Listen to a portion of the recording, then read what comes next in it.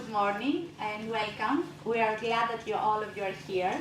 It's more than expected. We didn't expect that much registered people. So this event has grown remarkably over the years. It has begun as one-day seminar for the students of Hellenic Pasteur Institute. And today we have a 3-day scientific congress with international visitors. So we are very happy for this and for your support. For the first time, we are honored to host young scientists from Pasteur Institute of Paris. They are together with us. They will participate in the oral presentations, in the poster session, in the flash talks. So it's a joint event with Paris Pasteur Institute, and we are very happy about it. Also, we have here the support of the Pasteur Network, which is an international network of 32 institutes. So we are glad that they are part of our event. Also, we have participants from other institutes in Greece and universities. And all this together, it's a first step to network, to collaborate, and to have scientific output and present our work and meet each other. So I think it would be a very nice congress. This year, we are especially proud for the scientific program.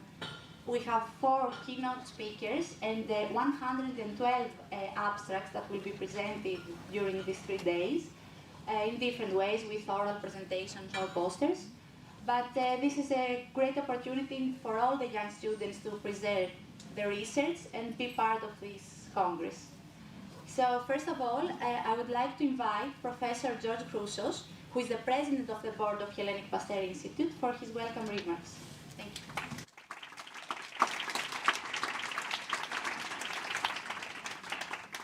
Thank you very much, dear colleagues, distinguished guests, and above all, dear young scientists.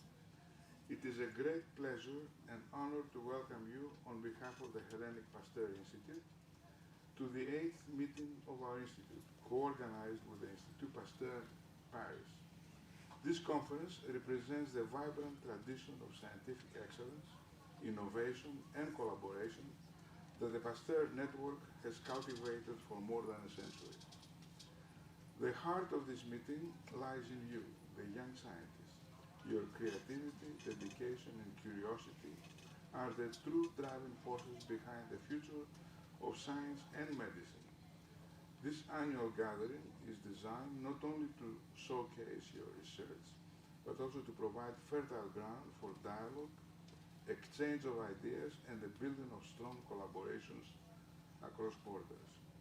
This year's program is particularly rich and inspiring. We begin today with sessions on stem cell biology, neuroscience, virology, and microbiology.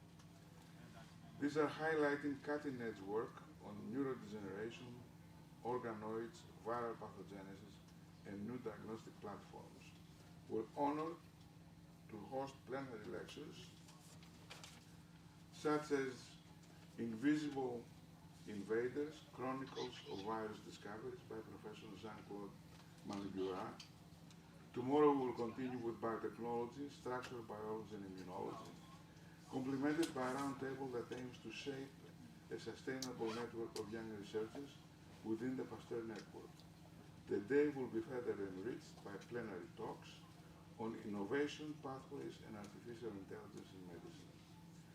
On the final day, the spotlight will turn to global health, microbiology, and neuroscience, with exciting flash talks, a scientific image contest, and a closing plenary on novel therapies for neurodegenerative diseases by Professor Achilleas Gravanis. In addition to the oral sessions, our 3 poster sessions reflect the breadth and depth of the work being carried out by young investigators across the Pasteur family. These sessions are an opportunity for more intimate scientific dialogue and will, I'm certain, spark new collaborations and friendships.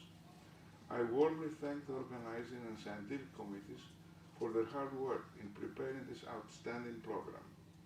I also thank our distinguished speakers, mentors, and guests who generously contribute their knowledge and experience to inspire the next generation. Dear friends, this meeting is not only about science, it's about community. The Pasteur spirit is one of openness, solidarity, and international cooperation. May these 3 days strengthen our bonds and renew our shared mission to advance knowledge and translate discoveries into tangible benefits for global health. I wish you a fruitful and memorable conference. Welcome to Athens, welcome to the Hellenic Pasteur Institute, and welcome to the future of science. Thank you.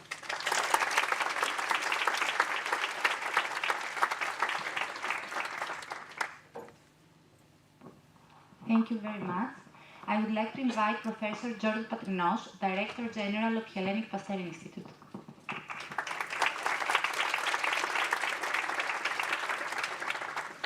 So, good morning, kalimera, bonjour to a tutti. You know, just to include another language. Yeah. So it's great to have you all here at the Hellenic Pasteur Institute in Athens.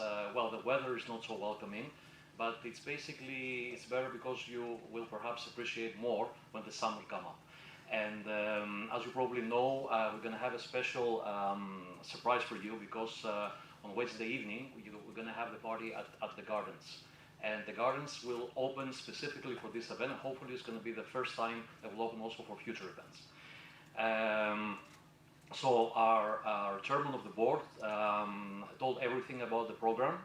What I wanted to say basically is that I want to thank the sponsors as well that made this event possible, but this event won't be in this magnitude if it wasn't for Athina and Elias and the rest of the organizers, that they work actually tirelessly to put this program together, to arrange every minor detail. And as I used to say, it takes months to put the meeting together. It only lasts for 3 days. And then the meeting goes over, and then you're left with a very nice memory of what you have achieved as an organizer. And actually, this here, the fact that the room is not only full, but you also have standing people around, shows that this event will be successful. So welcome to Athens. I wish you all a very successful meeting. Enjoy the opportunity of not only hearing new things about science, but also to create bonds between you, because at the end of the day, this is what these meetings are about. You represent the next generation. Perhaps in this room, you may have the next Director General or the next Chairman of the Board of the Hellenic Pasteur Institute in 30 or even 20 or 40 years down the road. Try to think big in your career. Don't put borders. Try to think collaboratively. And as this is also has to do with the network, Cecilia and Hisham, great that we have you here with us. And we look forward to expand this to an even bigger meeting on the 9th, in fact, conference next year. So, all the best and wish you luck. Thanks. Thank you very much.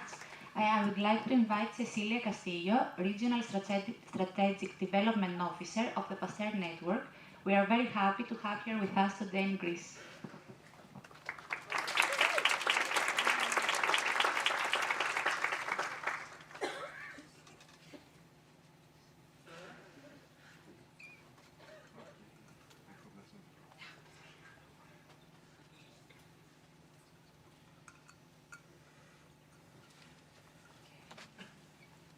Wow, it's really so inspiring being here. It's really very nice to see you all here. So thank you very much for coming, but thank you very much for the organizers. I know that you work very, very hard for having this success event. So thank you very much for Hellenic Pasteur for hosting us. It was really a pleasure to be here. And as Athina mentioned, I'm Cecilia from the Pasteur Network. I am the Strategic Development Officer for the European and Mediterranean region. But what I would like just to talk today with you, it's much more about your role in science. I mean, the role of the young scientists, the young researchers in science. As your professor mentioned recently, welcome to the future of science. And I think that you have a very crucial and special role to play in that. So I would like just to put the things in context so we can just see how the Pasteur network fit into it. But a lot of things have been said about global health, and there is a lot of, I don't know, like denominations, but I think that what I feel more comfortable about is with this one, which is the interdisciplinary field. Because, first of all, I mean, what I would like just to emphasize is saying that global health is about transnational health issues. It's about find solutions together, and Pasteur Network is about global health. So what we want is just to improve the health people without leaving anyone on the side. So again, global health takes a lot of collaboration, requires us to go beyond national borders, something that we have here. We have people, I don't know, I'm coming from Argentina, for example, but we have people coming from Tunisia, from Belgium, from France, from, I don't know, from everywhere. So this is really impressive. And so if we can collaborate with others organizations beyond our own discipline to complement the expertise, and takes a lot of understanding about the context in which disease is affecting humans evolve. So maybe in the end, your research, your work, will be translated into concrete solution, improving people's life. So, I'm sorry, I just wanted to change my, I need help. Big, yeah, but it's fine. So, let's take just an example. I know again that we will just take an example that everybody knows already, which was what happened with COVID-19, with the COVID-19 pandemics. So we all agree, right, that the response of the global health community at that time was far from being optimal. We were not able to detect it easily. We at the beginning, at least, COVID-19 was spreading totally under the radar, and we were not able to cooperate all together for a correct response to the pandemic.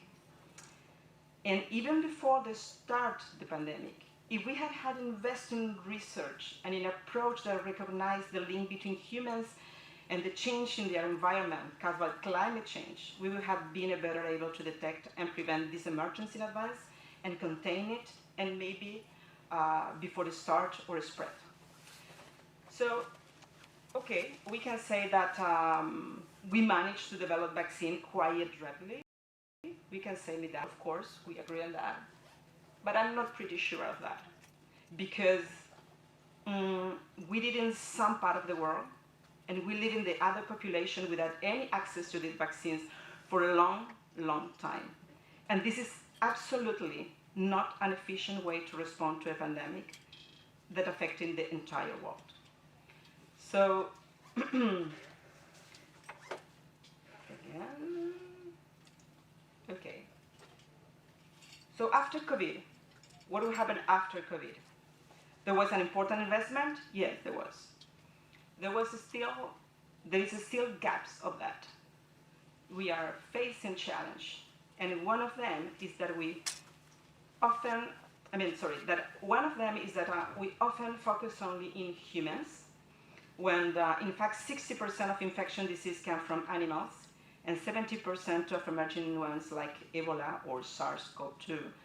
So we need to keep an eye on spillover events, especially in low resources setting, where diagnostics and vaccines are often out of reach. And this is why initiatives like Pasteur Network matters. I'm going to present the Pasteur Network, don't worry about it, because I wanted just to make a point here. The real point I want just to highlight here is that global cooperation, pluridisciplinary work, knowledge transfer, trust, and equity are the elements, are the ingredients that we necessary for tackling this global challenge. But we have one special more. It was you, the young researchers.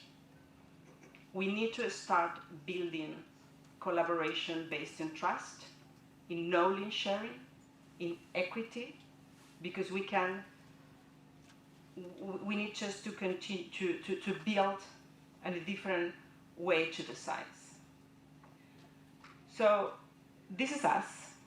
This is the Pasteur network. This is a picture of us. This is a sentence from Louis Pasteur, but I really like it. Because science knows no country, because knowledge belongs to humanity. And we need to understand this. This is our heritage. So what is Pasteur Network? So Pasteur Network is a community. It's an alliance of more than 30 members across 5 continents. I will just make a little background history about it. It's all started with Louis Pasteur himself, of course, more than 130 years ago. So we can say that he was a visionary. Just after created Institut Pasteur in Paris in 1885, he quickly led the foundation and creation of new institutes abroad. The first one was in Ho Chi Minh, Tunis, and Algiers. And of course, at the beginning was very connected to the French colonial empire. But after Pasteur died in 1895, it expanded well beyond to many countries in Africa, Asia, Americas, and Europe. So today, as you can see here on the map, the Pasteur Network has grown into a truly global network. We are an independent association, and each member is autonomous and independent and works very closely with its own national health authorities. So this is our couple of numbers of our Pasteur Network. So we have 19 WHO collaboration centers, reference centers. This is scientific papers that have been published. The Pasteur Network is a non-state actor and official relation to WHO. We have a board of directors. We have people directors that represent the regions. So all decision that it takes in the level of the network, it's all democratic. We have a business plan. We run a federative project for the network. Because what is important for us is just to work all together. So this is us. You can, maybe you can recognize some of them. This is all our institutions. Each one is different, of course. Each one has its own capacity and expertise in research, public health, manufacturing, innovation, education. But our goal as association is to help to make the links between the members, is to make that their own expertise can complement each other, and that researchers can collaborate each other and facilitate an open space for collaboration with young researchers also. So every time that you are contributing with the network, you are also contributing to increase global capacity. This is the other members we have in Americas and in Asia. And again, not all of them are called Pasteur Institute, as you can say. For example, we have Fiocruz in Brazil, Cienzano in Belgium, Hong Kong Pasteur Research Pole in Hong Kong.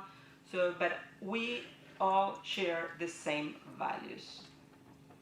So the network is driven by a strong vision, which is, I would like just to highlight that it seeks to advance scientific understanding and apply this knowledge to real-world health issues and influencing the global health agenda and policy. It's a very ambitious vision, but we can do it if we work all together. We have 4 pillars of work. One pillar is epidemic preparedness and intelligence. We have a second one, which is research and development and innovation. We have a little different type of project in each pillar. I am not going to enter into details. And then we have knowledge community and good governance and equity. But I will focus in knowledge community because it's all related to, it's more related to you. In our multidisciplinary knowledge community, when we look at the global health challenge that we were describing before, the big question is, how do we make science more impactful? This is the question that... So the answer is not only research, and this is clear, but also is cooperation, equity, and preparing the next generation.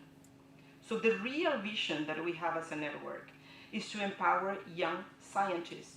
It's just to lead the change. It's you to lead the change that we need. So we have a training, we have like a research and leadership training that you can show, that I will show. We have scientific working groups, but please don't forget that you have to lead the change, and we are here to support you. So when we talk about scientific working groups, you can see we have some 10 scientific different working groups. The example that we have here is the working groups show how collaboration works in practice. So we have scientists from different countries, different disciplines coming together to share their knowledge. And this is where really innovation really happens. So this is, again, we're just trying to facilitate and create a space for connect, exchange ideas, and shape the solutions together. We have training and mobility and a lot of education and training programs. But training and mobility, it's important. I know that most of you are very interested in that. But even more important, it's giving you like in a real voice. When I'm saying a real voice, I think that the future of science depends on you being able to participate, to be visible, and to contribute to the decision maker. I mean, I'm not joking, I'm very serious because we really believe in that. By making sure that the next generation, it will not only be in training, but also be heard. So my invitation is this: please participate, please talk, please share your knowledge. Please collaborate together, build community. So, nope. No. So let me check. Okay, great. So I want to show you now some different activities and opportunities that we were building during the couple of years. But what I want to stress again is this.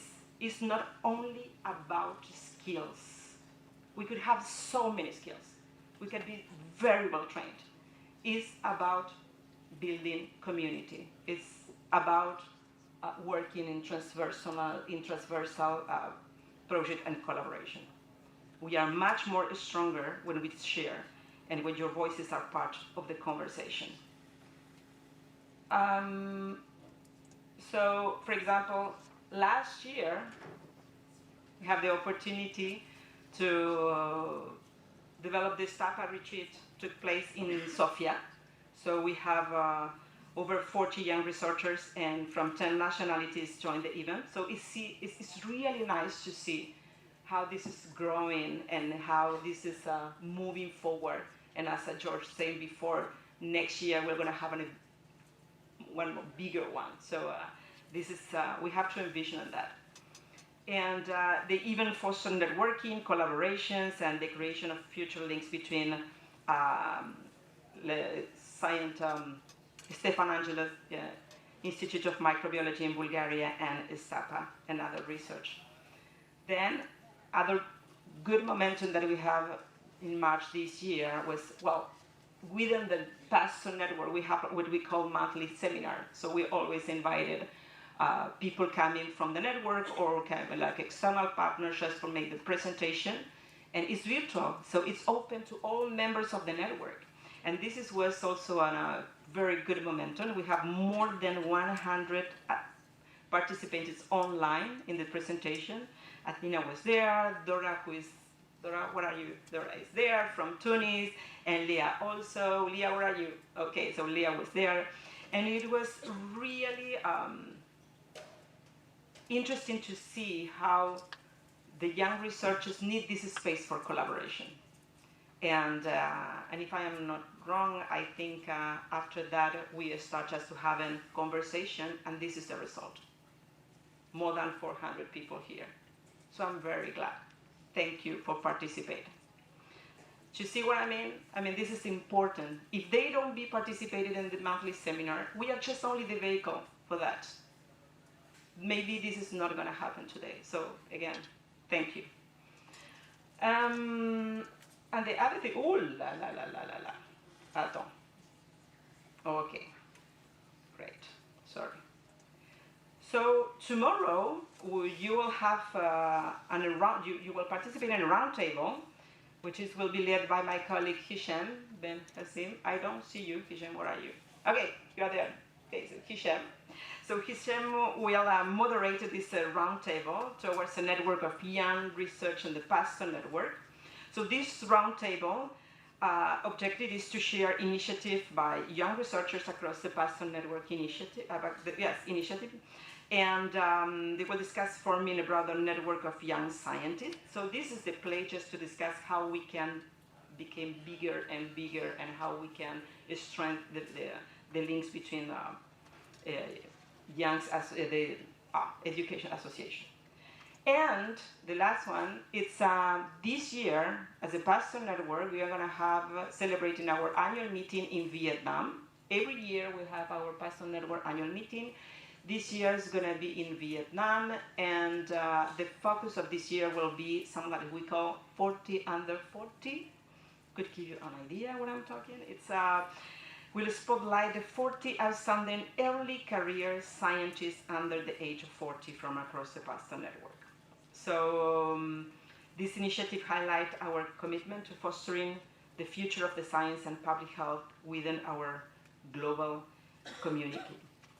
So this one is, again, this will be launched 6th October, so it's a kind of announcement, I can say.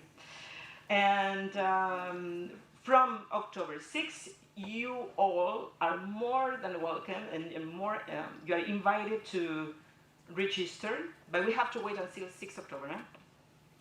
And this is a knowledge sharing platform, so we are going to have a new platform of the Pasteur network, and it was designed to bring all of us together to share ideas, resources, expertise, and more easily. And you will find a space to connect, exchange, and collaborate across our community. So mark the date, 6th October, and please, there will be a live and open for all of us to explore. So this is good. So please, put it on the agenda. And this is it from the Pasteur network. But please, again, I don't want to just lose the opportunity to mention that we, as a Pasteur network, we are really committed with young researchers. Sometimes it's not easy. We are on a global network. We have different needs. We're just trying to put everyone at the table, that you can complement each other. But I will just finish saying the same thing. You are the future of the science. So please, I want us to be heard, okay? Thank you very much. That, I have a little announcement to do because before ending, and for the Civic Desk registration, please, you have to reach out Fariel. Fariel is over there. So during the poster session, you can reach her, and just for going to the CV Desk registration. It's fine? Everything is fine? Okay, great. Thank you very much. Thank you very much, Celia. And last, I would like to invite Remigis Galoja, which is the president of STAPAS, the Pasteur Association of Young Scientists.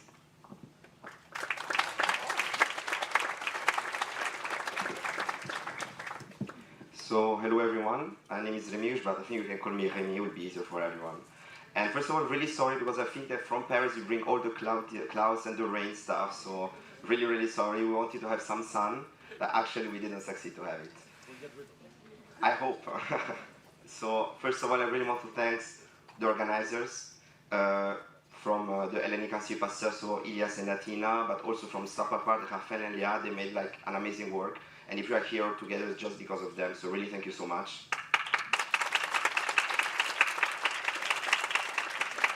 And I also would like to thank, of course, the Pasteur Network, Isham and Cecilia. They help us a lot in the talk and organize of this event.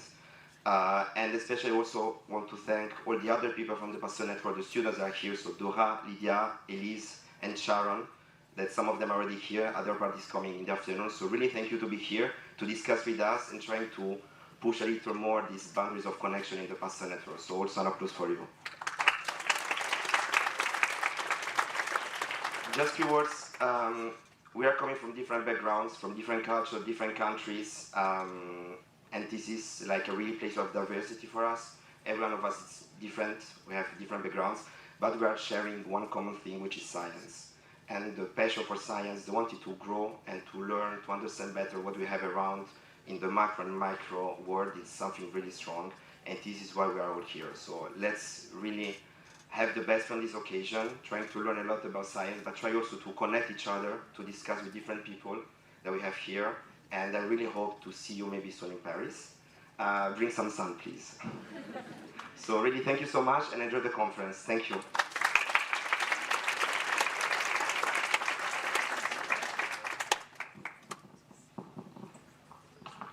Okay, so now we'll move forward with the first scientific session, which is the stem cell biology and neuroscience session. So I would like to present our chair for this session, which is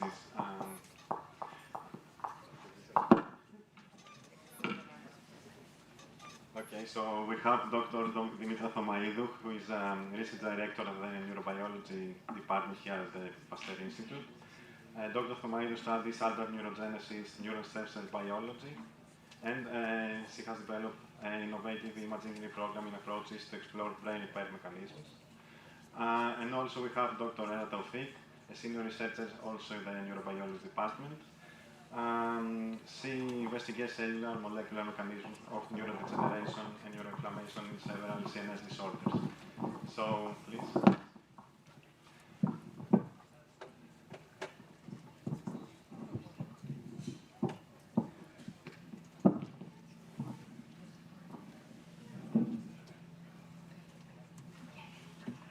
Good morning, everybody, and welcome to our institute. Along the spirit of Cecilia's previous talk about international collaboration and networking, I'm very glad to welcome here in the institute 6 young scientists who are coming from all over the world to present their findings. The topic of this session is stem cell biology, neurobiology, but also cancer and microbiology.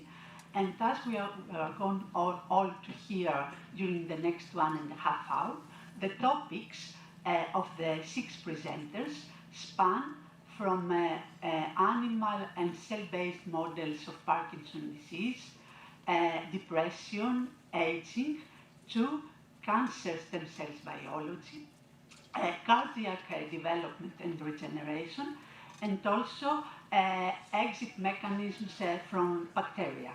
So we are going to start with the first presenter, who is Olympia Apokotou.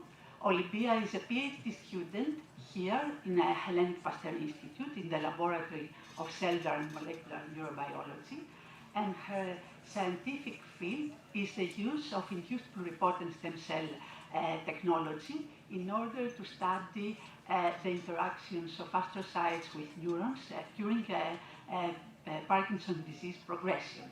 So the topic, the title of your talk today is going to be Paracrine Effects of Astrocytes on Neurons in an iPS-derived Parkinson's disease model with the Phe853T alpha-synuclein mutation. So, Olympia, you have 10 minutes to present your work. Try not to exceed the time. Yeah. Thank you. Okay, so good morning, everyone. I'd like to thank the chairs for the introduction, and I will go straight to the topic of my talk, that is modeling and deciphering Parkinson's disease. So Parkinson's disease is the second most common neurodegenerative disorder that is incurable to date, with clinical manifestations that include both motor symptoms such as tremor, bradykinesia, and rigidity, as well as lesser known non-motor symptoms such as cognitive impairments and sleep disturbances. The major histopathological hallmarks of PD are the progressive loss of the dopaminergic neurons in the substantia nigra and the presence of protein inclusions termed Lewy bodies, with alpha-synuclein being their primary component. So, alpha-synuclein is a small, intrinsically disordered protein that is primarily found in neurons with increased susceptibility to misfolding and aggregation. Several mutations in the SNCA gene are causal for PD, such as the G209A mutation that encodes for the pathological PA53T alpha-synuclein that leads to early onset and severe PD pathology. But how do we model human brain disease? An answer to that problem came from the technology of the induced pluripotent stem cells, otherwise iPSCs, that could convert somatic cells into pluripotent stem cells. And an attractive feature of iPSCs, and one that is of interest in our study, is the ability to derive them directly from adult patients to study the cellular basis of human disease. During the past years, in our lab, utilizing this technology, a lot of effort has been put towards understanding neural pathology and its underlying mechanisms. But despite decades of research, there's still a lot we do not understand about neurodegeneration, and that relies largely on the fact that the contribution of other non-neuronal cells in the past has been understudied. In recent years, however, growing evidence shows that glial cells, and especially astrocytes, are not just passive supporters of neurons, rather than key players in the disease progression. And there lies our first question, that is whether the expression of mutant PA53T alpha-synuclein in astrocytes contributes to PD pathology, causes dysfunctions that contribute to PD pathology, and could provide novel therapeutic targets. Within this scope, we generated human functional astrocytes from PD and healthy iPSC lines that are available in our cell bank. Both healthy and PD astrocytes express alpha-synuclein, whereas proteomics and Western blot analysis confirmed an upregulation of total alpha-synuclein and its toxic phosphorylated form at serine 129 in the PD astrocytes, that also displayed an increase in the protein aggregate load compared to healthy. Taking this into account, we next investigated whether mutant astrocytes exert a negative effect on neurons. And to that end, we set up a co-culture system of iPSC-derived astrocytes and dopamine neurons at all different combinations. On PD astrocytes, healthy neurons showed impaired neurite outgrowth, reduced dopaminergic viability, and lower synaptic connectivity. In contrast, healthy astrocytes improved the neurite outgrowth, rescued the dopaminergic population, and enhanced their synaptic connectivity.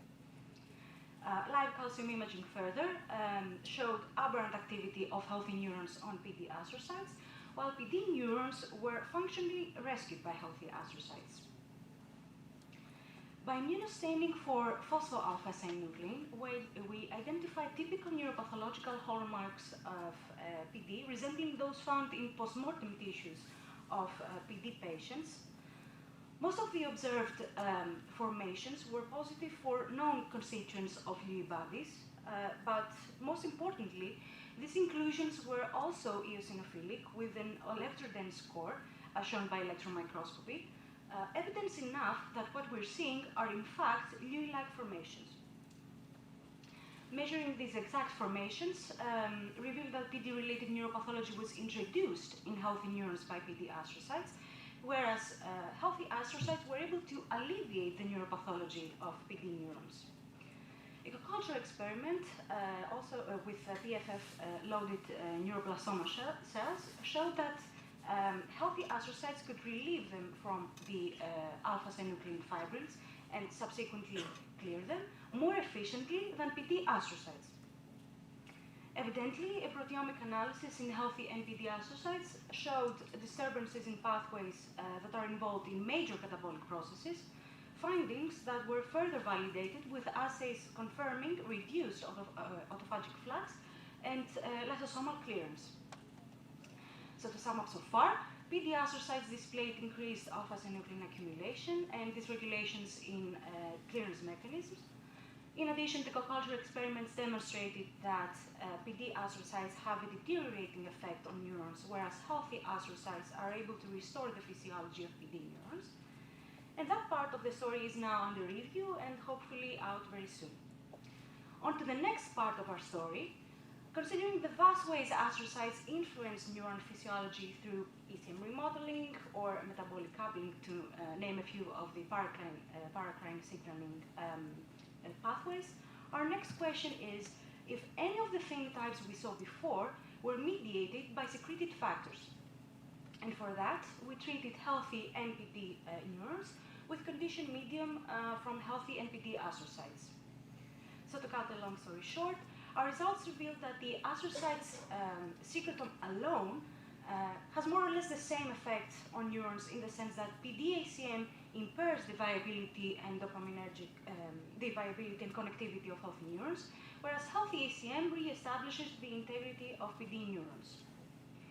In contrast to the co-culture experiments, however, PD-ACM did not induce aggregate accumulation or phosphosynuclein-related neuropathology in healthy neurons, pointing to the fact that this phenotype might require physical contact. On the other hand, PD neurons displayed a lot less protein aggregates and alpha-synuclein neuropathological features after incubation with healthy ACM, suggesting that healthy astrocytes might secrete factors that could help PD neurons reinstate their own clearance mechanisms. To decipher this observation, we hypothesized that healthy ACM induces not only global autophagy, but pathways of selective autophagy as well. We made use of lentiviral vectors expressing LC3B or LC3C to mark macroautophagy or agrophagy, respectively, alongside RFP that is stably expressed and GFP that quenches in acidic compartments like the lysosome, thus making the autophaglosomes RFP and GFP positive, while autolysosomes are RFP only.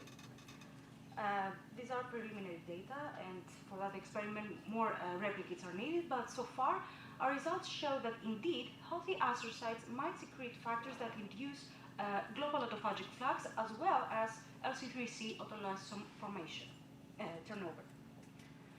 In line with our observations, all the effects of ACM in neural physiology are also reflected on their network activity.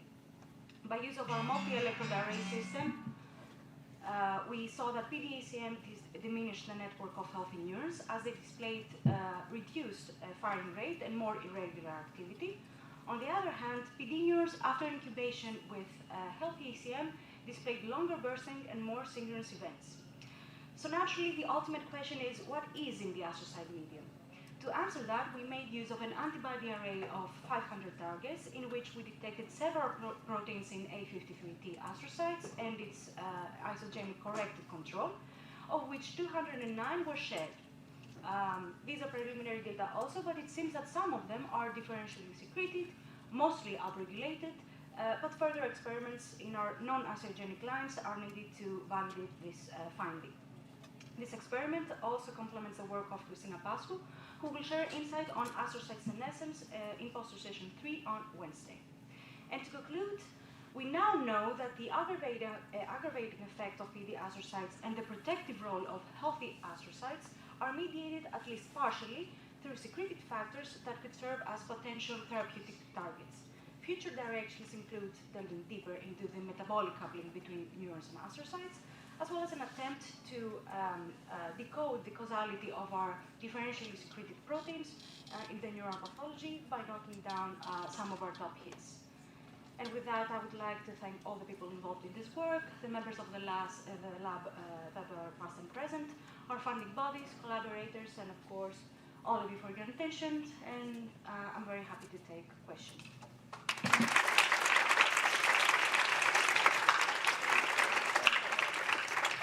Thank you very much, Christina, for the very interesting talk. Questions?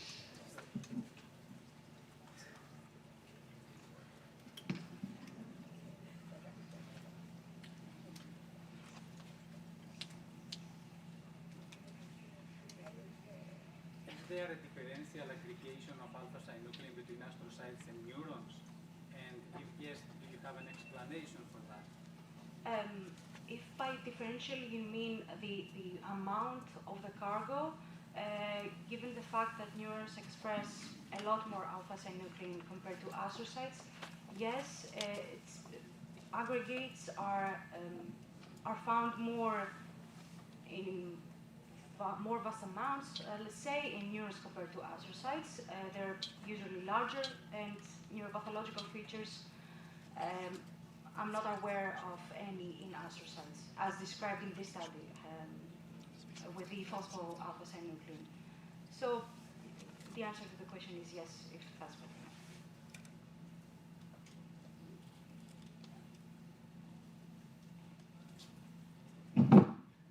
Any other question? If not, I have a question concerning the secretome. You haven't done the secretome analysis yet, I suppose. Do you proteomics, you the mean? high throughput secretome analysis, the proteome analysis? So No. what kind of analysis do you plan to do? Both protein or? Well, for now, the antibody array seems to be high throughput enough because it has 500 targets, and it's an alternative to the proteomics, which are not planned for the future due to technical reasons mostly. But that's our way for now. But we will have to add the non-isogenic lines to validate the data that I showed, and we'll move forward from that. I had more in mind the lipid-based mechanisms of communication of possible lipid-based mechanisms of communication of astrocytes to neurons. But yeah, that would be very good to have. But for now, we'll consider the mostly soluble proteins found in the antibody array. thank you very much. No other questions? If not, thank you very much, Sophia.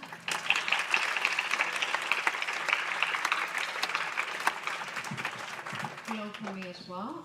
So we move to the next speaker of this session, our own Elpiniki Nino, who's a postdoctoral fellow at the Laboratory of Cellular and Molecular Neurobiology here at the Pasteur Institute.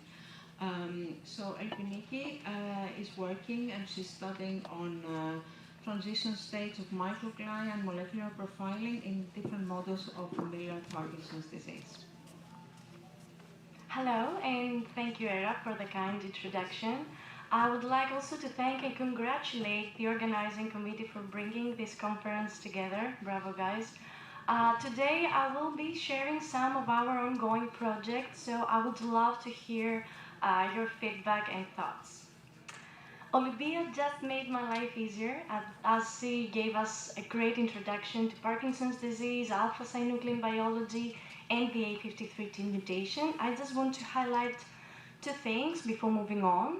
First, a lot of PD symptoms are hidden. And maybe our very neurocentric approach might have blinded us towards this part of the iceberg. And second, yes, the degeneration of dopaminergic neurons is central to the disease. However, at the same time, microglia are at play, pushing the disease forward. So in our group, we study PD using the M83 mouse line, which overexpresses the human mutant A53T alpha-synuclein in neurons. At late stages, these mice develop Parkinson-like symptoms and pathology, including alpha-synuclein inclusions and Lewy bodies, just like in patients. The very powerful about this in vivo model is that it allows us to follow the disease over time. Actually, alpha-synuclein is already expressed at embryonic day 16, and you can see that the pathology gradually builds up.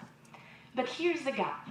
Most of the studies start around 3 months of mouse age, leaving the earlier stages actually unexplored, whereas microglia has only been studied when most of the damage is already done. Yet, we can detect early synaptopathy and excitatory-inhibitory imbalance well before the symptoms appear. And actually, Katerina and Elisabeth have been working on this for quite some time, so you will hear more about it at Elisabeth's flash talk.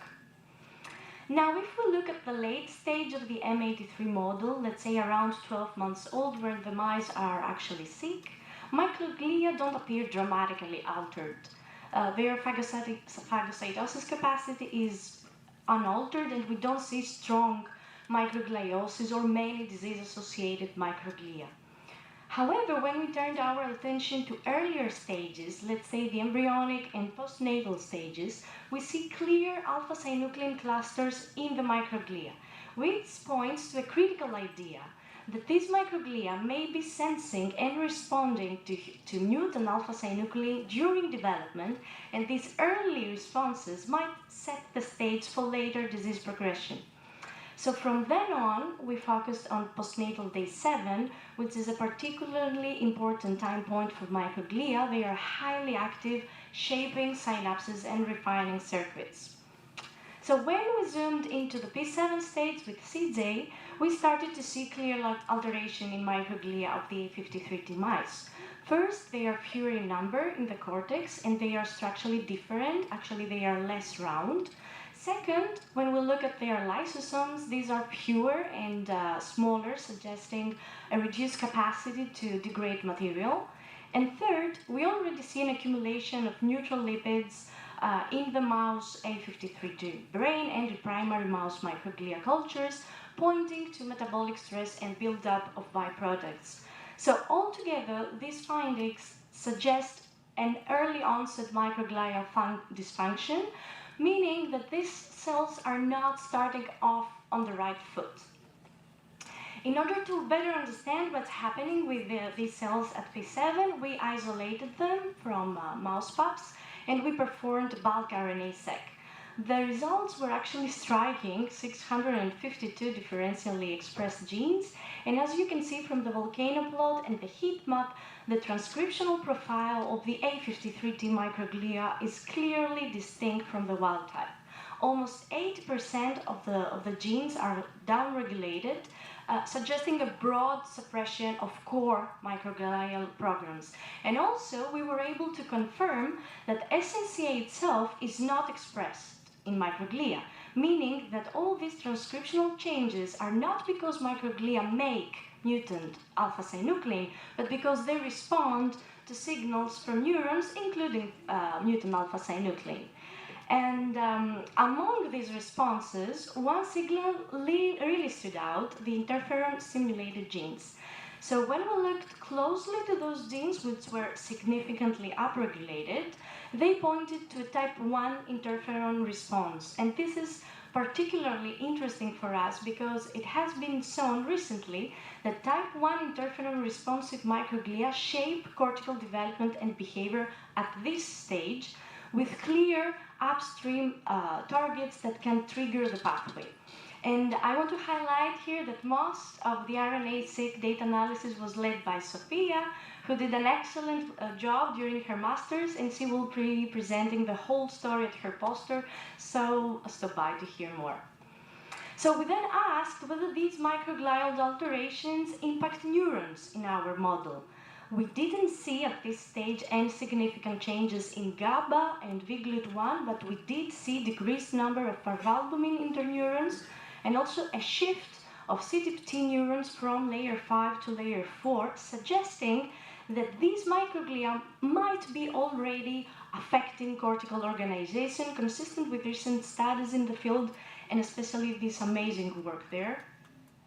At the organism level now, motor symptoms are indeed present as early as at the weaning stage, P21, and we are about to test earlier stages as well.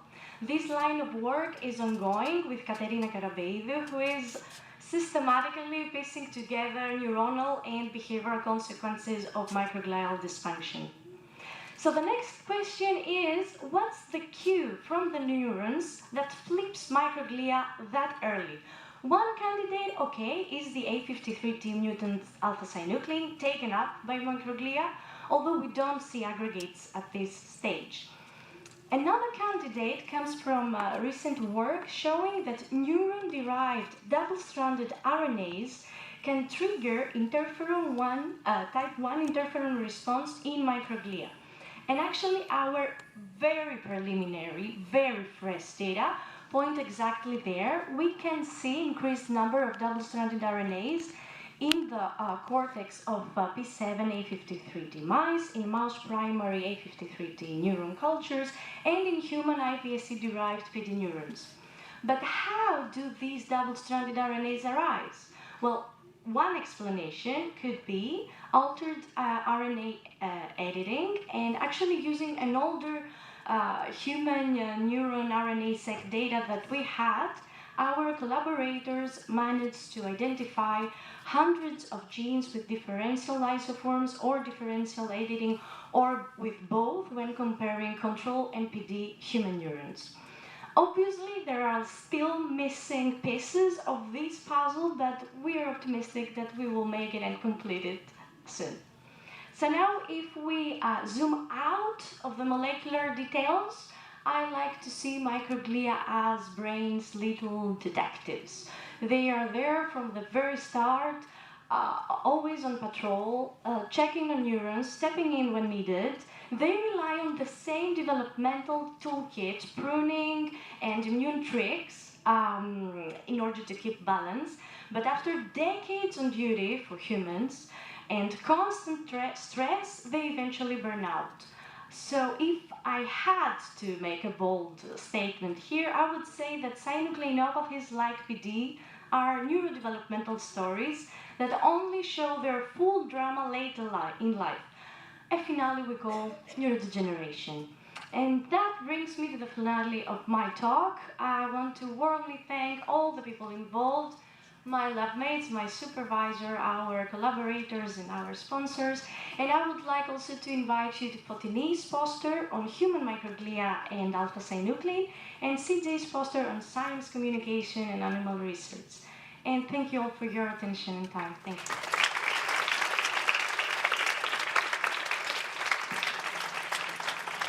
Thank you very much. Questions from the audience? Yes, please. Over there.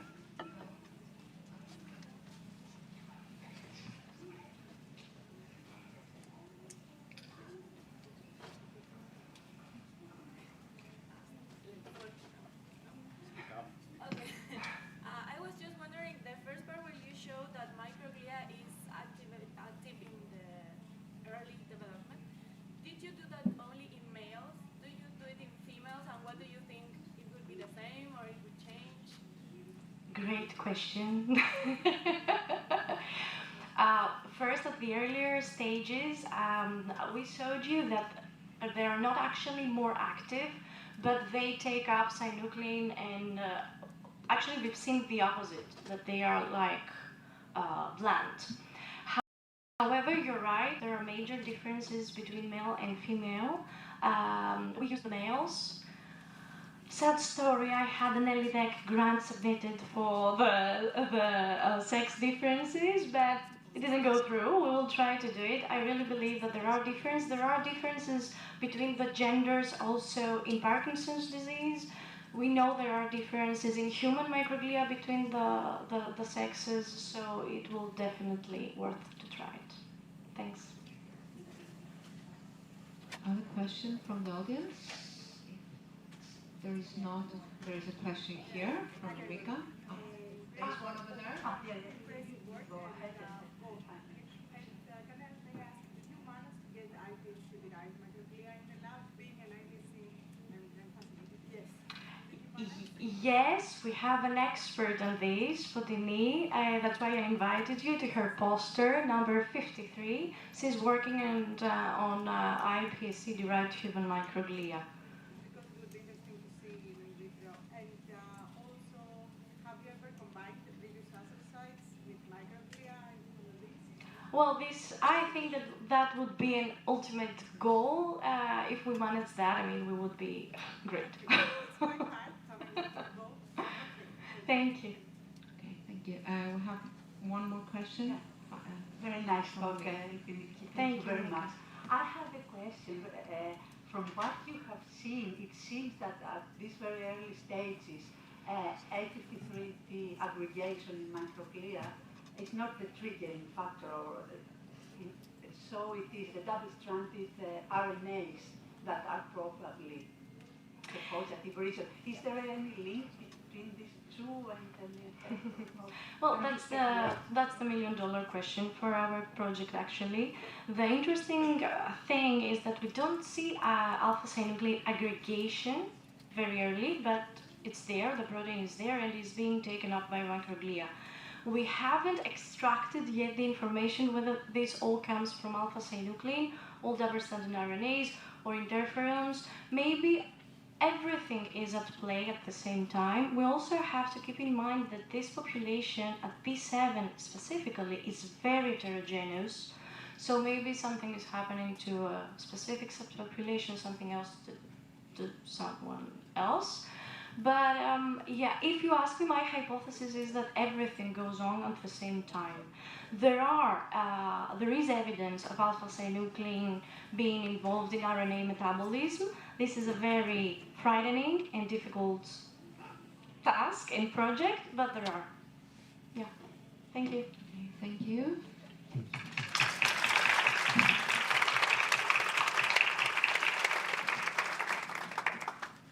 So in the next talk, we are moving to a completely different topic and disease. It has to do this time with another cellular model, that of organoids, and in particular cardiac cell organoids. So the talk is going to be delivered by Natalie Manmelian, who is a student in the American College of Greece. And the title of her talk is going to be Vascularized Human Heart Organoids as a platform for regenerative medicine and drug discovery. So, Natalie? Hi, we're waiting for you to talk. Okay. Imagine holding in your hand a tiny, beating heart-like structure, not from an animal, but entirely created from stem cells in the lab. Today I'll be sharing how recent studies with me and my instructor only have made this a reality by developing vascularized human heart organoids, tiny, self-organizing, three-dimensional structures derived from pluripotent stem cells. These organoids mimic not just the heart's shape, but also blood vessel networks, tissue organization, and function. But what if we could actually grow a tiny human heart in a dish?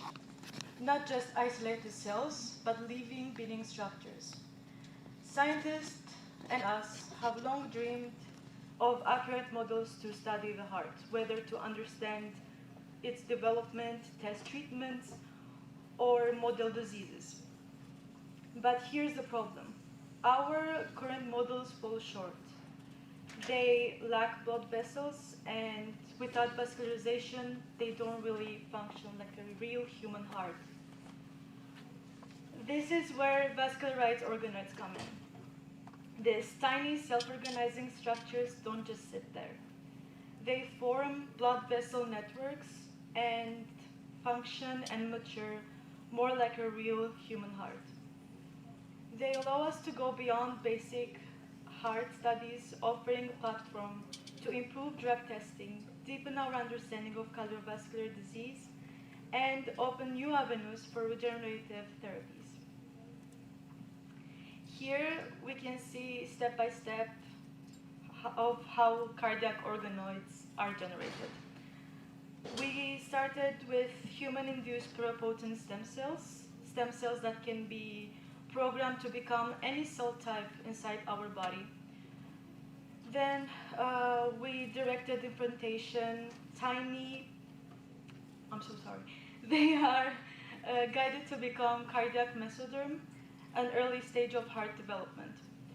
Next, these cells are placed into co-culture where multiple cardiac-related cell types interact, mimicking what happens inside our body. Finally, they self-organize and are characterized to confirm that they form 3D heart-like tissue. This makes them a powerful model system for studying the heart in a way much closer to real human biology than traditional methods. One of the main challenges with cardiac organoids is that without blood vessels, they cannot fully mimic the heart's natural environment. To overcome this, researchers developed vascularized human heart organoids. The process again begins with differentizing HIPCSs, which is human-induced pluripotent stem cells. But now the focus is on creating organoids and structure and organization that include distinct myocardial chambers and vascular networks.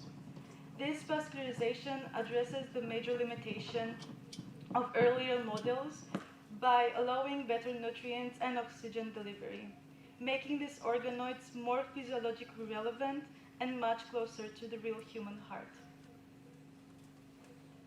Now that vascularization has been introduced, these heart organoids don't just have structure. They also begin to display a function. By co-culturing with endothelial precursors, the organoids can form networks that resemble blood vessels. This dramatically increases their physiological relevance because they behave more like actual human heart tissue. One of the most exciting outcomes is that the cell within these organoids can beat in a synchronized manner, just like the rhythmic contractions of a real heart. This brings us much closer to using them as reliable models for research, drug testing, and potentially even therapeutic applications. At the molecular level, researchers still face challenges. Also, we did as well. One of the biggest is the lack of complete vascularization, which can limit maturation and long-term stability. To address this, techniques such as 3D suspension culture and bioreactors perfusion systems are used. These approaches help supply nutrients and oxygen more effectively, which in turn enhances cell maturation and improves gene expression patterns. In other words, these advances bring organoids even closer to resembling the molecular and genetic environment of a real human heart, making them more powerful tools for both basic science and clinical application. All these advances lead us to the real power of cardiac organoids, the applications. Oh my God. Because these models are more physiologically relevant, they respond to cardiotoxic drugs in a way that closely mimics the human heart.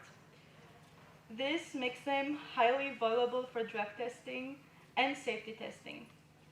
The inclusion of endothelial precursors further improves their biological accuracy, while their ability to recapitulate key aspects of heart physiology opens the door to studying cardiovascular diseases in a controlled environment. Ultimately, these applications show that organoids are not just research tools, they are stepping stones toward regenerative therapies and personalized medicine. To wrap up, the significance of cardiac organoids lies in their ability to recapitulate human heart development and function in a physiological relevant way. And we can find three positive results. They serve as a scalable platform for disease modeling, allowing us to study complex cardiovascular conditions in the lab. They respond to drugs in a way that makes them powerful tools for discovery and safety testing. And ultimately, they pave the way for regenerative medicine and even personalized therapies tailored to individual patients. In short, cardiac organoids represent a transformative step forward, bringing the gap between basic research, clinical applications, and future therapy. While challenges remain, such as achieving full maturation and integrating vascular or immune components. And my final question to you is this. As we stand at the edge of a new era in cardiovascular medicine, what part will you play in turning possibility into reality? Thank you very much. And these are my references, the stickers that I've used. And the second is from the book that I started reading it, and I got the idea and I sent it to my instructor. Thank you so much.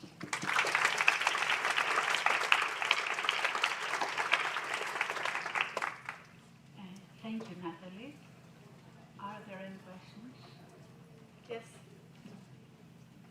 Do I speak up or is it Okay.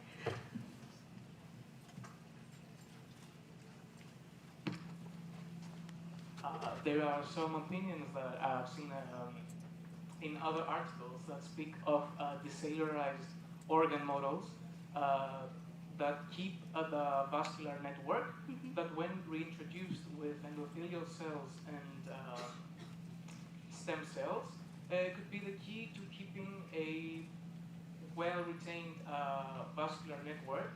And some other articles speak of 3D bioprinting with carbon atoms that degrade when introduced in the desired system, so to speak. Do you think that would be a good way to keep a vascularized network in these organoids? I believe that in every way, because the cardiac organoids need a very clean and a nice environment, let's just say. So I believe every way is effective, but because they respond to cardiotoxic drugs in a very different way that we had never seen before in other studies or in my studies, that's why we choose this way, because it was weird and we were shocked when we found the results. Thank you very much. Okay, there's no time for further questions, so thank you very much, Natalie. Thank you so much. So we move to the next speaker, Sumia Amtelawi. I hope I said the name okay. Yeah.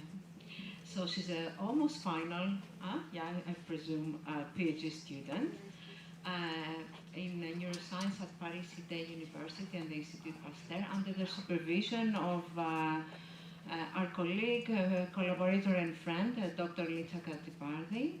Her current research investigates molecular and behavioral mechanisms between aging and depression, and today she's going to talk about aging-like mechanisms in depression. So thank you, Sumia.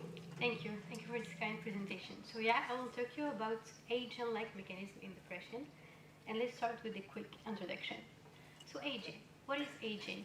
We often associate aging with a weakness state. It could be a weakness of the brain or a weakness of the body, since the prevalence of the weakness state with aging is higher with aging.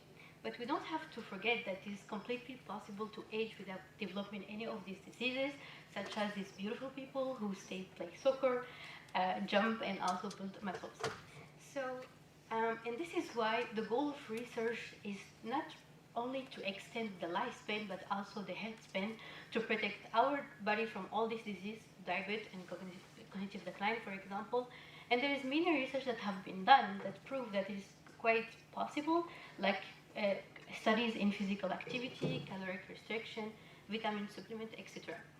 So in my PhD, I'm focusing on a very interesting area in the brain, which is the hippocampus, which mainly regulates different states such as memory, learning, and the mood state. And inside the hippocampus, you can find a zone called the subguanal zone, which regulates neurogenesis process, which is a process that allows to produce neurons after the activation and the proliferation of neuron stem cells. What we recently discovered that is in the case of aging, but also in depression, you can have a decrease of neurogenesis linked to a decrease of memory. And there is a lot of mechanisms that have been found. And one of them is the drop of the neural stem cells in the subgranular zone. Actually, there is a decline of the number of neural stem cells, but we don't know what is actually happening to the cell. Are they dying with apoptosis, or are they shifting to other states? And in my PhD, I am focusing mainly in cellular senescence of the neural stem cells of the subgranular zone, which is basically a cell cycle arrest of cells, and due to the activation of two pathways, P53, P21, and or P16RB. And senescent cells comes with different kinds of markers. You can find a lack of lamin B1, which is a protein that protects the nucleus. We have also the activation of protein called the S-apitagal. These cells are stuck in the area, so they develop apoptosis resistance, and the accumulation of this kind of cells induce tissue degeneration. So there is a lot of therapeutic approaches that have been done, and one of them is using senolytics, which are drugs that are going to inhibit the apoptosis resistance of the senescent cells and then induce apoptosis. And there is a lot of senolytics that have been discovered, like those ones that you have here, and it shows that induced tissue regeneration after treatment. So basically my hypothesis based on our preliminary data is that depression is partially caused by aging-like mechanisms. And I show you, we have a common neurogenesis, we have also a stress state between depression and aging, and what I was working on is the senescence in the case of aging and depression. So we work on two models. So we induce depression to mice using the corticosteroid treatment, and aged mice also that are 22 months old. So at the beginning, I started by doing a behavior test to see if we can have any behavior similitude between age and also depression. And by doing the open field, for example, to analyze depression, it's basically the time which mice are going to spend in the center of the arena. We found that both depressive-like mice and also aged mice spend less time in the center compared to the control. We complete our analysis by doing other behavior tests, such as the splash test, which analyze the grooming frequency of the mice. And like you can see here, we have a clear decrease of the grooming frequency in depressive-like mice and aged mice compared to the control. We also did other tests, such as the light dark box, which analyze the anxiety of mice, because the light is usually anxious for depressive mice. And we showed that not only depressive mice, but also aged mice spend less time in the light box compared to the control. So we wanted to see which mechanisms are behind this phenotype, behavior phenotype. So for that, we did a bulk RNA assay, and like you can see, only by the PCA, the depressive-like mice and the aged mice clusters together, which means that they have some shared mechanism. And we find that at least in our cohort, we have 44 genes that are up or down regulated similarly between age and depressive mice. And those genes are involved in different many interesting pathways, such as cell growth, death, and some markers that are known to be as aging markers. So regarding the pathway that we found in our bulk RNA assay, we focus on senescence markers, and we started with the S-apitagal staining. And like you can see here, in the subgranular zone of the hippocampus, we have accumulation of S-apitagal positive cells, which are senescent cells, in both depressive mice and aged mice.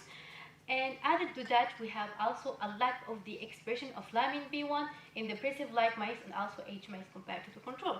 So this result clearly show that we have senescent state that is shared between depressive mice and aged mice. And of course, this is correlated with a drop of the neurogenesis process, because we have here a drop of immature neurons in both aged mice and depressive mice. So until here, I show you that young depressive mice and also aged mice share common behavior, which means depression, and also cellular traits by an accumulation of senescence. Since we have also the senescent state, so the next what we did is, if we can induce a clearness of this kind of cells, can we improve the behavior of depressive mice? So we chosen a senolytic that can target specifically a type of senescent cells, and we treated our depressive mice with senolytic. And like you can see here, we saw that after treatment with senolytic, we can improve the grooming frequency and also the duration of depressive mice treated with senolytic compared to depressive mice. And what was very interesting also is that we have an improvement of memory in depressive-like mice treated with senolytic compared to depressive mice. So now, okay, so we have a behavior test that is very, wow, fantastic. What is happening in the hippocampus? So we analyzed the clearance of senescent cells, and like you can see here, we have a specific clearance of senescent neural stem cells in the subgranular zone after staining with S-beta-gal and SOX2 positive cell in the subgranular zone. And what was very interesting is that we have an infiltration of microglia in the subgranular zone, which means that is perhaps an apoptotic pathway that is activated. And also, we have a very clear amelioration of the number of neuroblasts, which are immature neurons, after treatment with senolytic compared in depressive mice compared to depressive mice that are not treated with senolytic. So by this, we conclude that the senolytic treatment improved neurogenesis and also brain function in depressive-like mice, perhaps an anxiolytic phenotype, and also memory. So what we wanted to do next is to see what is the mechanism behind the treatment with the senolytic. And for that, we did once again a bulk RNA in the hippocampus of depressive mice treated with the senolytic, depressive mice and the young. And like you can see here for the bulk interpret, we have a few genes that upregulated and downregulated differently between depressive mice treated with the senolytic compared to depressive mice. And what was not expected is that the mechanism that came in the top is myelin process. So we was very surprised about it, and we took one gene from the myelin process, and we asked ourselves, is this gene is a code? I'm sorry, I cannot talk about it. So is this gene can be the mechanism by which the senolytic can have an effect on depressive-like mice. So the next experiment that we did is to knock down this gene, specifically in the hippocampus of young mice. We did a knockdown in the dorsal and also the ventral of the hippocampus, and we did 3 different time points of behavior tests to try to catch in which time we can have the phenotype. And like you can see here, we have the integration of the virus that validates that it works after 1 month. And next, we started to do behavior tests in 3 months. And like you can see, after 3 months, we have a clear, significant difference between the mice that were knocked down with the gene compared to the control. And we have an increase of depression by the open field, for example. And we did also other tests, such as the light dark box, which shows that there is an increase of anxiety after 3 months of knockdown of this gene. So, in conclusion, we conclude that the knockout of SLK1 gene induced depression in young mice by the battery of behavior tests that we did. So, in conclusion, what I present to you today is that young depressive-like mice and aged mice can exhibit common behavior, such as depression and anxiety, and also cellular traits, such as senescent state in the hippocampus. And also, when you treat depressive mice with senolytic, you can improve neurogenesis and also brain function towards specific pathway that we believe now it's myelin process. And by this, I would like to thank my supervisor, Lida Katsimpardi, for her help in different spectrum, my lab by Pierre-Marie Lido, and all other collaborators in all the work. And thank you for your attention. I will be more than happy to take questions. Thank you. Thank you, Sonia.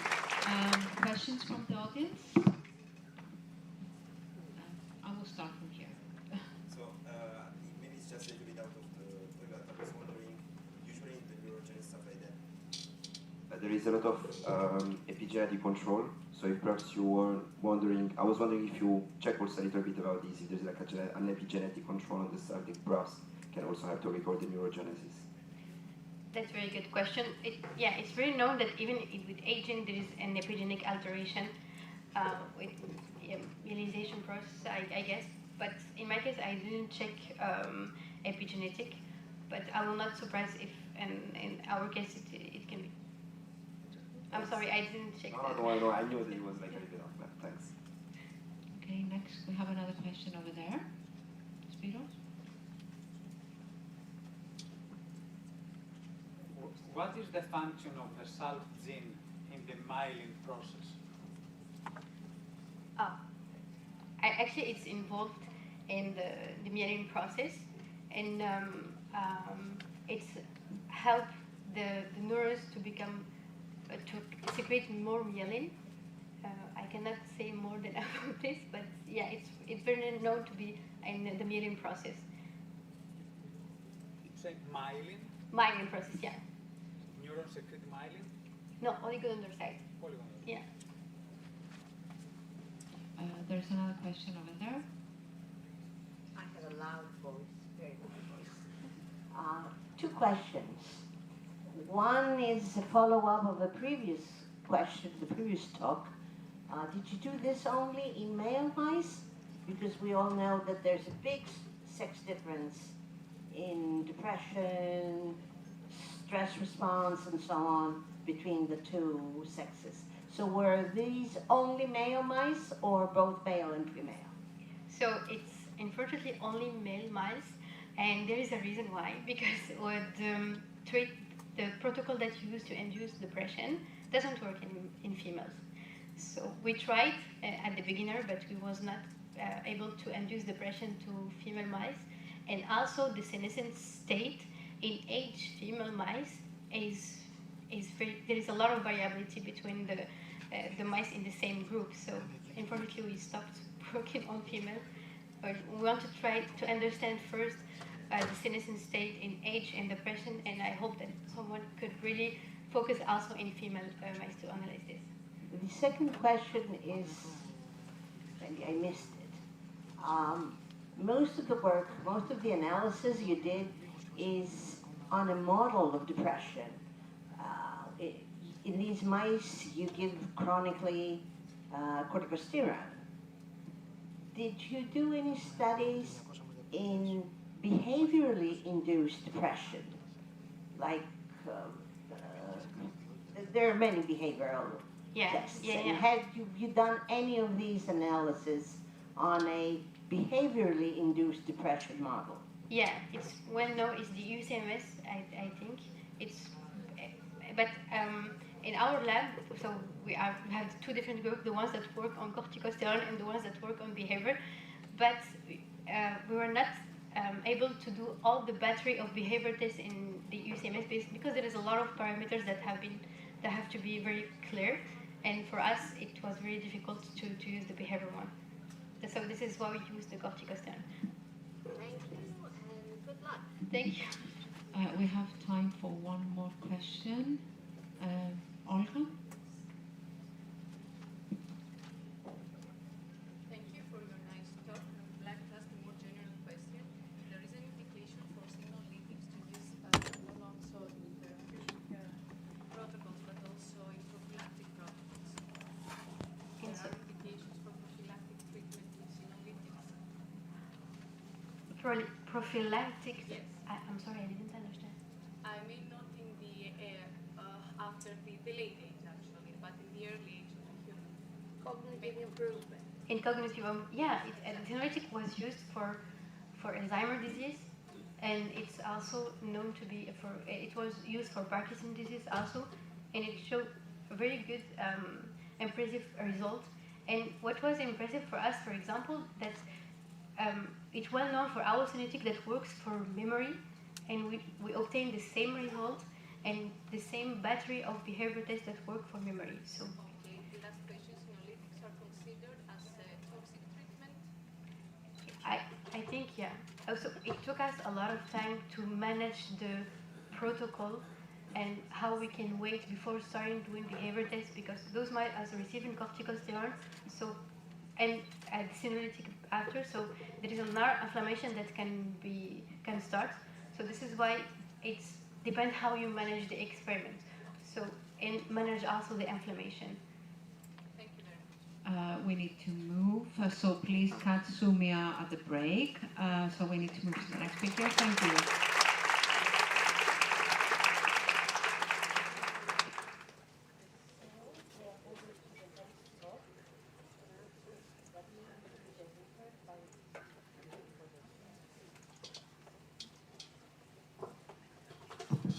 All right. The next talk is going to be delivered by Ying Yu. Ying is a PhD student at the Pasteur Institute in Paris. And the topic of her research is using as well stem cell technology to uncover how autophagy regulates the switches of cancer neural stem cells and neural stem cells. So the title of her talk is Autophagy in Neurodegenerative Diseases and Cancer. Thank you for your introduction. Hello everyone. My presentation is about autophagy in neurodegenerative diseases and cancer. So what is autophagy? Autophagy is a highly conserved intercellular recycling pathway that delivers damaged or excessive cytoplasmic components to lysosome for degradation. And it permits the cells to withstand the external or internal stress and maintain the cell homeostasis. So I focused on the canonical autophagy. And this non-selective autophagy is usually induced by external stress and engulf the bulk cytoplasma. And selective autophagy is usually induced by internal stress, and it engulfs the specific organelles. So my major target is to figure out which type of autophagy that regulate and dominate the quiescent and active state in cancer stem cells and neural stem cells. I have these two models, endometrial cancer cells and neural stem cells. So the process of cancer cells progression, we know that cancer stem cells have the transition ability to allow them infiltrate the blood circulation system to arrive to the secondary sites. So when they arrive at this secondary site, they will enter into a latent period. And after this period ends, they will resume growth. And we can clearly to say that cancer stem cells is closely related to cancer metastasis and cancer recurrence. So I summarize this characteristic of cancer stem cells here. The most important is its ability to have transmission with the cancer cells. And for neurogenesis, we know that the neural stem cells usually in adult are in a dominant state, and it only entering a proliferation state driven by the external or some specific factors like injuries. And then they will generating the intermittent progenitor cells, and then continue to differentiate into neurons, astrocytes, and oligodendrocytes. And for neural stem cells, the most prominent characteristic is they irreversible once they differentiation. So we established the method to detect the autophagy. So I briefly introduced the autophagy fluxes. It's a highly dynamic that including encapsulation and fusion and degradation. And we combine the fluorescence trending construct RFP-GFP with IC3B and IC3C, which are, this protein are related to autophagy, corresponding to non-selective autophagy and selective autophagy. And the autophagy fluxes can be considered at this ratio. And we performed the starvation to induce the autophagy and utilizing the buflomycin A1 to block the combination of autophoxone to lysosome. So this method can well reflect the real number of the autophoxone that flow into the lysosome. And we detected the autophagy-related protein by Western blots, and we found that cancer cells express a more selective autophagy compared to cancer stem cells. And we also detect the autophagy IF fluxes by IF experiment, and we found that cancer cells have lower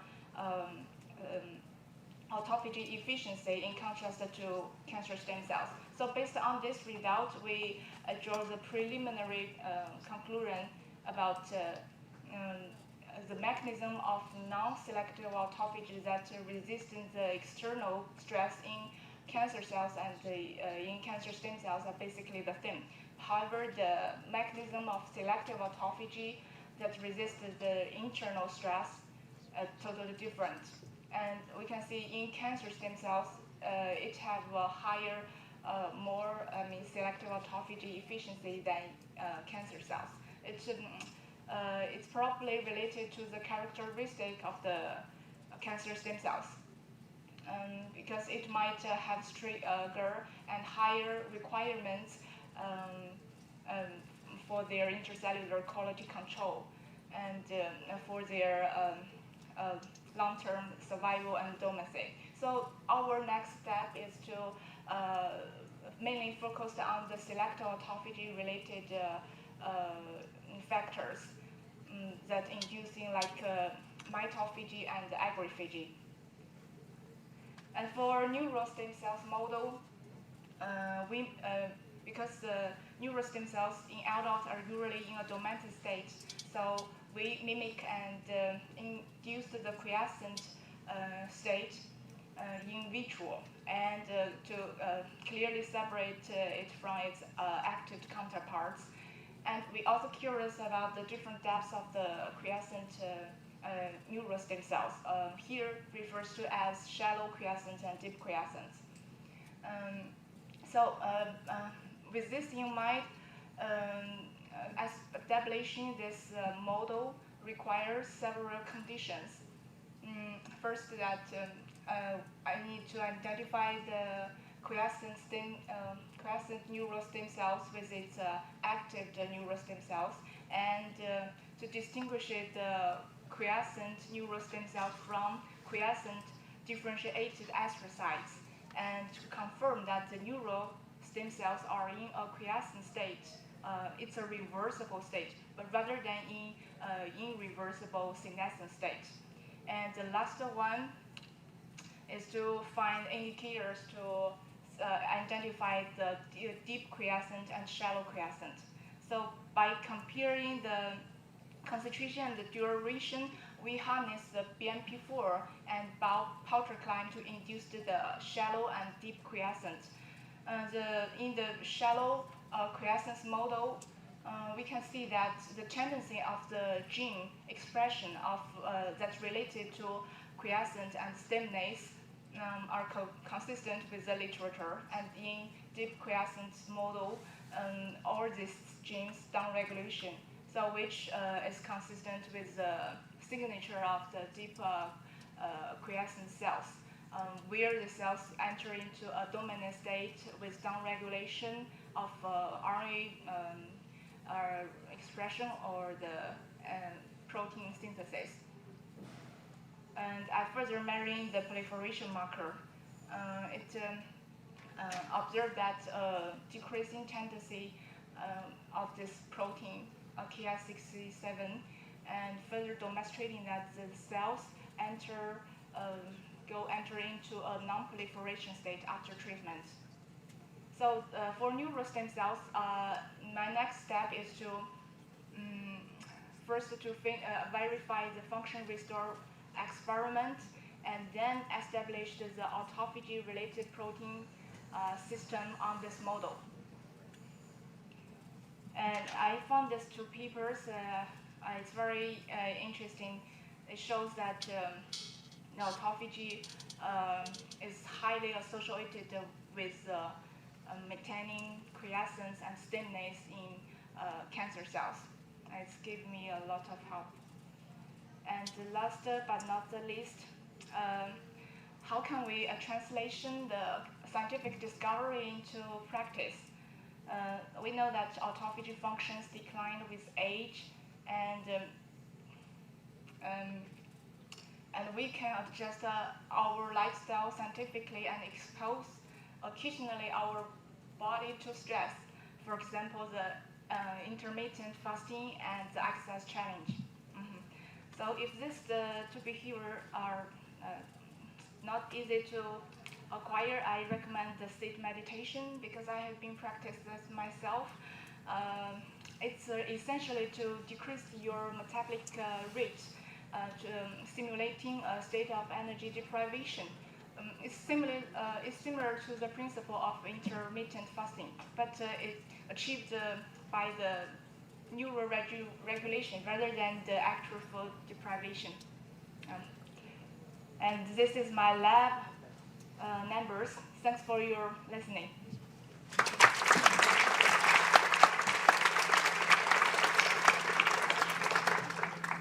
Thank you very much, Lynn. Questions, please? Yes. So thank you for the talk. I was just wondering if you have checked the different metabolism in your different models that you are using, and if perhaps this can also, I mean, we know that the autophagy can be linked to the metabolism. We know that also cancer cells are having different metabolism, they are like increasing their like growth and everything. So if you've checked in your different models the different metabolism that are changes between them, and that perhaps can ameliorate or not the autophagy and the selective autophagy.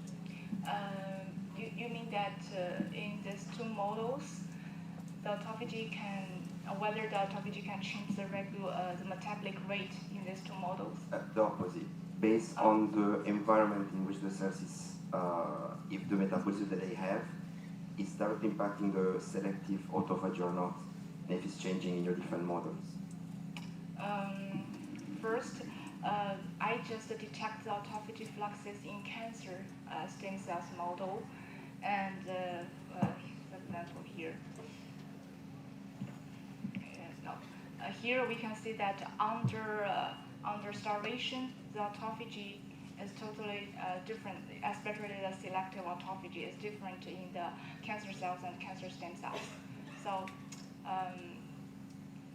it's basically on the characteristic of cancer stem cells, I guess. That's my guess. And there is not like a specific pathway in which they're going more like, I don't know, in like sugar or fat, based on the... Because essentially autophagy fluxes is a dynamic process. It's not a snapshot. It's just it's a dynamic process. So the fluxes, autophagy fluxes can well reflect this completion and efficiency in this process. Thank you. I see there are no other questions, so thank you very much. So we move to the last speaker of this session. Where is she? Ira Aguirre Partida. I hope I said that right. So a PhD student from the Institute Pasteur. She's working on structural biology and microbiology, and she will be talking to us on the macromolecular interactions driving type 2 secretion system assembly and function today. Thank you.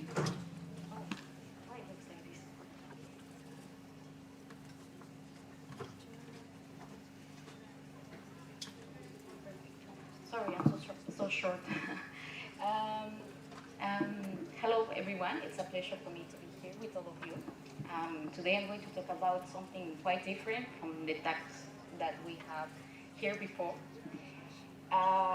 So the type 4 filament nanomachines are highly spread and conserved among the different domains of life. Between these type 4 filament nanomachines, we can find the type 4 pilus and the type 2 secretion systems that, as you can see here, they are quite similar, sharing some structural components like the pilin subunits that forms the filament core. However, they also have some differences, like for instance the dynamics and the length. In the case of the type 4 pilus, these systems assemble long filaments that are related with the motility and with adhesion through two different motors, ATPases, and in type 2, as the name says, it's involved in the secretion of specific folded proteins through this short filament known as endopilus. This short filament remains in the periplasm, and only if we overexpress these pilin subunits, we can see it on the surface. However, although all the information that we have nowadays, we still don't understand how the endopilus drives secretion. So far we have two different models to explain this. The first one is related with the fact that the substrate binds at the tip of this short end of filament, and through different cycles of extension and retraction, the secretion is driven. And in the other model, the substrate is bound all along the filament, so the secretion is coupled to the assembly of the filament. In my lab, we're studying the pull system from Klebsiella oxytoca. This system is in charge of the secretion of this substrate here in red that degrades pullulan polysaccharide. And we can divide this system into three different subcomplexes just to be easier to understand it. So first, we have the outer membrane complex, the filament or endophilus, and the inner membrane complex, also known as assembly platform. And between all these components, there is one that is really crucial for the functioning of the system, because it represents the connection between the cytoplasm, the inner membrane, and the periplasm. And this component is PUL-F. So this protein, it's a polytopic inner membrane protein that comprises three different cross-membrane segments and three cytodomains. Recently, our group defined that the oligomeric state of this protein is a trimer, and actually with some biochemical analysis and with some molecular dynamic simulations, we propose that this protein can be acting as an ion channel. Another important feature of this protein is this flexible N-terminal domain, as you can see here, that although it is not essential for the stability of PUL-F or the oligomerization, it's important for its activity, meaning the ability to secrete PUL-A and to assemble the filament. But with what does this N-terminal domain interact? So in collaboration with Dr. Benjamin, we performed a virtual pull-down assay using all the pull components against this N-terminal domain. And what we observed is that there is a high probability of interaction with this other inner membrane protein here in blue, that, as you can see here, interacts with the ATPase, with the motor. So taking all these together, we performed this model using one copy of PUL-L, one copy of PUL-F, and two different copies of PUL-E. And when I started to analyze it, what we observed is that between the interface of PUL-L and PUL-F, there are two salt bridges that are predicted to be there, and a close, flexible link in PUL-E. So with the idea to validate this model, we created a lot of mutants, charge inversions, single, double, triple mutants, to test the ability of these mutants to, one, secrete PUL-A, and to assemble the filament. For our surprise, we identified one mutant, you can see it here, that basically almost abolished secretion. And you can even compare this with the deletion of the entire protein. So for us, or at least for me, that was a big deal, because we are talking about one single substitution in one protein that basically is changing the function of the system. Even more surprised, what we found is that in the case of the ability to form PUL-E, this mutant can assemble even more in comparison with the wild type. So we thought at this point that this was the perfect clue to think that the piston model was the correct one, because we need these cycles of extension and retraction to load again the substrate. However, when I made the neutral substitution, what we observed is that this mutant is able to secrete. So that was complicated to understand. So just to be completely sure about what we were looking, we made some phenotypic analysis using immunofluorescence microscopy. Here in green you see the filament, the PUL-E, and in magenta the cells. And it was really visual that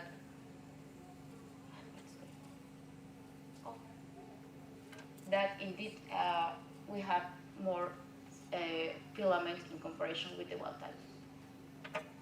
So we came back to our initial model, and what we observed is that close to this interface, the aspartate, we have the arginine 26. So we decided to make a combination of mutants to see if we could restore the activity. And what we observed is that indeed, whenever we combined both charge inversions in pool E and in pool F, we observed an restoration in secretion, partial restoration in secretion. That was suggesting us that these residues are indeed interacting. However, the things became complicated whenever we combined this charge inversion with the deletion of the entire domain. We can still see a restoration, a partial restoration in secretion. So the way that we are trying to explain this is with the fact that this aspartate is positioned in a highly flexible loop. And you can see here in these graphs that actually is part of the most flexible part of the protein. So the way that we can explain it is that this loop has multiple conformations, and at the same time, of course, multiple contacts with other components of the system. And just to mention that it's quite conserved. I did this alignment not just with the ATPases against the type 2 sequestration system, but the type 4 filament nanomachines. And we are also following some strategies to identify these potential partners. As you can see here, it's clear that the charge inversions cannot grow in this poorer medium, and this is not the case of the neutral substitution. So also we're following some structural predictional analysis in where we remove the N-terminal domains of the proteins, and we can see that indeed there is some interactions that are potentially that can potentially be interacting with this important residue. I don't know why it's not.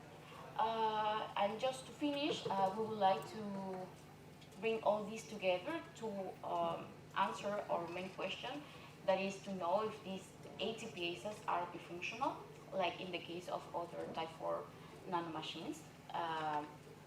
So we are doing some real fluorescence microscopy, and yes, we would like to basically understand if our system is driven by this piston model.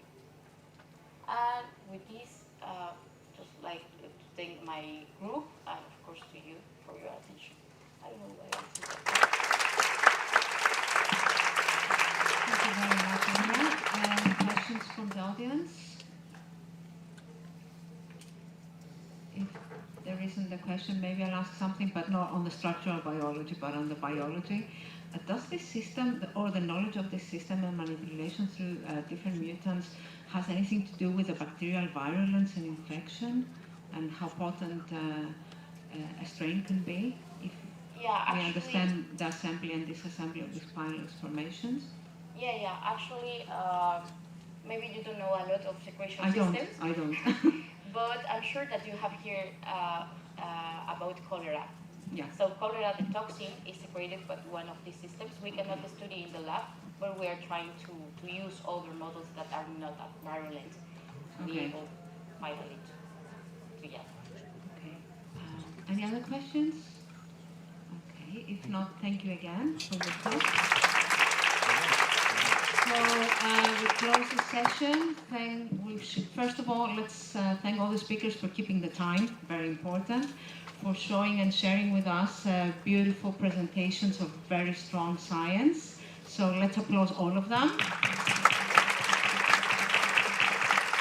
There is lunch waiting, everyone, but please keep in mind that we also have a poster session until 3 o'clock.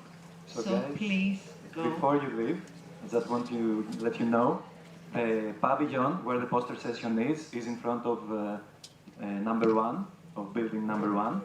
And we will be back at 3, so to start the next session. So we have 1 hour, 3 and 5, let's say. Thank you. Thank you.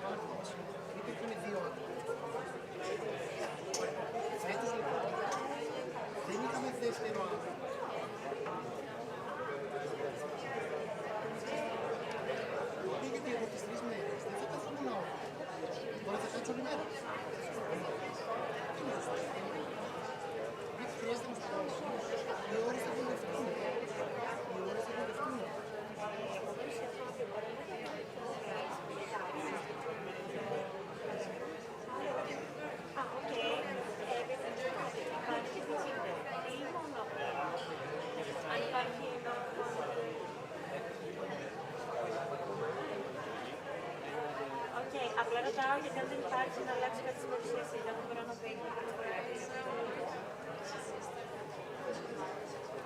Ναι, αλλά δεν μπορώ να φύγω. Κάτσε, τώρα δεν το ρωτάω. Δεν είναι. Ωραία, τέλεια.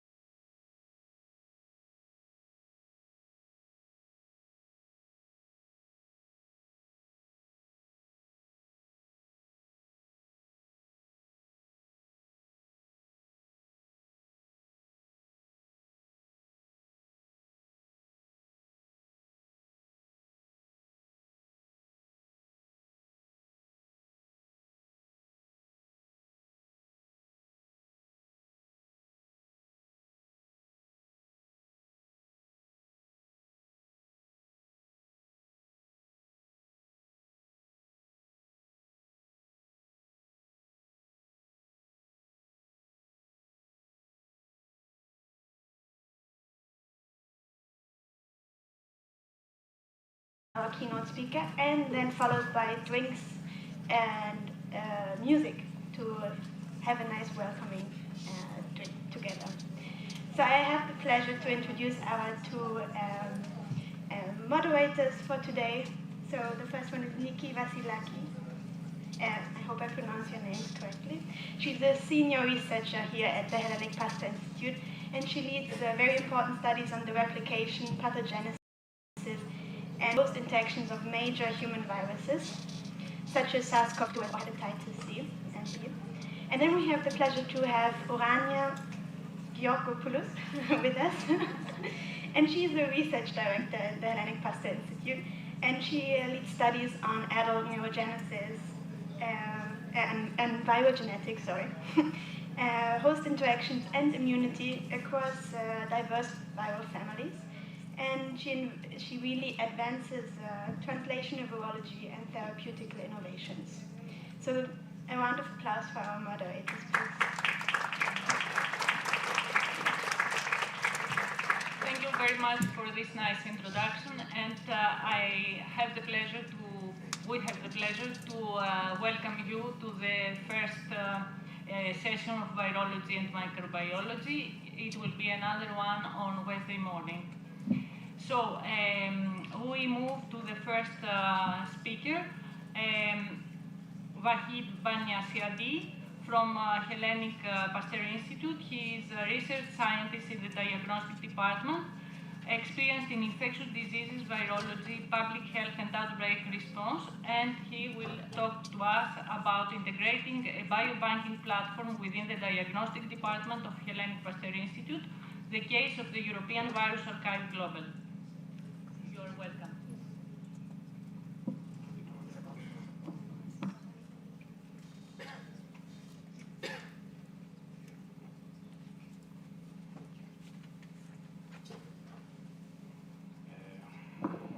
Good afternoon, everybody. My name is Vahid Baniasiadi. I'm a research scientist in... Okay. Better. My name is Vahid Baniasiadi. I'm a research scientist in the diagnostic department of Hellenic Institute Pasteur. I will be sharing with you our experience working with the European Virus Archive. European Virus Archive was established in 2009 by 9 European laboratories. The project was funded with European Union 7th Framework Program FP7. Later on in 2015, it became a European project of the Horizon 2020, and the name was changed to EVA Global. In 2018, Hellenic Pasteur Institute became a member of EVA. Then it was comprising of 46 laboratories, which 19 were outside EU. This year, the status of EVA has changed, and it has become an international non-profit organization, which Hellenic Pasteur Institute had a significant role in this achievement. The next step for EVA is to become part of ESFRI roadmap. EVA is a non-profit biobank, which majority of the end users are from public sector and academia. 25 members of EVA, they have BSL-3 facilities, and 13 have BSL-4 facility. The products which are available in EVA platform include viruses, virus-derived products, and services and trainings. Although the main product is in EVA is viruses, but since 2016 there have been more order on virus-derived products. In 2020, when Corona pandemic happened, EVA played a significant role in supplying molecular assays and positive controls, both in industry and academic section. In our department, when we receive a sample for diagnosis, first we do molecular detection, and then the positive samples we carry on culturing it, and we quantify the virus, and we check for the presence of mycoplasma. And then we perform sequencing either with Sanger or whole genome sequencing. And then we do a lyophilization and store it. Lyophilization gives the advantage of both increases the quality of the sample and also reduces the cost of shipment. Apart from the virus, we have also standards for molecular assay. For their production, first we detect the pathogen with molecular detection technique, then we culture it, and then from the supernatant we isolate the DNA or RNA of the virus, and then we quantify with digital PCR. So this is the way that we have the positive standard. The products which are available in EVA platform, they are categorized in three levels: platinum, gold, and silver. The platinum level are products which are mycoplasma free.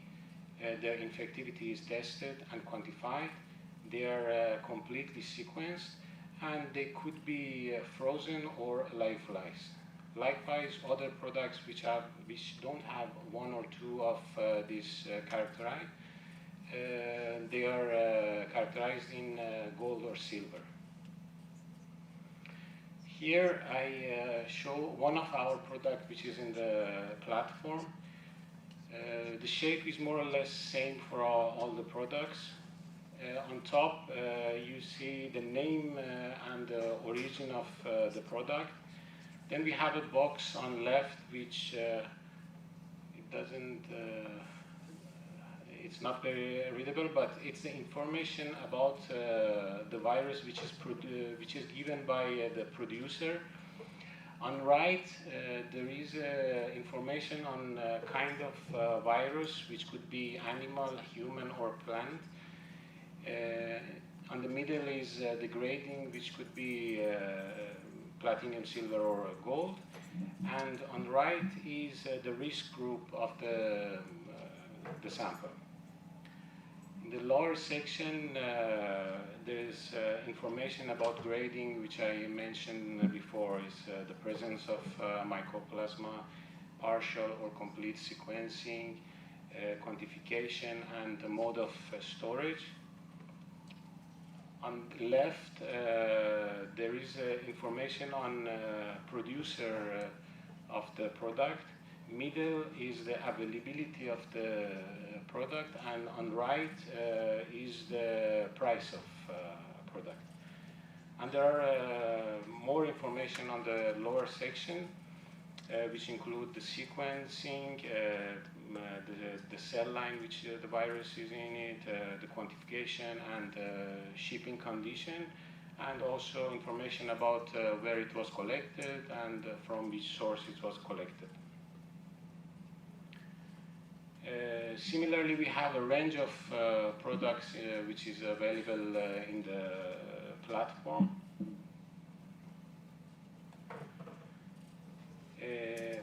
EVA partners are obliged to follow specific quality standards, which one of them is a quality standard which is a set of guidelines to be implemented by resource centers in EVA.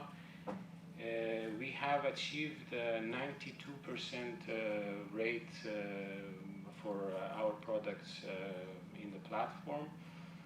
We also have ISO 15189 and ISO 17034, And also we are going to implement ISO 20387 in biobanking in our lab. When we joined EVA in 2019, we did a self-assessment with the EVA standard quality tool, which is available in their site. And at that point, we had a 63% of success rate. On 2023, we had an external audit by EVA, with their suggestion and implementation of the suggestions, we could reach to 85% success rate. And this year, we increased it to 92% by introducing whole genome sequencing to our samples.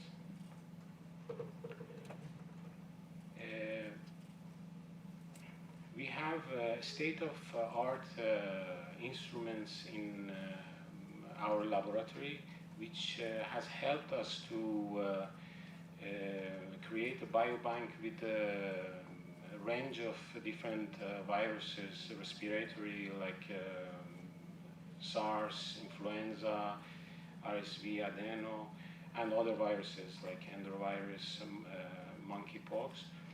And this has been achieved with the support of national grants as well as European grants. In the end, I would like to thank our colleague in the diagnostic department of Hellenic Pasteur, Dr. Angelakis, Mary Emanuel, Elina Horefti, Maria Evangelidou, Vula Lafropoulou, and all of you for your attention. Thank you very much.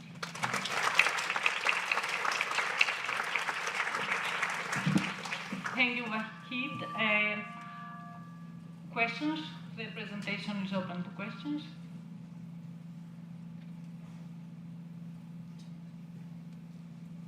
Shall I ask one question? Is it for the network, is if somebody requests a virus or a protein or a plasmid, how this how can you tell us a little about the procedure to have the material? Yes. Anybody which wants the material has to go to the platform, register, and apply for the sample. There is an option of between academia, which I'm not sure if it's still available or not. At this point, there is no availability for free of charge products for academia, but very soon, due to a new Horizon project that is running, it will be available again. Now, at this point, it's under payment both for academia and for industry as well. Okay, thank you. One more question. What about the institutes that provide you the source, the materials? They are Greek hospitals, so European institutions? The samples are the samples which come to diagnostic The department. patients and Yes, we received it and then we culture it and we'll proceed with that.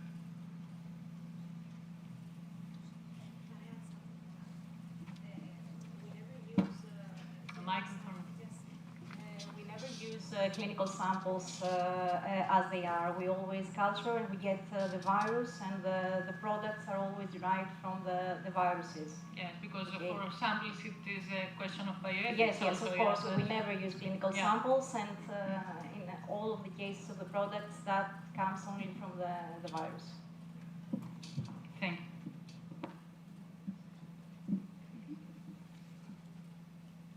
Thank you very much, Wahid.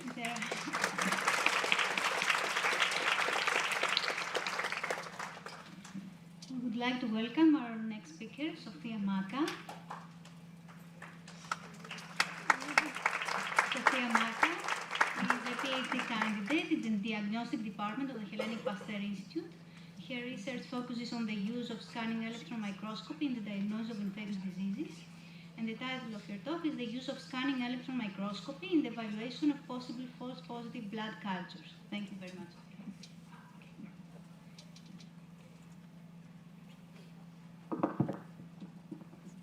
Hello everyone. As it is already mentioned, I'm Max Sofia and I'm a PhD candidate in the field of scanning electron microscopy. Today I'm going to present to you part of my PhD with the title Use of Scanning Electron Microscopy in the Evaluation of Possible False Positive Blood Cultures. Bloodstream infections, as we all know, are a major health concern. They represent the third most commonly recorded infections in intensive care units, while they are associated with high morbidity and mortality rates. Blood culture is considered as the gold standard method for the detection of sepsis and bloodstream infections, and automated blood culture systems, as we see in the photo here, continuously monitor blood culture bottles in order to detect any microbial growth. Rapid identification of microbes is the key point in order to achieve better patient outcomes. However, a major challenge for physicians still remain false positive blood cultures, and a false positive signal can occasionally occur due to treatment of patients with antibiotics, leukocytosis, presence of fastidious bacteria, or other unexpected causes. Blood culture systems can produce either a positive or a negative signal. In this study, we focused on positive signals, which afterwards were identified as false positive because both microscopic and subcultures had negative results. Scanning electron microscopy has been widely used over the last decade in clinical microbiology, and indeed one recent study by Haddad et al. Proposed that SEM could be used for the rapid identification of microbes, as it can provide more efficient results than other methods and can give us high-resolution images of the microbes up to genus level. And this is a FlexM, which is a scanning electron microscopy, which is already installed in the diagnostic department here, and in which we perform all the experiments that we will see afterwards. So, the goal of our study was to evaluate SEM as a supplementary diagnostic tool for the detection and identification of microbes in the blood cultures that we tested. For this reason, we set up a score system from 1 to 4 in order to categorize our samples into groups based on the structures that we observed on them, by putting also some criteria. So, score 1 was referred to samples negative by SEM. Score 2 was also negative by SEM, but with some unknown structures on them, while score 3 were the samples in which we observed some suspicious bacteria-like structures with the edges that are not very clear or faded. And finally, the samples that were scored as 4 were characterized as possible positive because the structures that we observed were well defined and we could find them in multiple fields. So, we blindly tested 86 blood cultures that we obtained from Hagia Sophia Children's Hospital, and initially they were marked as positive. During the routine in BACTEC, which is an automated blood culture system, during the routine identification procedure, both blood subcultures in different agar plates and microscopy had negative results, and so all these samples were marked as false positive. So, these samples were tested then molecularly by targeting 16 RNA gene, and those that were marked as positive were proceeded to the Sanger sequencing. Afterwards, we continued to SEM analysis by preparing slides with a rapid protocol that help us to focus on multiple fields and detect the presence or the absence of the bacteria. Samples that were scored as 3 and 4 were proceeded to the last step, which is further analysis with some culture experiments. And in this stage, particularly a small volume of the blood culture was directly inoculated in chocolate agar for the presence of aerobic bacteria and in blood agar for anaerobic bacteria. So, the result that we obtained. In every slide preparation, we used negative and positive control to see if we have any contamination, the absence of contamination. So we use true negative blood cultures and true positive. In the negative blood cultures, we can see some big structures, which could be debris, either from the sample itself or from the culture medium of the blood cultures. And also in the true positive, we see clearly the shapes of the different species of bacteria. So, totally, we identified 25 score 3 and 11 score 4 blood cultures, and from this, 8 score 3 and 3 score 4 had eventually positive results from the culture procedure, and those we will see in the slides afterwards. So, the results that we obtained from the score 3 blood cultures identified some gram-positive bacteria, and particularly Staphylococcus epidermidis, as we see in the 4 different samples here, as well Staphylococcus warneri, Staphylococcus simulans, Staphylococcus capitis subspecies capitis, and Staphylococcus hominis. Red arrows indicate the points where we observe the bacteria-like structures. Also here we can see some examples of the samples that were received a score of 4, and in these cases we identified Streptococcus viridans, Staphylococcus epidermidis as well, and in the last place Staphylococcus aureus. Last but not least, we perform a Venn diagram in order to illustrate the results that we obtained from the three different detection methods. And among the 36 blood cultures identified by SEM, 11 were also positive by culture, while 3 were also positive with culture and with 16 SPCR.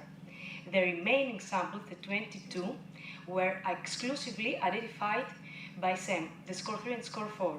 And this could be happen due to factors such as antibiotic exposure or cultural conditions that are not the optimal for the growth of bacteria, or some substances that could be inside the samples and inhibit the bacterial growth. To sum up, even though false positive blood cultures remain a great challenge for all the community of clinical microbiologists, there is evidence that the SEM could provide rapid identification of microbes up to genus level and can be a very useful tool in the diagnostic procedure, especially in the case of ambiguous blood cultures. And to think about, all these decades, several methods have been developed in order to help us detect microbes faster and more accurately in the various clinical samples. But still, microscopy seems to be the technique that provides very accurate results. And in this point, I want to thank all these people for their help and guidance throughout this project. And of course, all of you for your attention.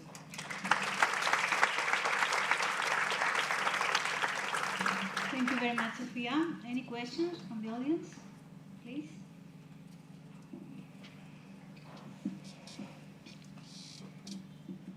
Thank you for your nice talk. Congratulations. I would like to ask, what's the average time period that you need in order to identify a blood culture via SEM technology? It's a very rapid protocol. When you get the blood culture, it's a protocol about 15 minutes. And then in about 1 or 2 hours, you can see all the samples that you want. And also, if you have a slide of different wells, you can see in the same time a lot of samples. So it's very quick. In comparison to the subcultures that you want to stay for a period of 5 times, a 5-day protocol. So, yes. Thanks a lot.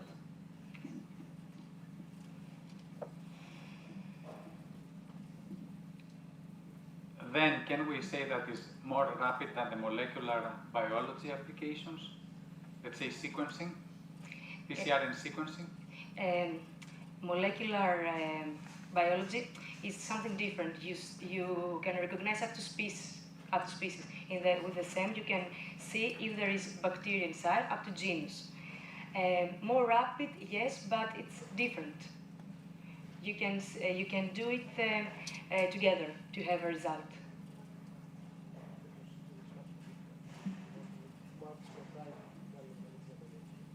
Yes, because in molecular you want to do all the things. Very nice work. I have a question. How laborious is the protocol for preparing the sample for the scanning EM? We know that electron microscopy requires very laborious work to prepare the sample, and sometimes there are artifacts. That's for immuno-EM that I know. Scanning EM? In this case, we have blood cultures, and it's a really rapid protocol with this type of clinical sample. All you need is to have prepared slides with a polymer called polylysine in order to stack your bacteria in the slide, and then you do a protocol of about 20 minutes, and then you have to stay to be dried because SEM doesn't want to have wet samples inside because you will not have the clearest image that you can get. Is there a fixation step? It's not a fixation step, it's dry step, the last step. You can do also fixation. It's the first step to do fixation if you want. But if you have fresh blood cultures, you can see them directly. Okay, very interesting. And may I ask also, how much material you need? It's about, you mean in every slide, it's about, if you want to do duplicates, you need about 100 microliters. As a virologist and curiosity, have you tried to set up a protocol for viral infected samples also? Until they know, but it's in our plans. Until now we have observed bacteria. Thank you very much. Thank you. So, thank you very much, Sophia.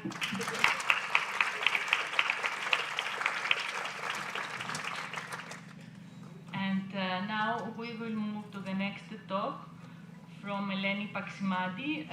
She is an old friend and participant always in the meetings of the Hellenic Pasteur Institute. Eleni has studied cell and molecular biology at the University of Essex, graduating in 1998. She continued in the field with a master in cell and molecular biology virology at the same university, and she later began her PhD in virology at the Hellenic Pasteur Institute.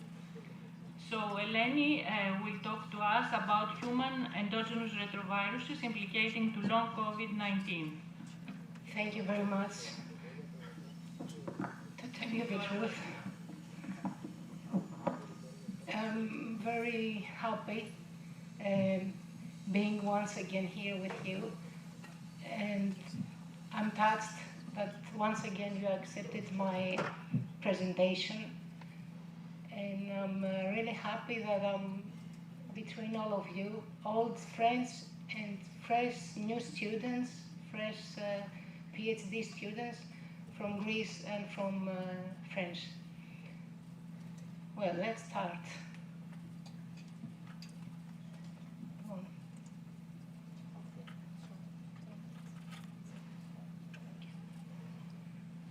Let's go back millions of years ago. When I say million, I mean 60 to 70 million of years ago, where retrovirus sequences integrated in our germline. If you'll see afterwards a slide about viruses in our genome, and it's amazing because only 2% of the whole genome, of the whole human genome, is responding to our human proteins. All the others are 88% that are herpes viruses, Lyme, SINES, and all other stuff are viruses. The type of viruses that we're going to talk about is the newest ones, 6 million years ago, HERV-K viruses. aren't there certain stimuli, infection, inflammation, epigenetic changes, hair loci, that are commonly silent in our genome? They wake up. They are like the sleeping beauties, as I say. Not beauties, they're bad people. So if you see at the up left slide is the percentage that I mentioned before. See this pie type, like the most of our genome is bits and pieces of viruses, and not human genomes, human genes. Okay, their structure is simple. It's only 3 proteins: GAC, Pol, envelope viruses, LTRs. They're small. They not only transmitted horizontally as HIV virus, but they transmit vertically, and that's the bad thing, because we all have human endogenous retroviruses. Some are sleeping. On the left hand of on your right hand side now, you can see viruses, families. You can see herpes viruses. You can see HERPS viruses. You can see all the viruses that are inside us. What's happening now? Almost back in the 1919, we had the pandemic, the SARS-CoV-2 infection. We know more or less what happened. It was a disaster for the humanity. As scientists at the beginning, they didn't know how to manage. We all knew the story. We all knew the side effects. We all knew that we needed time to produce vaccines. That and some, even if they were vaccinated, the disease didn't stop, but produced the long COVID. I'm not going to get into details. I'm not going to read. You can read it by yourself. But the problem is that some scientists found out that herpes actually were triggered by the exogenous viruses, which was SARS-CoV-2, and they resurrect. And actually, we didn't have to play the game between one virus, but we had to manage the infection of 2 viruses. The endogenous one that actually upregulates the side effects of the disease, of long COVID. And actually what happened? As you saw earlier on, my husband helped me to come up on the podium. I'm having multiple sclerosis for the last 30 years. I'm in a secondary progressive mode of the disease. That's why I don't walk easily. And by reading and watching TV, I realized that some of the symptoms of long COVID was the symptoms that I had. What are these symptoms? Fatigue, chronic fatigue. What else? Disturbance of my way of thinking. Sometimes I was thinking other things and I wanted to do other things. And furthermore, now it's on this table, the line 2, autoimmunity, the standard effects. Some coughing side effects resembles MS. More others resembles Alzheimer's disease.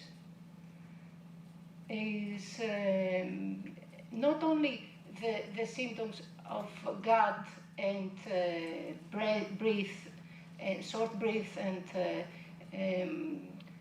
kidney problems, but many neurological, neuroinflammation actually side effects.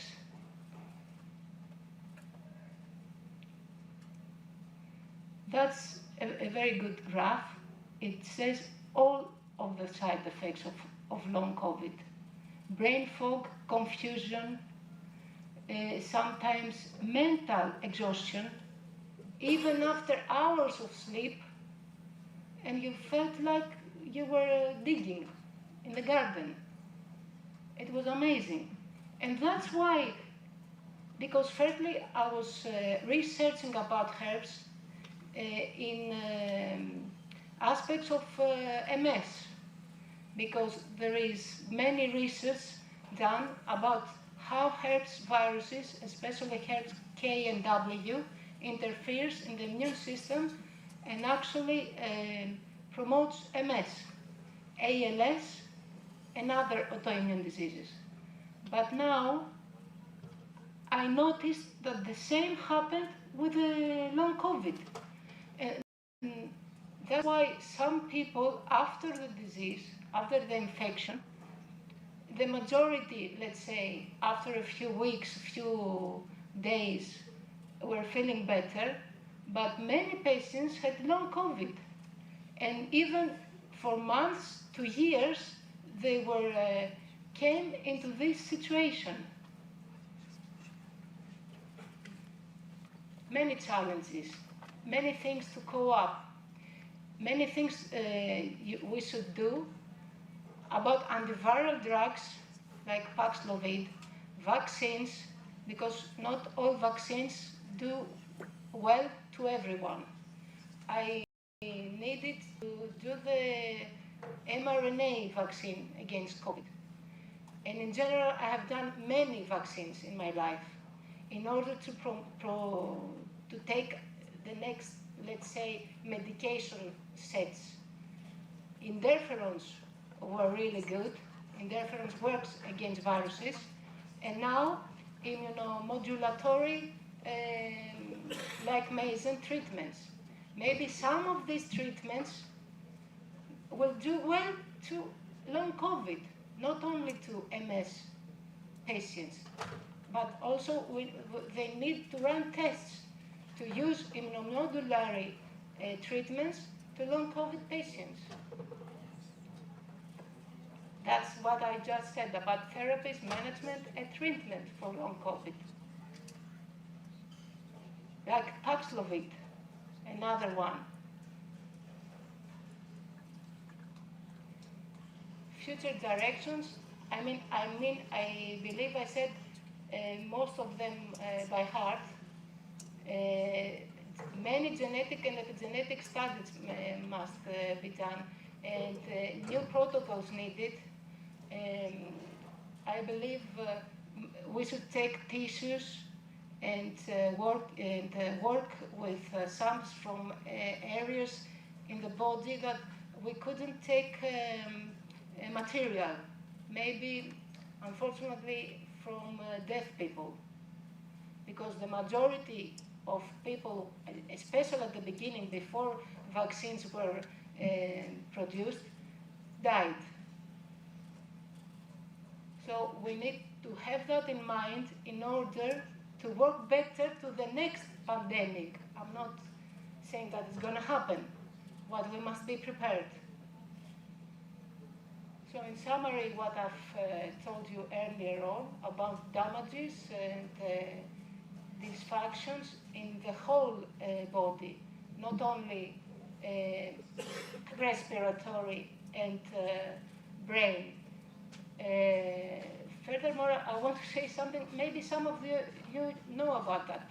Do you know that herpes viruses like herpes virus 6, it's integrated as well? I don't know how many of you know that. Well done. In many parts of our genome, there are silent viruses, viral particles. And that's why sometimes you see diseases in some people and you don't know why they pop up. Because now with the whole genome sequencing and the new, let's say, research that is being done, we must mostly focus on silent viruses. Because when, let's say, I have the virus in my body, herpes, exogenous viruses upregulate my sleeping viruses. When I get, and that's why I remember my neuro 30 years ago, he was asking me, do you have a herpes simplex virus 1? Have you had measles or whatever, the diseases that we had as children, chickenpox, smallpox, all of these, because these viruses upregulate the sleeping beauties, and then they go transmitted from one generation to the other. Some of them, maybe most of them, or maybe many that we don't know yet. That's why whole genome sequencing will help us very much. And not only that, we should listen to patients. We should make new protocols about, and I, unfortunately, I noticed, because I'm a member in many patient groups in Greece, we mentioned a dramatic growth in autoimmune diseases. We talk about 50, imagine groups at the Facebook with patients, more than 56 members. And these patients groups from Facebook became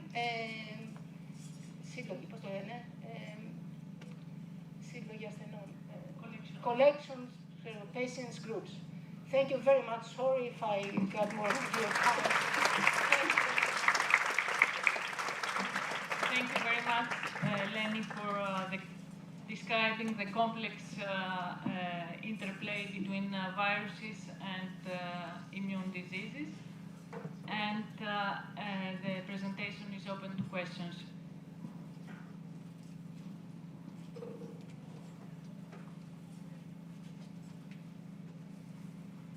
Thank you so much for your talk. I was just wondering, we know that the SARS-CoV-2 is affecting mostly the lungs because of the presence of ACE2 receptor, but we know also that ACE2 is like a widely expressed receptor in different parts of the bodies, as well as in the gut, and this is actually part of my study. We know also that even if after the infection and after the period of incubation, whatever, we are feeling better and we can be tested and our test can be negative for SARS-CoV-2, we might have also some viral particles in feces. So perhaps there is still like a reservoir in the gut, and this can increase the dysbiosis and all the other effects that can be associated with long COVID. So I think that this can be like a combination with the ERV genes that like awaken, let's say, with the SARS-CoV-2. It's just because the dysbiosis. I don't know if you have any knowledge about this. To tell you the truth, I don't know, because I'm out of the, let's say, of the lab. I'm actually researching in my house. And unfortunately, I have the ideas, but I don't have the equipment. You can take the slide, the presentation, afterwards from the, I can give you. Yeah, perfect. We will study. Study and do research. I don't have the money, I don't have the lab. That's but why, you have good ideas, so it's that's okay. why I wanted to do this presentation, because I know that we're all virologists. I know that you're doing research, all of you almost, and sometimes when you find something that you believe that it's debris, I mean in the sequencer or whatever, look at it from another point of view. I mean the whole genome. I mean, I Google and see in how many genes, in a human karyotype, how many chromosomes. They are LTRs, all bits and pieces from herpes 6 viruses. Imagine, 8% of our genome, they're herpes. All the others, almost 60% of our genomes are lines and signs. Where are the human genomes? 2%, can you imagine? what is going on in our body and how all these viruses are related to diseases. It's in front of us. I'm talking too much, sorry. Okay. Thank you very much, Helena. Thank you. You're welcome. We would like to welcome Vasilis Bouzouazis, our next speaker. Vasilis is a pharmacist with a master in advanced therapies and biotechnology innovation. He's performing his PhD thesis under the supervision of Antonis Giannakakis and Leslie Robert at Hellenic Pasteur Institute, focusing on viral-derived RNAs in multiple sclerosis. The title of her talk is Double-Strand RNA Antiviral Signature in Early Multiple Sclerosis. Thank you very much, Vasilis. Thank you for the introduction, and actually thank you all for coming and supporting this conference at Hellenic Pasteur Institute. So I will present something very similar with what you just saw, but with clinical data that we have in the lab. So we have a new hypothesis of how multiple sclerosis might start, and this could be because of several viruses, not because of only one. So you will see what I mean. First of all, you have seen what multiple sclerosis is, so I'm going to skip this. It's an autoimmune inflammatory disease of the central nervous system. There are many relapses, and actually you need to have some HLA mutations. Normally people that have this autoimmune disease have HLA mutations, which means that they present specific antigens in the surface, and the immune system attacks to these antigens. What happens is that Epstein-Barr virus and other viruses also have some proteins. So these are DNA, Epstein-Barr DNA virus. It has some proteins which can be cut and presented in the cell surface. And actually, very recently, it has been seen that there are cross-reacting antibodies with some central nervous system proteins, which means that the immune system finds a virus, wants to attack to it, but erroneously, it attacks its same nervous system. And that's how the disease starts. But you need other factors in order to reach this level. And some reports have shown that SARS-CoV-2, HERVs, as we just saw, HHV6, it was reported, play an important role in pathogenesis of multiple sclerosis. Many viruses. So what can we do if we have many viruses at the same time? So, Epstein-Barr virus. Everybody here is infected, 95% of the population. It causes infectious mononucleosis. And actually, it causes 2% of cancer cases globally. It's an episomal dsDNA in the nucleus, and it infects human B cells primarily, epithelial cells, and sometimes some papers report that microglia, astrocytes, and NK cells have also been infected. The cell latency is only in B cells. And as I said, everybody has been infected. And the most important is that it can be reactivated upon psychological stress. We heard about sleeping beauties. Imagine this is a sleeping giant. If you touch it, it reactivates. You can touch it with several different stresses, like lack of sleep, like anything you can imagine, like another virus, or whatever you can imagine as a stress, or that causes inflammation, changes the pattern of transcription, and maybe some transcripts of EBV start the reactivation process. There are several types of reactivation of EBV I'm not going to get into, but it's a more than 100 kilobases. It's a huge virus. So, let's talk about my favorite molecule is double-strand RNA. Double-strand RNA is the hallmark of viral infection. If you have a viral infection, you produce in your cells double-strand RNA. And actually, it's produced by all types of viruses. All DNA viruses and RNA viruses produce double-strand RNA when they are replicating. You will see why this is important.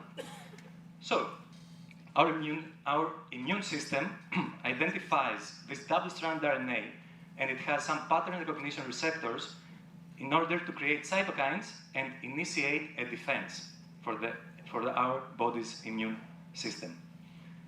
And cytokines help to limit the viral spread. This is more or less what happens in any viral infection. So, in this study, we wanted to test whether the double-strand RNA can serve as a general biomarker of viral infection. In early MS, it's this study, but you can imagine that you can use this for any type of viral infection. We wanted to see its relationship with immune activation and EBV reactivation, and to assess the body's anti-double-strand response, which means, does the body respond to the actual RNA of the virus? We know that the body produces antibodies to proteins of the virus, but what happens with the viral RNA? So, for this reason, we collected first clinical episode multiple sclerosis patients, 72, and they were all therapy naive. Nobody had taken any therapy. We also collected 26 controls in-house. I took from the lab members here, and we created an in-house sandwich ELISA for the detection of double-strand RNA. I'm going to show you in the next slide how we did this, because I think it's the most interesting part. And then we measured the levels of 13 antiviral cytokines in the plasma and cerebrospinal fluid. We did some ELISAs for EBV antibodies, IgG and IgM. As you might know, IgM are created first, IgG are created afterwards when you have a viral infection or a reactivation. And then we also created in-house ELISAs for the identification of antibodies targeting double-strand RNA, which is something totally new. So I woke up one day at 5 a.m. and I drew this little picture. This is a technique that we used for the identification of double-strand RNA. It is based on specific antibodies, J2 and K2, which bind specifically to double-strand RNA, not to double-strand DNA, not to single-strand RNA, only to double-stranded RNA. It's a sandwich ELISA. We played it with a J2 antibody, then we put our sample, and we have the double-strand RNA that gets into sticky antibodies, and then we have the K2 antibody as a secondary primary antibody, which also binds double-strand RNA, and then we have an IgM antibody. It's a secondary anti-mouse Fab, which only captures this primary antibody, the K2. And then we have TMB stop, and we measure the absorbance at 450. So, these are the controls of our technique. First of all, we did the standard curves for the two antibodies. As you can see here, the first standard curve, the detection of the second dilution is very good. So we selected the second dilution in order to save reagents. In the case of K2, we selected the highest concentration, as you can see here. And we used some positive and negative controls. First of all, one positive control is poly-IC. Poly-IC is double-strand RNA. And as you can see, as you increase the quantity of poly-IC, here there is a hook effect. It goes down after a little bit, which means that the technique has a saturation point. Then we use, that's why we use the second positive control with Irene Karamihal that provided HCV preparations. And HCV, it's another virus, an RNA virus, hepatitis C virus. And actually we cut this with a specific endonuclease that cuts only the single-strand RNA. We purified it, and we also used the two preparations, also a double-stranded cut preparation for the technique. And as we can see here, we used a specific RNase that cuts only double-strand RNA, a specific RNase that cuts only single-strand RNA, and all the positive controls went great. So the technique works. Okay, it's important for the findings that I will show. So first of all, we saw that multiple sclerosis patients had higher levels of double-strand RNA in the plasma than controls. These are age-matched, everything. So something that I said, okay, maybe there is a viral infection, maybe not the same every time, that plays a role in multiple sclerosis. And here, as you can see, the 13 antiviral cytokines were all positively correlated with the levels of double-strand RNA in the plasma. Here you can see interferon, all the interferons, interleukins, I will not read them, IL-6, all of them, correlated positively with double-strand RNA in the plasma. So next, we found in the CSF that there were enrichment of IP10 or else CXCL10 and IL-8. And actually first, we saw that the double-strand RNA, only one patient exhibited double-strand RNA in the cerebrospinal fluid, which means there might be a virus in the central nervous system, and we caught it with this technique. And actually this patient also was above the 2 that had EBNA1 antibodies IgG to the cerebrospinal fluid, which is the marker that is considered to play a role in the molecular mimicry in multiple sclerosis. So here you can see that the cytokines, IP10 and IL-8, are enriched in the cerebrospinal fluid. And in red, you can see this specific patient that had small levels, but still had levels of double-stranded RNA in the CSF. Look at this, the highest 6CL10. So maybe there is an inflammatory process, a virus in the central nervous system, which secretes 6CL10 and IL-8 and maybe other cytokines as well. And we don't know what it is or what it does. So next, we divided patients depending on their EBV activation status. There are patients that have IgM antibodies to EBV, and actually EBNA1 IgM antibodies. EBNA1 is the molecular mimicry factor.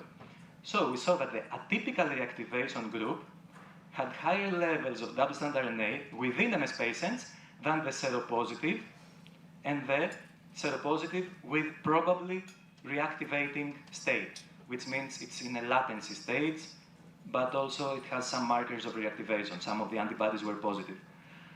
And in addition, 6 of the antiviral cytokines that we tested were also enriched in the atypical EBV reactivation group, which means that people, MS people, first clinical episode that had EBV reactivation also had some interference interleukins increased and double-stranded RNA increased, both. Next, we set up another technique to identify the levels of anti-double-stranded RNA, IgG, IgM, and IgA antibodies in the plasma of multiple sclerosis patients. In the cerebrospinal fluid, it was all negative. So I will show you plasma. And what we saw actually is that only the IgM antibodies targeting double-stranded RNA were correlated with double-stranded RNA levels, as you can see here. The correlation is also only in MS patients.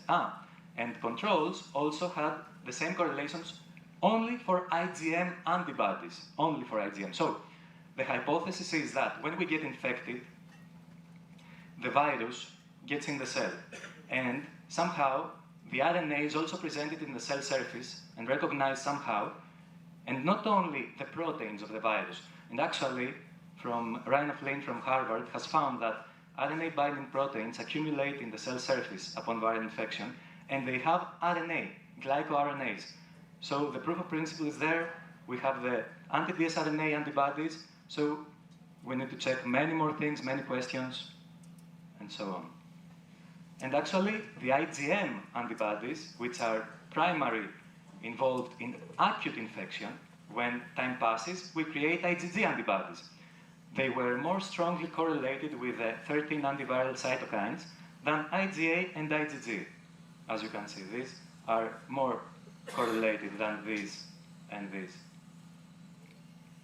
So, to conclude, we described a novel tool, selective and sensitive, to identify double-stranded RNA, which I hope we can use also in Greece, because we are #1 country that we overuse antibiotics. And if we have a viral infection, it would be great to not take antibiotics. Even in SARS-CoV-2, every doctor was prescribing azithromycin for viral infections. So maybe we can change this using this technique. Second, we found that the atypical EBV reactivation group in multiple sclerosis patients had the highest double-stranded RNA levels and the cytokines. So the double-stranded RNA, many viruses, as we said, can reactivate the EBV, right?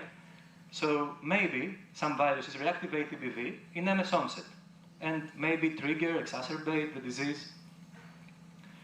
Then we saw that the anti-dsRNA IgM in MS are low despite double-stranded RNA. So this is something I didn't mention. If we compare controls with multiple sclerosis patients had an inability to mount an IgM anti-dsRNA response, and they had higher double-strand RNA levels in the plasma. So maybe they could not combat the virus from which they were infected, which means they might have an innate problem, maybe a mutation in the innate immune system, which renders them unable to mount an efficient immune response. And the implication is that maybe double-strand RNA, high double-strand RNA, and the antibodies targeting them could be used as biomarkers for other virally, let's say, linked diseases. And in the case of early MS, maybe they show us a dysregulated multiple sclerosis initiation. So thank you very much for your attention. Thank you very much, Vasilis. Presentation is open for questions.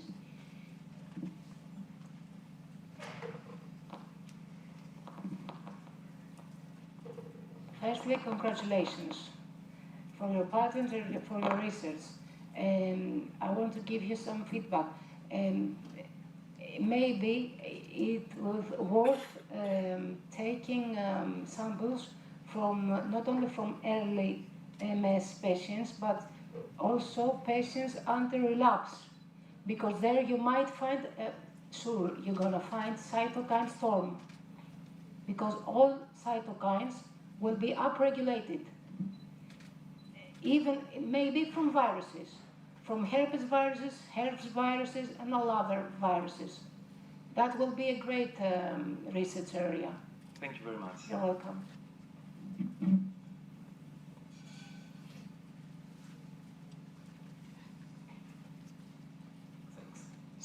Super nice talk. I was wondering if your antibody were specific to a specific double-strand RNA sequence, or is it to any double-strand RNA?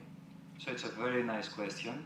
Actually, the antibody is for any double-stranded RNA which exceeds 40 base pairs of complementarity. Because as we know, otherwise we could target also siRNAs, microRNAs. So if you target longer, double-stranded RNAs, you increase the chance of catching only the viral structures.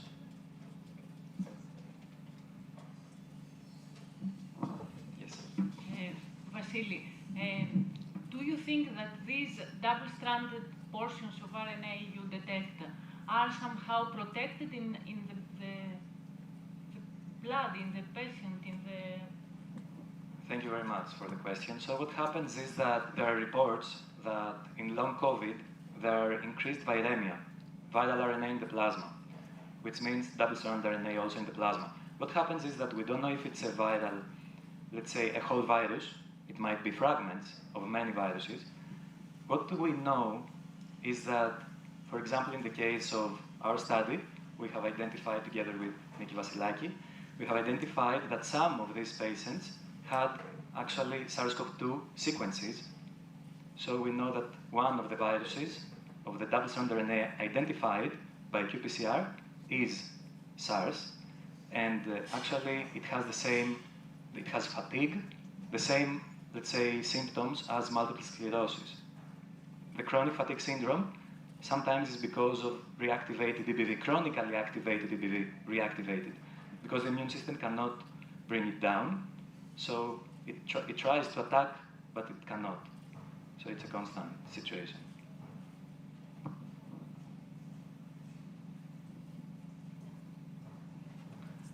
So if there are no questions, no other questions, thank you very much.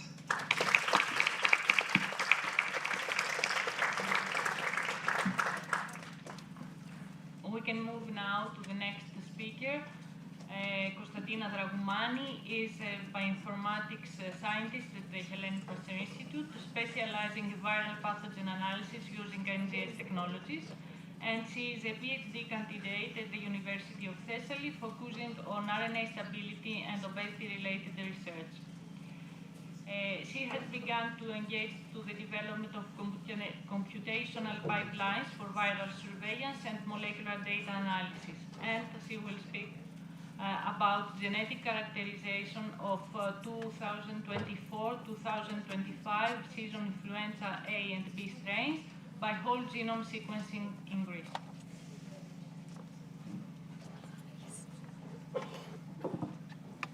Hello. Thank you very much. Dragmani. I'm a research scientist in the National Influenza Reference Laboratory of South Greece, here in Hellenic Pasteur Institute.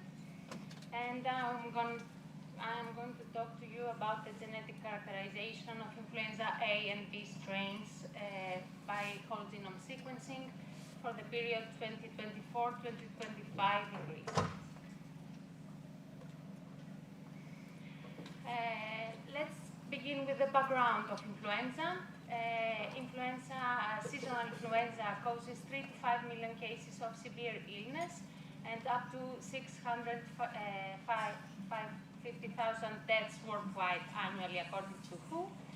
Viruses evolve rapidly through antigenic-drift and shift, and leading to new variants each season. Genetic diversity directly affects vaccine effectiveness and the emergence of antiviral resistance. So that's why continuous surveillance is essential for the early detection of the novel strains and for informing vaccine updates. In this diagram, you can see the distribution of detected influenza viruses in sentinel surveillance. It's the week 40 of 2024 through 17 of 2025, according to ECDC report. And you can see at the table below the vaccine strains that used for the previous 2 periods, and you can see that for H1N1 strains and influenza beta strains, we have the same vaccine strain for the 2 previous periods, but in H3 and 2, the strains that we use for vaccine are changing from year to year. Why to use whole genome sequencing for influenza? Because it captures the entire viral genome, not just hemagglutinin and neuraminidase. Because it detects mutations and reassortments with high resolution. It provides data for phylogenetics, lineage tracking, and resistance monitoring. And it's a faster method, faster than the traditional methods, and we can achieve real-time surveillance. The objectives of our study was to characterize representative influenza A and B strains circulating in southern Greece for the previous period, to assign clades and lineages, to identify hemagglutinin and neuraminidase alterations, including resistance mutations, and to see if we align to the globally circulating strains. The samples that we collected were sentinel samples. That means that it were collected from GPs in health centers, SARI samples, which is severe cases of hospitalized patients, and ICU samples, which is patients admitted to internal care units. Influenza A and B was confirmed by real-time PCR, and the representative positive subset was sequenced for whole genome sequencing. The technique that we used was for the whole genome sequencing was nanopore technology, and we chose nanopore technology because it has a rapid turnaround, achieving the real-time surveillance that I told you before.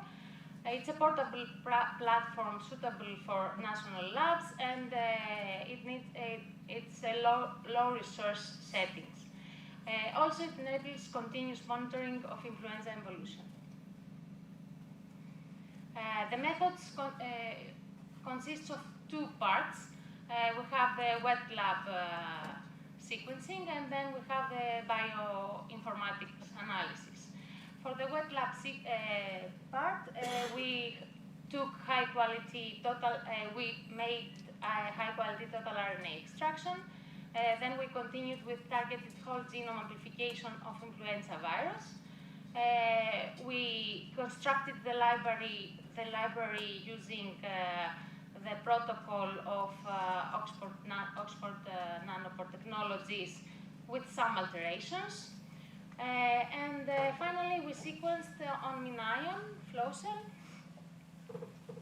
and we continued and we base called with the MinNo program software that is available from Oxford Nanopore Technologies. For the bioinformatics part, we use the WF-Flu workflow, which is available in Epi2Me platform provided by Oxford Nanopore Technologies for the initial processing, and then we go in depth, a more in-depth analysis with the INSAFLU program, where we make the consensus genome assembly with the IRMA. IRMA is the program that INSAFLU uses. We continue with the subtyping and lineage assignment choosing NextClade. And finally, again through INSAFLU, we made the phylogenetic and mutational analysis of HA, NA, and the resistant genes. Here are some sequencing metrics. We see that we had almost near complete genome coverage with more than 99% of coverage across all 8 segments of influenza genome. And let's continue with the results.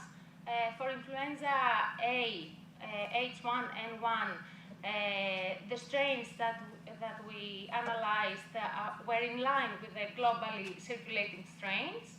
The clade was 6B1A5A2A, and here you can see the mutations that define the clade of influenza H1N1, which were spotted in our strains. For H3N2, again, our strains were in line with the globally circulating strains. Now, here the clade was 3C2A, 1B, 2A, 2A, 3A1, and we have some subclades, some samples with J22 and some others with J11. Here also you can see the mutations that define the clade of H3N2, along with multiple antigenic site changes that were spotted on our strains. The important is that we had 2 strains which were NA-resistant strains.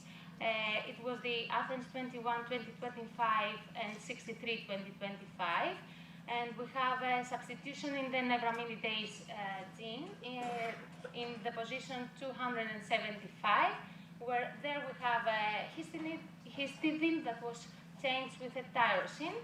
And this substitution is associated with reduced susceptibility on 8 NA inhibitors like oseltamivir.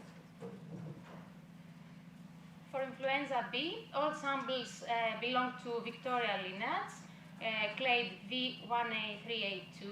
We didn't have Yamagata lineage detected. And again, there was a genetic homogeneity with international sequences.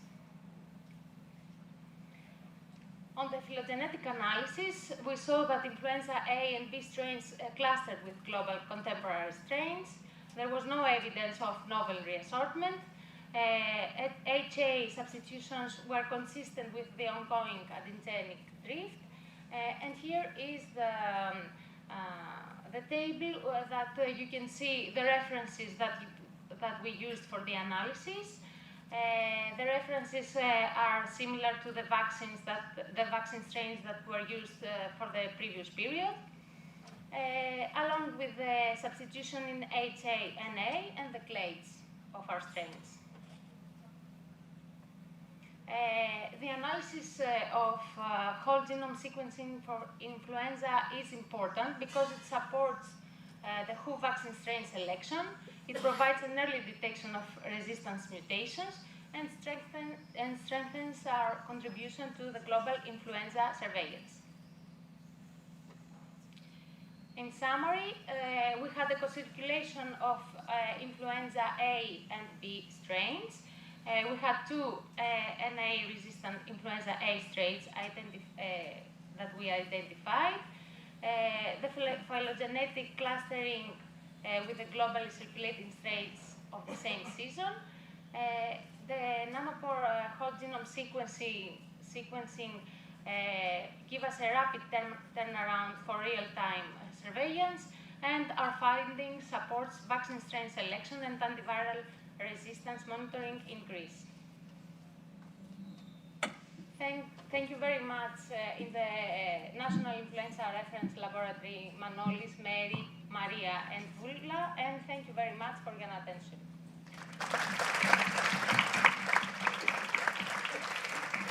Konstantina, thank you very much for the presentation and the questions from the audience.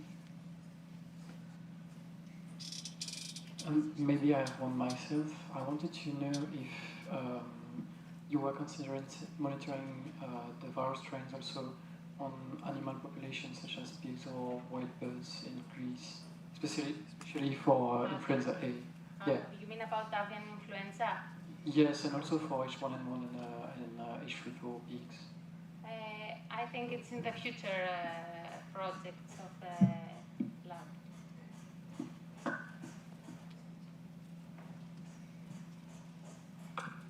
I would like to add something on that. As a reference lab, we are involved in the detection and characterization of avian influenza in humans. So this is one of the major tasks that we're supposed to do.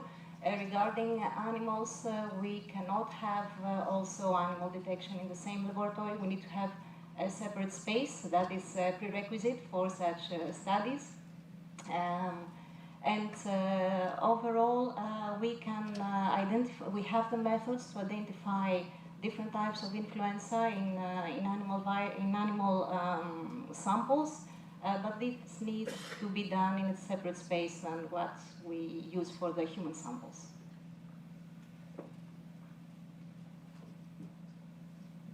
One more question. Which is the earliest period during the year that you should have all these data ready? Characterize the sequences, all the viral sequences, so that you could consult the vaccine designers and producers, so to incorporate this data on the next generation vaccine. The surveillance period is from the 40th week of the previous year until the 20th week of the year we are running.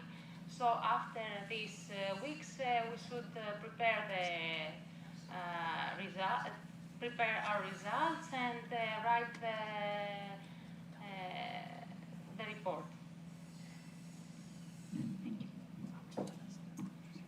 And one more question. Do you find the difference between strains that you find in the north or in the south of Greece? Usually there is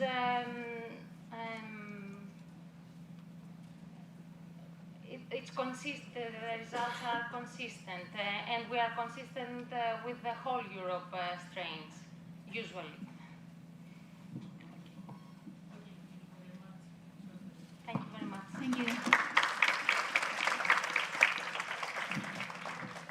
Our next speaker is George Bekoulis.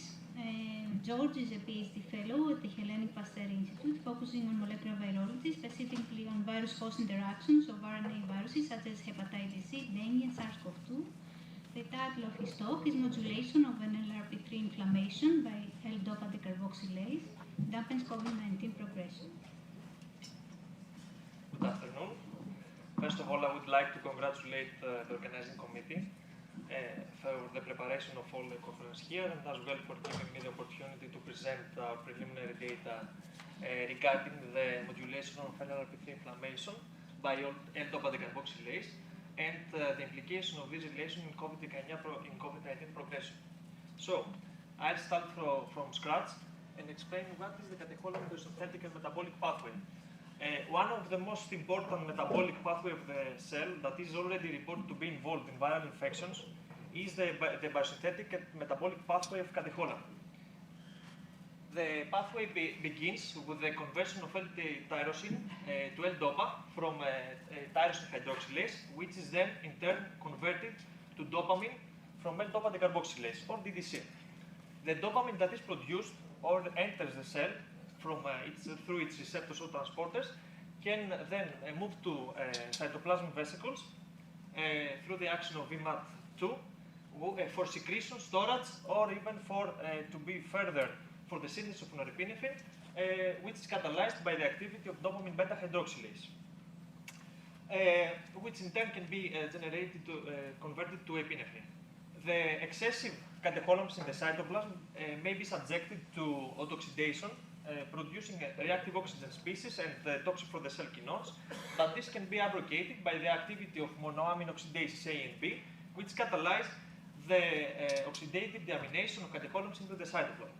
However, the protagonist of the presentation today is none other than L-dopa decarboxylase, or the DDC, which, as aforementioned, is the biosynthetic enzyme of dopamine.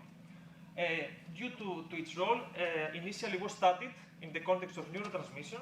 However, our research team also implicated here in pivotal cellular metabolic pathways, including apoptosis, cell proliferation, in peripheral tissues. Next, I'm going to speak about our recently published data regarding the association between DDC and SARS-CoV-2 pathogenesis.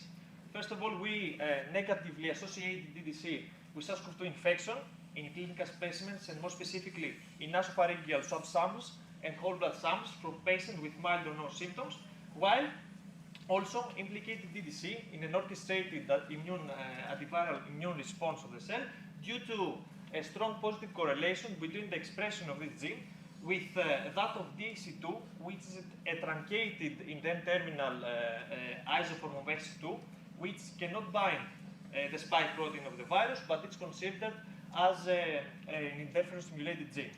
Additionally, by comparing the expression of this gene between a cohort which was consisted of patients with severe clinical manifestation of the disease to mild ones, DDC was indicated as a reliable biomarker of disease severity in both clinical specimens and in vitro culture cells, and as well, we also identified the generalized regulation of the biosynthesis and catabolism of dopamine in the same in vitro culture cells and in the same samples. In turn, when L-dopa and dopamine was exogenously applied, managed to, in infected VRE6 cells, managed to dampen the virus-induced cytopathic effect, highlighting their therapeutic value against viral infections. Now I'm going to proceed to the results section.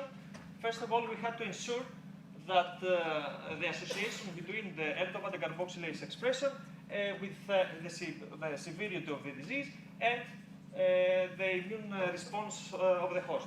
So we incorporated and quantified the expression of the gene in 3 different cohorts consisting of patients infected with different variants of the disease, the U1, Omicron, and Delta. And our results indicated that the expression of the disease was remarkably enhanced in the more severe, if we could say so, variants in the Wuhan and Delta, or maybe the variants that are able to cause a more severe disease than the Omicron one. And this alteration was independent to the variant. Afterwards, in the same patient samples, we also quantified the expression of DAC2 and IHC56 in order to be able to correlate the expression of DDC with the immune response of the cells in the patients. And as you can see here, we recognize the significantly negative correlation between the expression of both DDC and DAC2 and that of DDC with IHC56. In order to validate further the implication of DDC in the immune response of the host, we employed 2 different cell lines, the VRE6 cells and the growth cells, which is ovarian carcinoma cell. The main difference between the 2 cell lines is their ability to respond immunologically to viral pathogens. As it's already known that VRE6 cells have dysregulated their immune response, as they can express only interferon type lambda, while growth cells are well known for their robust immune response. And the results that are depicted here easily can lead us to suggest that indeed in the cell line that can respond, that the immune response is robust, we see an upregulation which is similar to what we have observed in the cases that had mild or no symptoms of the disease. So we proceed to our hypothesis. We hypothesize that maybe, as the severity of SARS-CoV-2 infection is related to the formation of the cytokine storm, which is mainly driven through the overactivation of some multi-protein complexes called inflammasomes. So we hypothesized, we suggested that maybe DDC or dopamine itself could affect these inflammasomes, these complexes, and through this could regulate the severity of the disease. Additionally, in the literature there were available data suggesting that dopamine itself in THP1 cells or monocytes or other monocytes could lead to the degradation of the NLRP3 component through acting on his receptors, through the DRD1 receptors and through autophagy, which further reinforced our hypothesis regarding the implication of the NLRP3 inflammasome with this negative association between DDC and SARS-CoV-2 progression.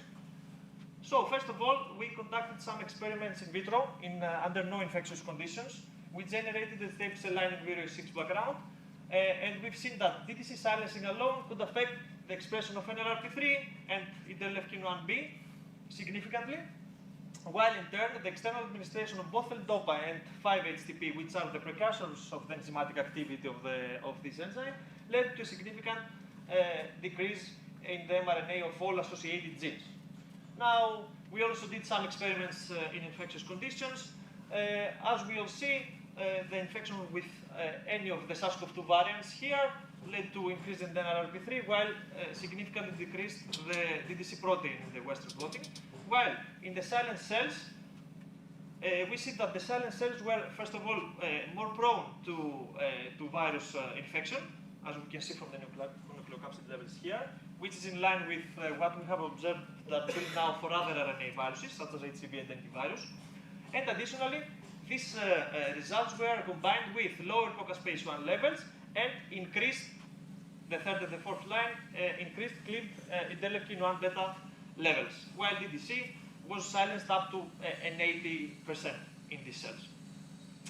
We further extended our research by studying this association, this relation between the L-DOPA decarboxylase and the NLRP3 inflammasome-related genes priming into the clinical specimens that I already talked about. As you can see here, we have the three patient cohorts that were consisted of patients with mild or no symptoms of the disease, while we also incorporated one extra patient cohort in which included patients that were hospitalized. In the three patient cohorts, to remind you, we have significantly increased levels of the DDC, and as we can see here, all elements of the NLRP3 inflammasome were increased, but up to an extent. While in the severe cohort, the levels of DDC were diminished, were approximately 0, while, as we can see here, all related genes were remarkably enhanced. On top of that, a negative strong correlation between the expression of DDC and all related inflammasome-related genes was identified. And finally, the same correlation was also found in the whole blood of hospitalized patients as well. Regarding these results, we're also expecting right now, because they are preliminary data, some characterization of the cytokine profile of the same patients, to be able to do some correlations either with the expression of the gene in the same patients or with the dopamine content in their serum. And additionally, we already did isolated extracellular vesicles from the same patients, and which underwent proteomic analysis, and now we wait to proceed with the analysis of these results. A brief summary. Also, I would like to mention that regarding the in vitro data, we also obtained some NLRP3 overexpression tagged with mCherry THP1 cells, and another THP1 cell line with ASC tagged with GFP, so we can be able to also study this by confocal microscopy. Thank you very much. I hope I was brief. Thank you very much.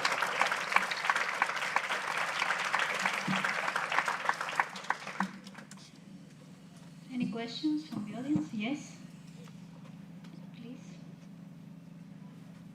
Constance? So, very nice talk, George. A couple of remarks and a few questions to both you and Nikki, like especially regarding NLRP3 inflammasome. Great data. Like you said, you could enhance or strengthen this data, but by immunofluorescence, especially to see what's going on with the assembly of NLRP3, intracellularly, of course. But what you could also be doing, because on the previous work we did with Nikki, she demonstrated that DDC is very much implicated or in a relation to autophagy. And the main way you stop NLRP3 is by degrading it through autophagy, okay? So maybe you should also look what's going on between NLRP3 degradation and autophagy in these patients as well. Yes, we already are about to do that, because as you mentioned, we have already shown the association of DDC with the autophagy, more specifically with the autophagic completion. Exactly. And in the literature, the data that supported the association of dopamine with the NLRP3 degradation, they showed that the blockage of autophagy through 3MA abrogated the effect of dopamine on the NLRP3. So it's the next step. Yeah. Thank you very much, Costa. Yes? Shall I ask something? You mentioned two opposite results between VROE6 line and the other one you mentioned. Is the NLRP3 inflammasome pathway the same in the two cell lines? Well, to be honest, in the group cell line is not already completed. The results are not already completed. However, even if we see that in the VROE6 cells we have diminished levels of DDC and the NLRP3 inflammasome are overexpressed, I think that they grow because in the cells we see a severe case. It's like a severe case of the progression is already progressed, the infection. So I think that the NLRP3 will be the same between the two cell lines, but I'm not so sure about yet. For what we know, there is difference in the innate response pathway between the two cell lines. That's the reason. Yes, but the severity will be they have severe infection in both cell lines. Yeah, sorry. Maybe it's a stupid question, but you said that the expression of DDC is down-regulated in SARS-CoV-2. So I assume that dopamine is also down. Yeah. There is some relation between SARS-CoV-2 and depression? Depression? There are reported cases, to be honest, and many neurological diseases as well have. We've seen many neurological diseases was exacerbated, and many others onset after the SARS-CoV-2 outbreak. So it's possible, and it's already reported. Okay, thank you.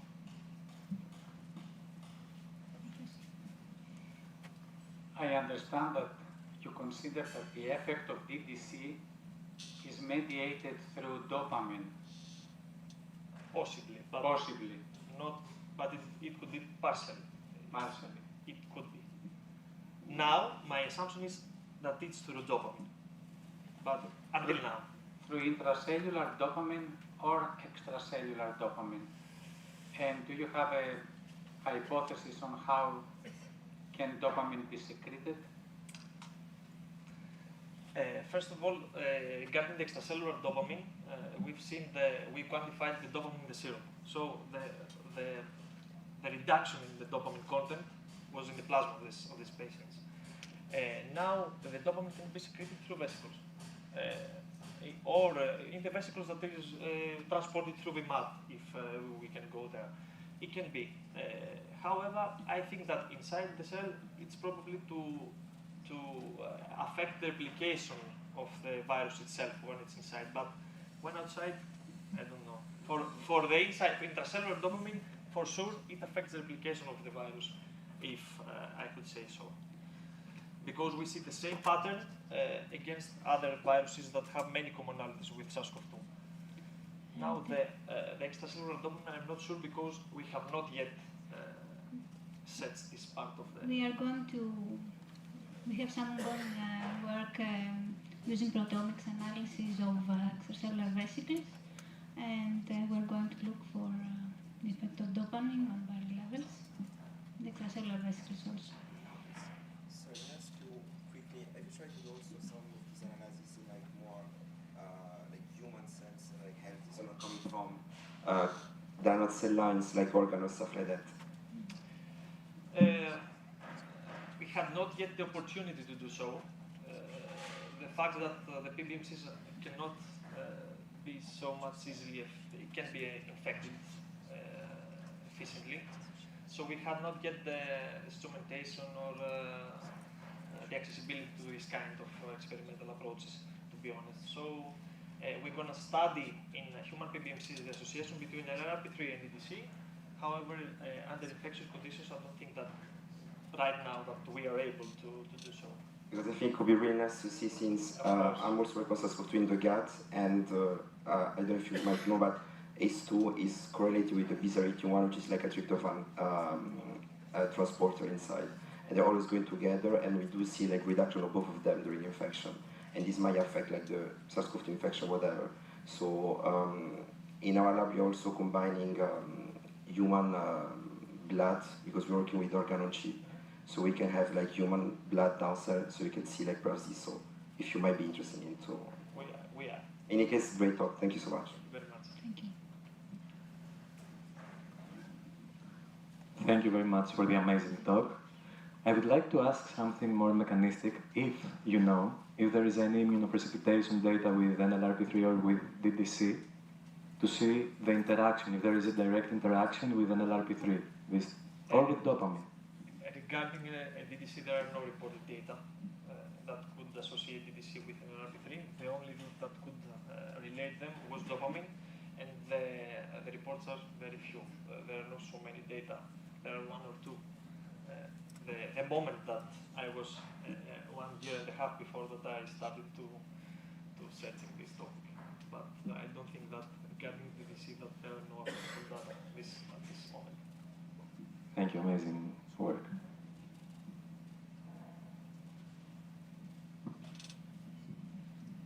So, if there are no other questions, thank you very much for your attendance.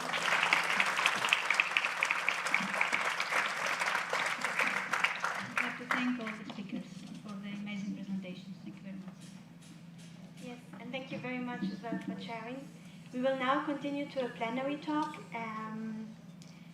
So please welcome the next moderator of this talk, Kostas Kambas. For setting up, we will need like 5 minutes, so it's now your time to go to the toilet and maybe get some water. And then I will proceed with introducing the chair and the speaker.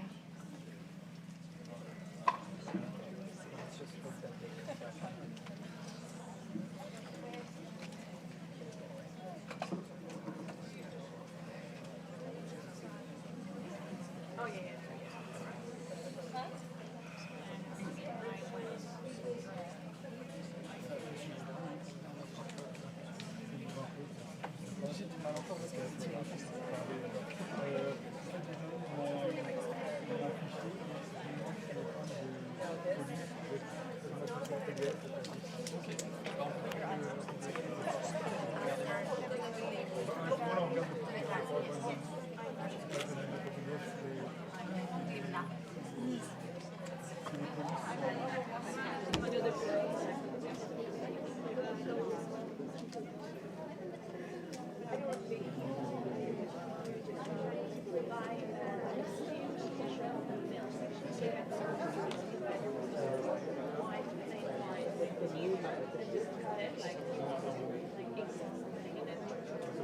Ok, super. Je vais dans la pause, on va lever ça. Dans quelques minutes, oui, oui, c'est bon. Maybe you can, if it's just not winning, you can maybe, just experience that.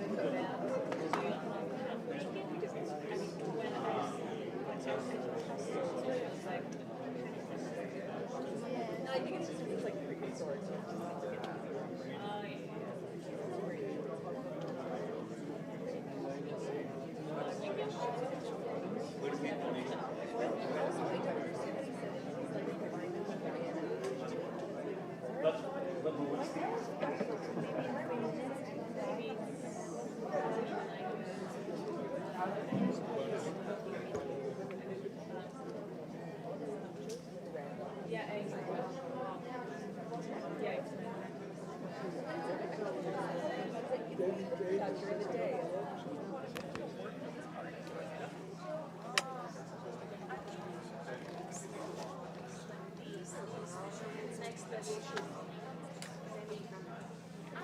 Shapes very correct time doing this side process.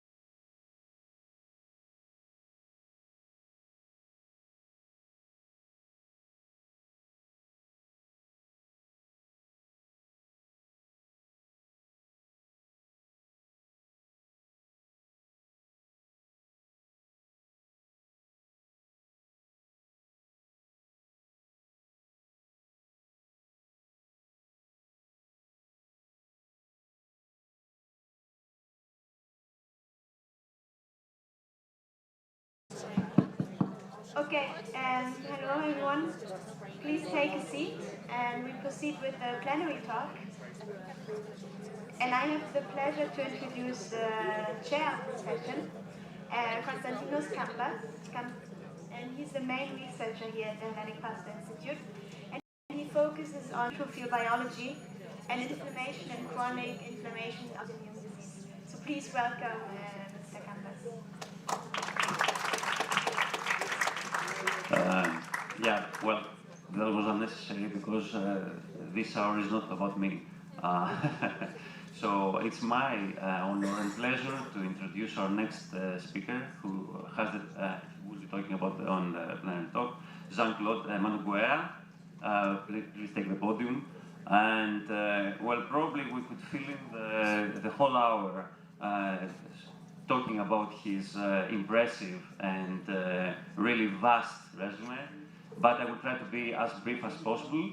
Jean-Claude Manguera is the research director and scientific advisor in virology and emerging infectious diseases, and a research director at Institute Pasteur.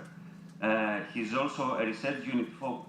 He's the head of a research unit focused on environment and infectious risks, which hosts a laboratory dedicated to the urgent response to biological threats, and the National Reference Center for Hantavirus at the Institute Pasteur.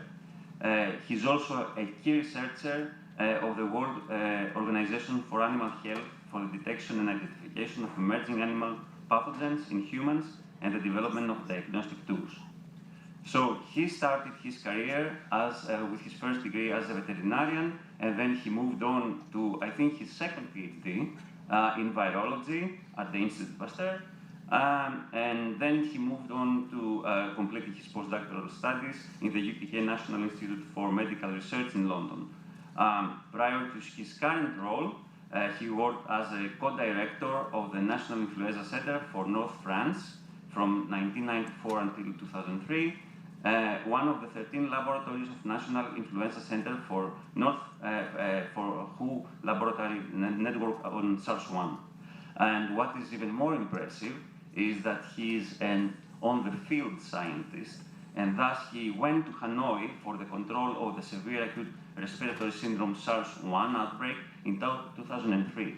Moreover, he has also participated in a number of other field missions, such as in Cambodia in 2004 for avian influenza, Sri Lanka in 2005 following the tsunami, Mexico for pandemic of H1N1 influenza, Saudi Arabia in 2013 for the Middle East respiratory syndrome, and more recently in Guinea-Conakry 2014 and Macenta 2015 for Ebola during the outset of the world's largest outbreak of Ebola virus. Jean-Claude has been sent to the main hospital in the Guinean capital of Conakry in April 2014, and subsequently to the French Red Cross Ebola Treatment Center in Macenta in January-February 2015.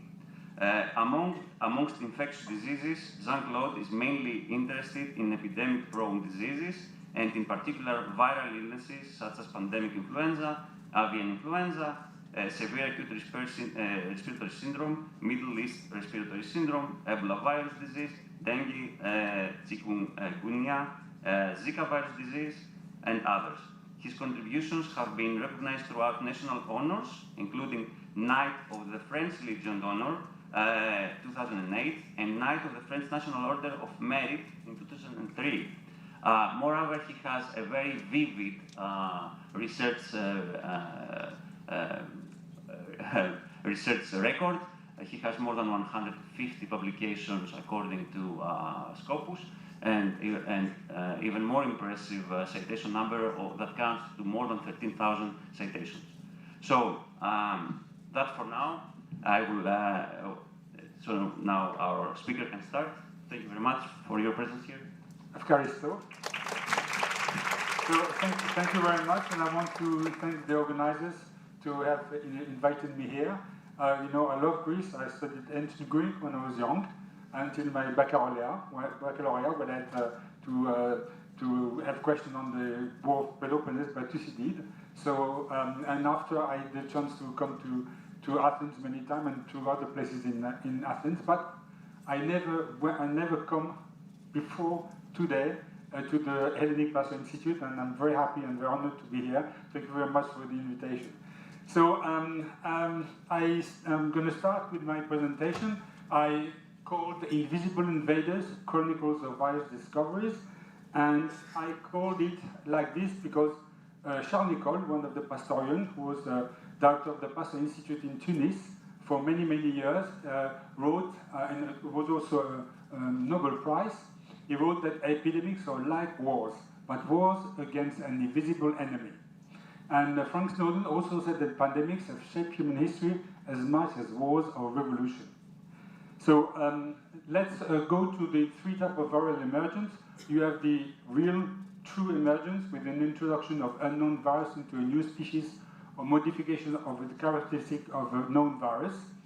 You have territorial emergence, and this is, as it says, you know, the geographic spread of the virus outside its original geographical area. And also we're going to see one example of that is the emergence of knowledge, which is the discovery of an unknown virus causing an already well-known disease. So some example of these emergencies. So the actual emergence is like severe acute respiratory syndrome 1 and 2, human immunodeficiency virus, and Ebola virus. For the territorial emergence, we can talk about measles virus in the Americas during the European invasion, and West Nile in 1999, who colonized the American continent, whereas West Nile was in the ancient world, in the western part of the ancient world, and Zika virus, who came out of Africa and went on towards the Pacific Islands and South and Central America.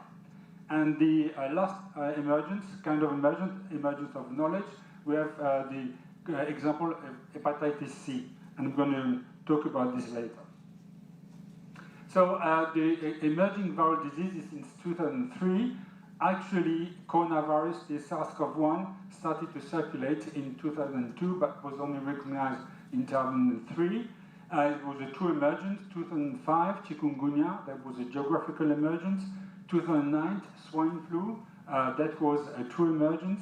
In 2012, the MERS coronavirus, the true emergence. Zika, that was a geographical and change in pathological profile. And 2013 avian influenza, H7 and 9, and of course 2019 COVID. So as you can see, emergence of different types has been occurring quite regularly in 20 years.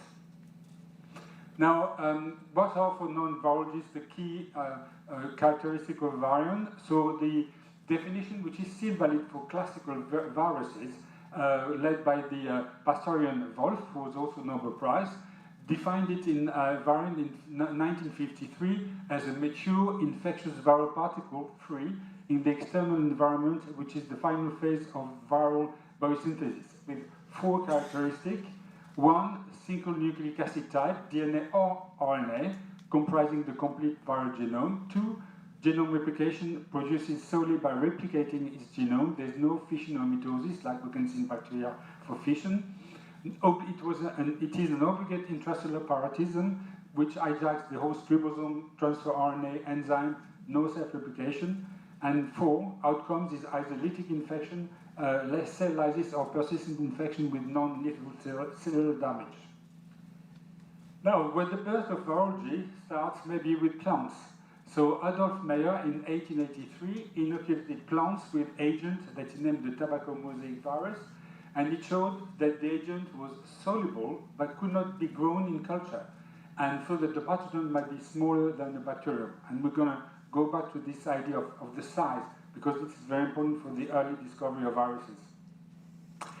The true birth of virology is attributed to Martinus Besonic in 1897.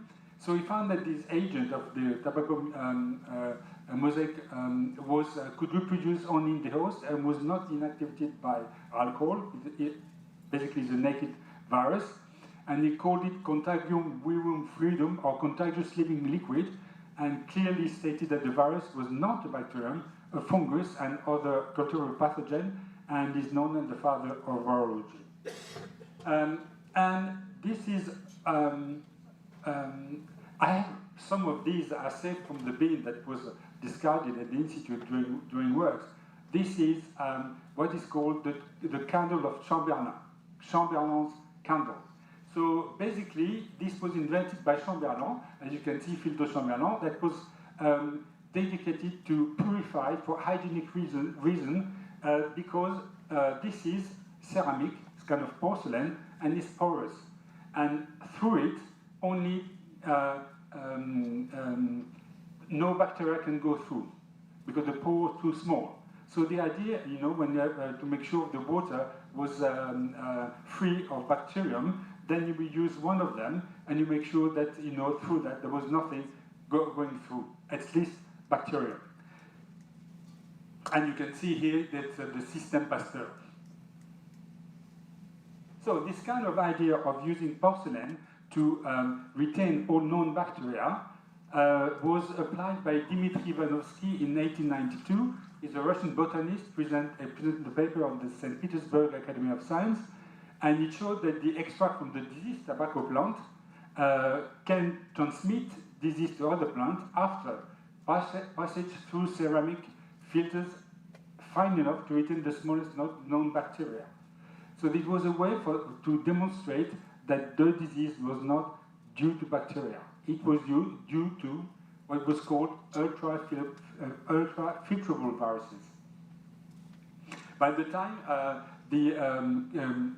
Ivanovsky himself, not the scientific community, fully realized the significance of the discovery. And the same was reproduced for animal viruses by Friedrich Scheffler and Frosch, working on foot and mouth disease virus. Now, I would like to dwell a bit on that one. This is the publication that was presented by Émile Roux. Émile Roux was the successor of Pasteur in Paris. He was many, many years the director of l'Institut Pasteur in Paris, and he presented the work of René Dujaric de la Rivière. This is him, and the presentation was done the 21st of October 1918. So that was before the end of the First World War. And then what he did, I'm not going to read you this in French, because that was in French, and I'm going to show you what he did. And at the time, you were ready to put your life at risk to prove your hypothesis. Don't do it now, huh? It's not ethical. So what did he do? So I'm going to summarize this in a different way. So what was this pandemic, which was just started the Spanish flu? It was a mystery. What happened? So the world was gripped by a deadly pandemic, and the cause was completely a mystery, and it was a race between scientists to discover the origin of this pandemic. So René Dujaric de la Rivière had a plan, a self-experiment. And what did he do? He injected 4 cubic centimeters of his filtrate under his skin himself. This is written this is in French, it's written in the publication. So, what was in that 4 cubic centimeter? Basically, step 1, he collected and drew blood from 4 severe patients of influenza. Listen to this, there were so severe cases, then 1 died. So he took this in total of 20 cubic centimeters, cultivate to show there was no bacteria in the laboratory, it was negative, and he passed this through this Chamberlain filter to remove all bacteria, and then he had injected himself with this. So what happened? So the sickness takes hold, and what he did is a diary of his disease. So first day, second day, no morbid symptom, absolutely normal. On the third day, started to look like influenza, abrupt onset of disease, intense persistent frontal headache, generalized pain, And then it carried on, day 5, unpleasant sensation, general indefinable malaise, and day 7, cardiac disturbances with precordial pains and radiating to the shoulder. And he noted this very carefully. So he was quite happy because he could show that, you know, it was not the bacteria causing the influenza. So his temperature reached 38.4 degrees Celsius, which is quite high, but not as high as it should be, because I think that the way of inoculation of influenza was not the natural route. So probably this attenuated the disease. So basically, he had a clinical self-portrait of intense frontal headache, generalized pains, marked aches in lower limb, pain in the masseter, insomnia, nightmare, and asthenia, and also chest pain. Now, he was not only wanting to show that it was not a bacterium, but a tracheostomal virus causing influenza, but he also wanted to check something else. So what he did, on the 10th day, when he was recovering, he took that time sputum from flu patient, and he filtered like I told you before, and this time spread it to his nose, his rhinopharynx and nostrils. So that was the normal route of influenza. And you know, imagine yourself putting the sputum of other people in your nose. He did it. So what happened? In fact, nothing. Nothing happened to him. And in fact, you know, the first time it was the first time he had a severe illness. Second time, normal route, nothing. So the conclusion he had. He also did some experiments with monkeys and 2 different kinds of monkeys, and he showed that they could reproduce the human disease with the filter. So the conclusion was that it is likely that this first inoculation conferred immunity to him and immunity against influenza. So this one case, and he said it's only one case, but maybe it started to be proof of the filterable virus theory, helping to clarify the pathologies of influenza. Now, at the same time, beginning of the 20th century, there was another killer somewhere in the world. That was the killer of thousands of workers at the building of the site of the Panama Canal. So let's go to the Panama Canal. So this is a canal, you know, unlike the Suez Canal. The Suez Canal is the longest canal without locks, and it goes from sea to one sea, always at sea level. The Panama Canal is not the same. It goes from the Atlantic Ocean to the Pacific Ocean through different levels. So to go to one place to another one, you have to use locks to go up and down, and they use also freshwater lakes. And you know what freshwater lakes can mean when it's warm. So the construction site of the Canal of Panama has to be stopped many times because of the number of deaths of workers there. The estimation is that between 5 to 20,000 workers died, and most of them died of an illness that was not known. So what is the reason of those deaths?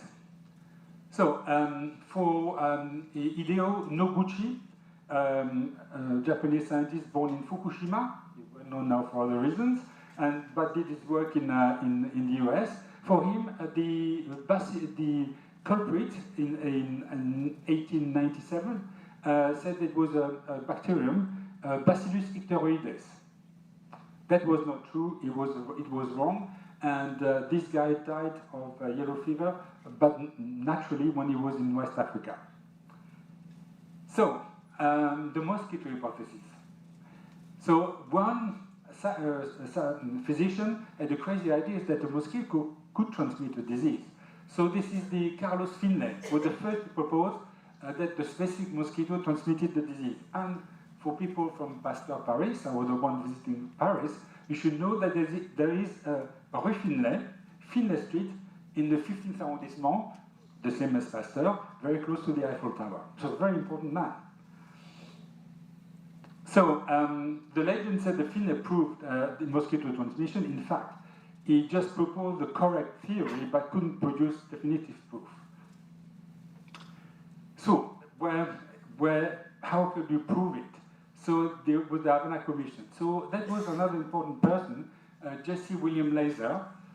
Laser was a member of the US Army Commission in Havana in 1900, and his work was to rear and also handle experimental mosquito colonies. He grew them, and he kept meticulous logs of mosquito bites and exposure.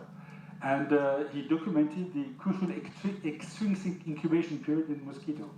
For those who are not virologists, you know the extrinsic incubation period is the time that you need between the blood meal infecting the mosquito until the mosquito himself is infected with the saliva.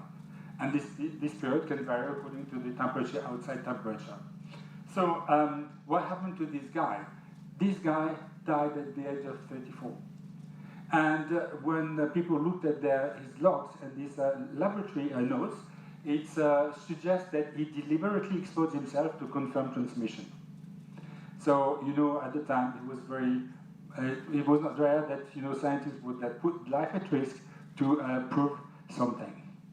And again, don't do this. So we knew that the mosquito now transmitted the disease, but what was it? Was it bacteria? So again, this is Walter Reed. Walter Reed, you know, take a blood sample from a sick patient, pass it through the filter, again to show it was not a bacterium, and enough to stop all bacteria, and then inject the clear, filtered fluid into a healthy volunteer. Don't ask me how to find the volunteer. Okay. It was not Walter Reed himself. And did the volunteer get sick? Yes. Yes. The cause was then smaller than known bacteria, and it was shown that it was a filterable agent, what we know as the virus now. So we should correct what he said, because people say that Walter Reed discovered the virus. No, Walter Reed and his team provide proof that it was a filterable virus. We had to wait 1927-28 for the isolation to be done. Now, from this, we go from the control, and then because of that, you know, after Finlay proposing mosquito hypothesis, the Reed Commission providing definitive proof of transmission, the isolation of the virus, and then in 1937, Max Tyler developed the 70D vaccine, and we're going to see how and why, how he did it a bit later. So, thanks to the elucidation of the role of mosquitoes, then the controlled mosquito saving lives allowed the completion of the Panama Canal. So the fight was not over, and people said that yellow fever was then eradicated. It's not true. The virus still persists in wild symbiotic cycle in Africa and South America, and not too long ago there were big outbreaks in Brazil. Now, the idea of using a system to try to isolate the virus, animals, for example, you know, were in the head of many people. And then, you know, the idea is what sample do you take? Blood, swabs, fluid, tissue, stool. According to the disease, you have to choose, and you have to put a good quality sample and in a quantity which is enough. Now, the idea was how can we isolate the virus? And, you know, they tried many species of virus. Of animals to see whether they were susceptible to influenza. So this is the publication of 1933 in the Lancet by Smith, Andrews, and Laidlaw, isolating the virus using an expected animal, the ferret.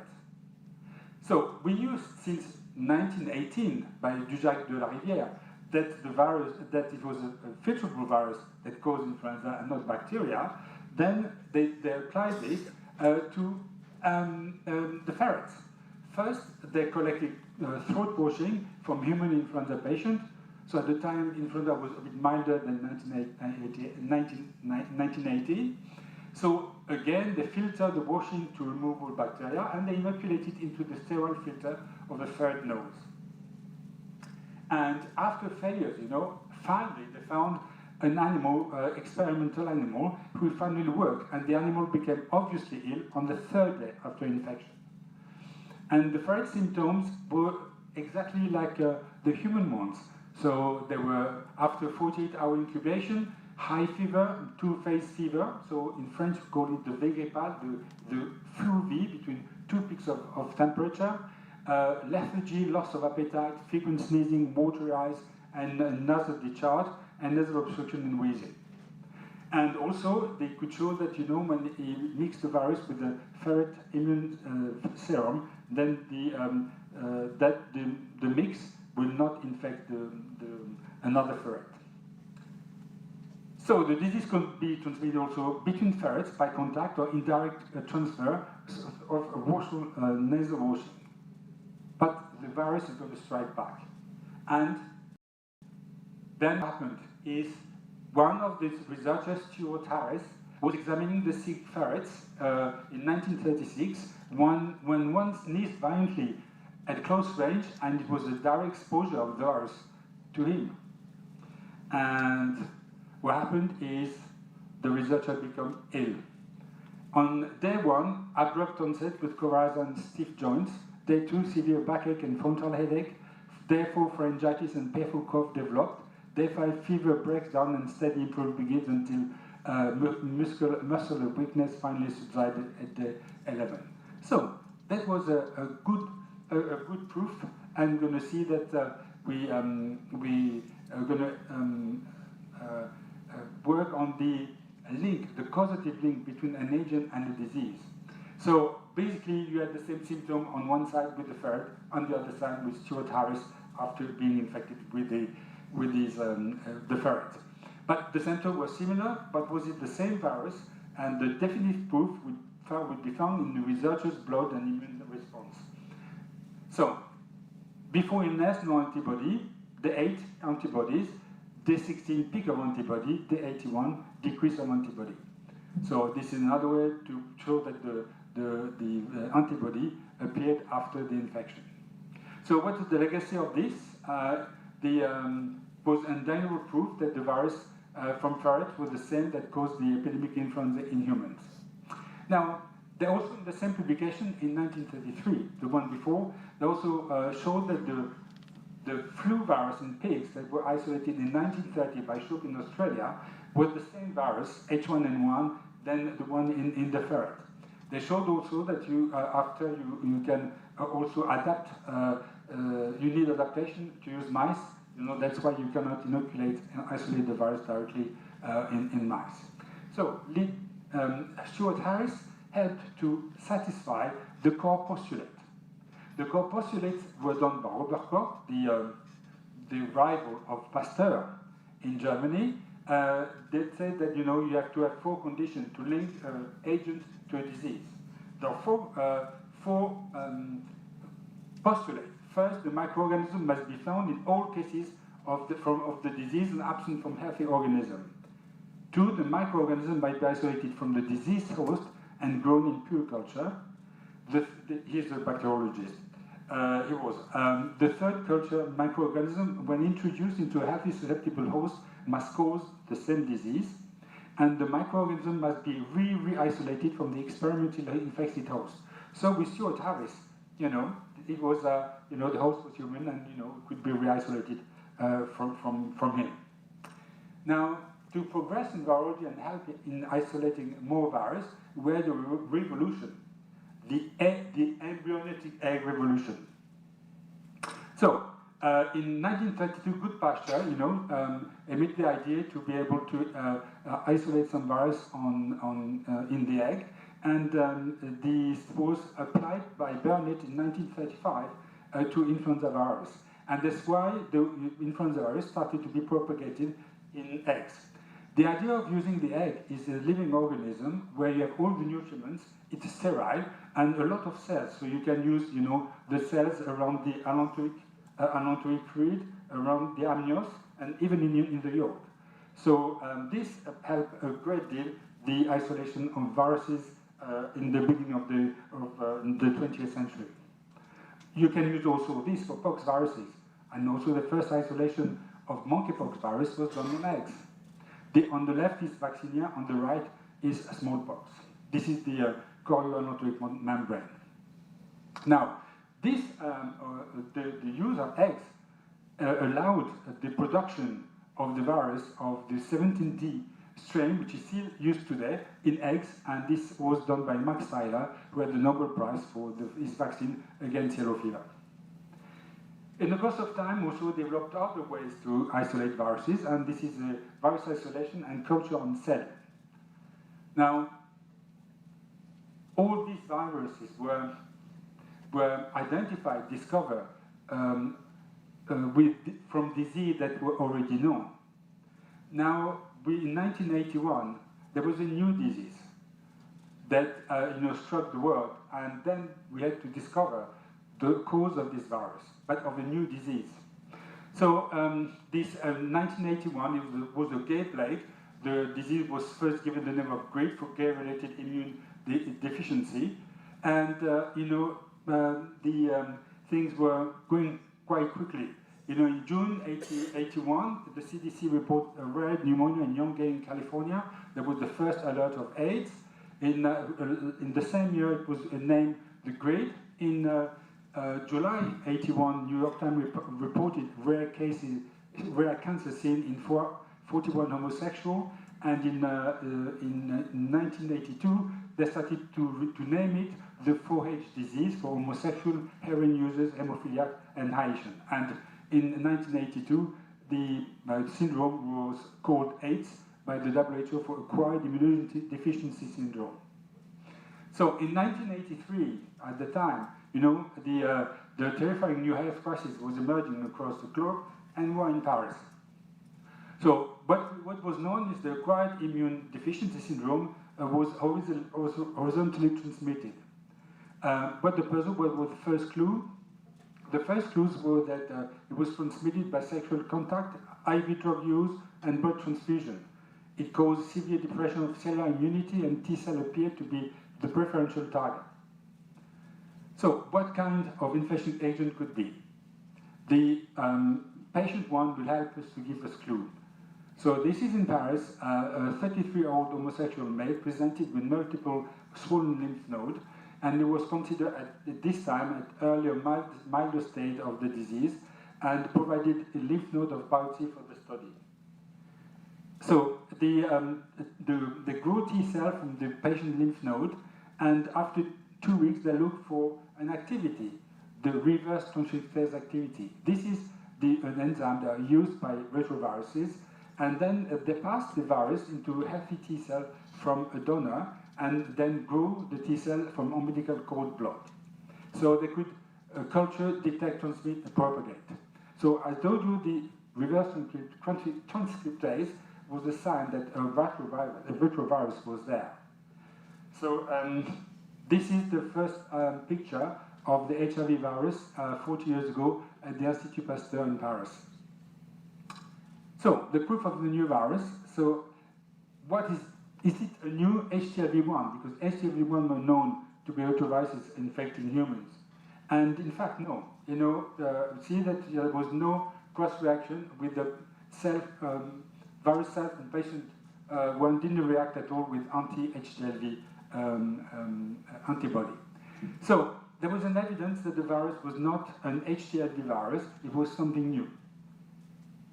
So the paper is quite cautious about the conclusion. It's a new retrovirus, distinct from HTLV. It's belonged to retrovirus family. It's transmitted horizontally, and maybe involved was not true then in AIDS. But the roles of this virus in the etiology of AIDS remains to be determined. And this work, gave the world the first step to fight the virus. So it took only 2 years between the disease being spotted in the article of the New York Times I talked to you about, to the paper in 1983 about the discovery of the virus. Now this led to the Nobel Prize of the Pasteur team, and the link between the virus and AIDS was confirmed by US researcher in 1984. Now, all these viruses could be cultivated, grown in cells. Now, there's one virus where it took us much longer to identify the virus. It was hepatitis C. This is a paper of 1975, describing non-A, non-B hepatitis. And they didn't know. But in this paper, they say it's a virus, probably an RNA virus, probably an envelope virus, and they couldn't prove it because this bloody virus didn't grow on cells. So, according to what happened between 1975 and 1989, any idea? A revolution? Another Nobel Prize? Maybe the PCR came. Yes, PCR. And so PCR was invented in the meantime. So this is the inventor is called Mullis. He was working at Cetus Corporation in 1983, and his task there was to reproduce small fragments of DNA. And his idea was like, what if I can invent something where you need a tube reagent and heat and do billions of DNA? And then he published his work with Seik and Ehrlich in 1985 for the diagnosis by PCR or sickle cell diagnosis. And apparently, he said it, that he gave credit to LSD as part of his creative breakthrough. Basically, he was off his head when he invented PCR. So, maybe some good of that drug to humanity. So, I'll go to towards the end of my talk, and I want to talk about a bit of my lab. My lab is called the Laboratory for Urgent Response to Biological Work, CIBU in French, and it was created at the 9/11/2002, just after a year on the attack in the US. And it was created by Institut Pasteur at the initiative of the Ministry of Health. And this mission was to respond 24/7 to microbiology emergency, outbreak, bioterrorism, dangerous pathogen, development of rapid diagnostic tool, and the identification of unknown pathogen to support the National Reference Center in case of crisis, and also do international responses. Resources at the time was 12 people, we're a bit more now, and a brand new BSL-3. And we worked directly with the French authority, but also a lot of our activity were with the WHO, especially of GORN, for the Global Outbreak Alert and Response Network. And since 2013, it's hosted by the unit I direct, is the Environment and Infectious Risk Unit.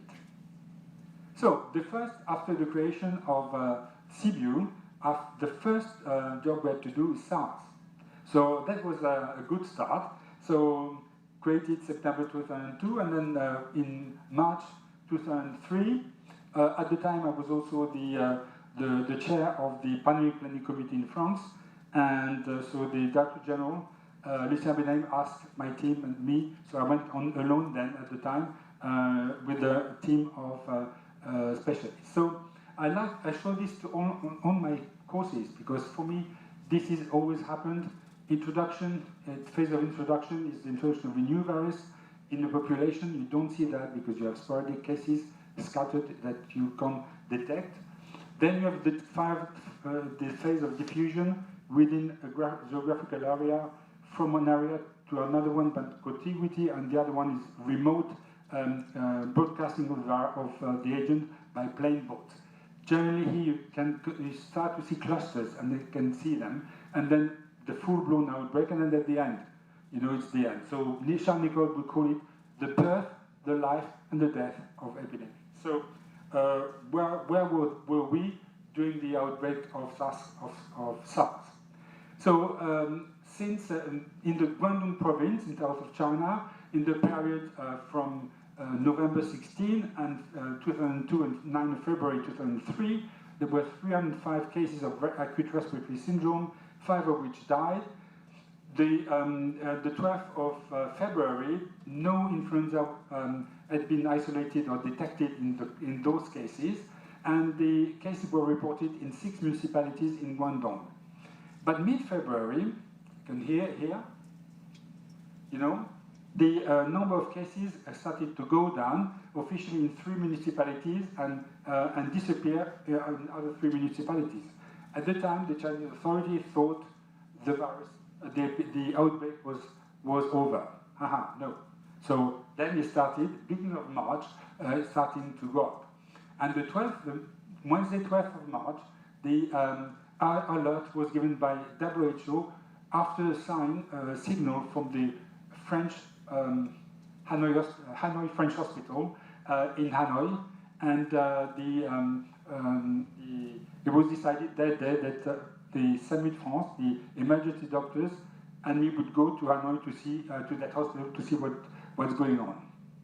So this is the first part of the team, the 6 people. So they are all nurses, specialized and anesthetic reanimator people, and me to the front of the hospital at the time. And I was very reassured that when I arrived there was a statue of Pasteur. So I said, "Oh God, I'm safe. You know, he's going to protect me." And you know, it was actually in the entrance of the hospital. So basically, the virus started to change at the end of the month of January, with the deletion of 29 nucleotides upstream of the on the end protein, and then you know there was some super contamination situation that in the first phase. But the globalization started in April. So this is the phase where we were. I showed you the color early on, with the phase of diffusion. That was just before the big outbreak. And in Hanoi, you get a guy, commercial person, who went from Hong Kong to Hanoi for business. So he started to be ill, and actually the only decent place at the time to go to be treated was the French hospital in Hanoi. So he went to the French hospital in Hanoi, but his state didn't improve. So he asked to be repatriated by plane to Hong Kong. But then the virus started to strike the staff of the hospital. And this is the number of cases in Vietnam, and all of these were in the hospital. And we arrived on the mission, you know, 3 days after the alert from WHO on the Saturday, 13th of March. That was the day of the first death in the hospital. The first, there were many after that. That you know, it was a nurse that was took care of that guy. And the end of mission, nearly when we went, there was no more cases in Hanoi because the Vietnamese authorities took the right, enforced very tough decision. So when we arrived there, the main thing was to have the colleagues, the staff of the hospital, and the first thing was to bring some respirator for intubated people because they didn't have enough. It was a very small hospital. And then I arrived also here with some cells, hoping to do something, some rapid tests for influenza to make sure it was not that. And because we were worried about the result that were given by the Chinese and other authorities. And but basically, I couldn't do much. I did some tests on sick people with influenza, but you know, it was all negative. I couldn't do anything more. So then the idea. So I show you to show you how I looked 20 years ago, and the idea was then I couldn't do much. So to study the virus, you need samples. So the idea is to collect samples from the hospital and send them to Pasteur in Paris.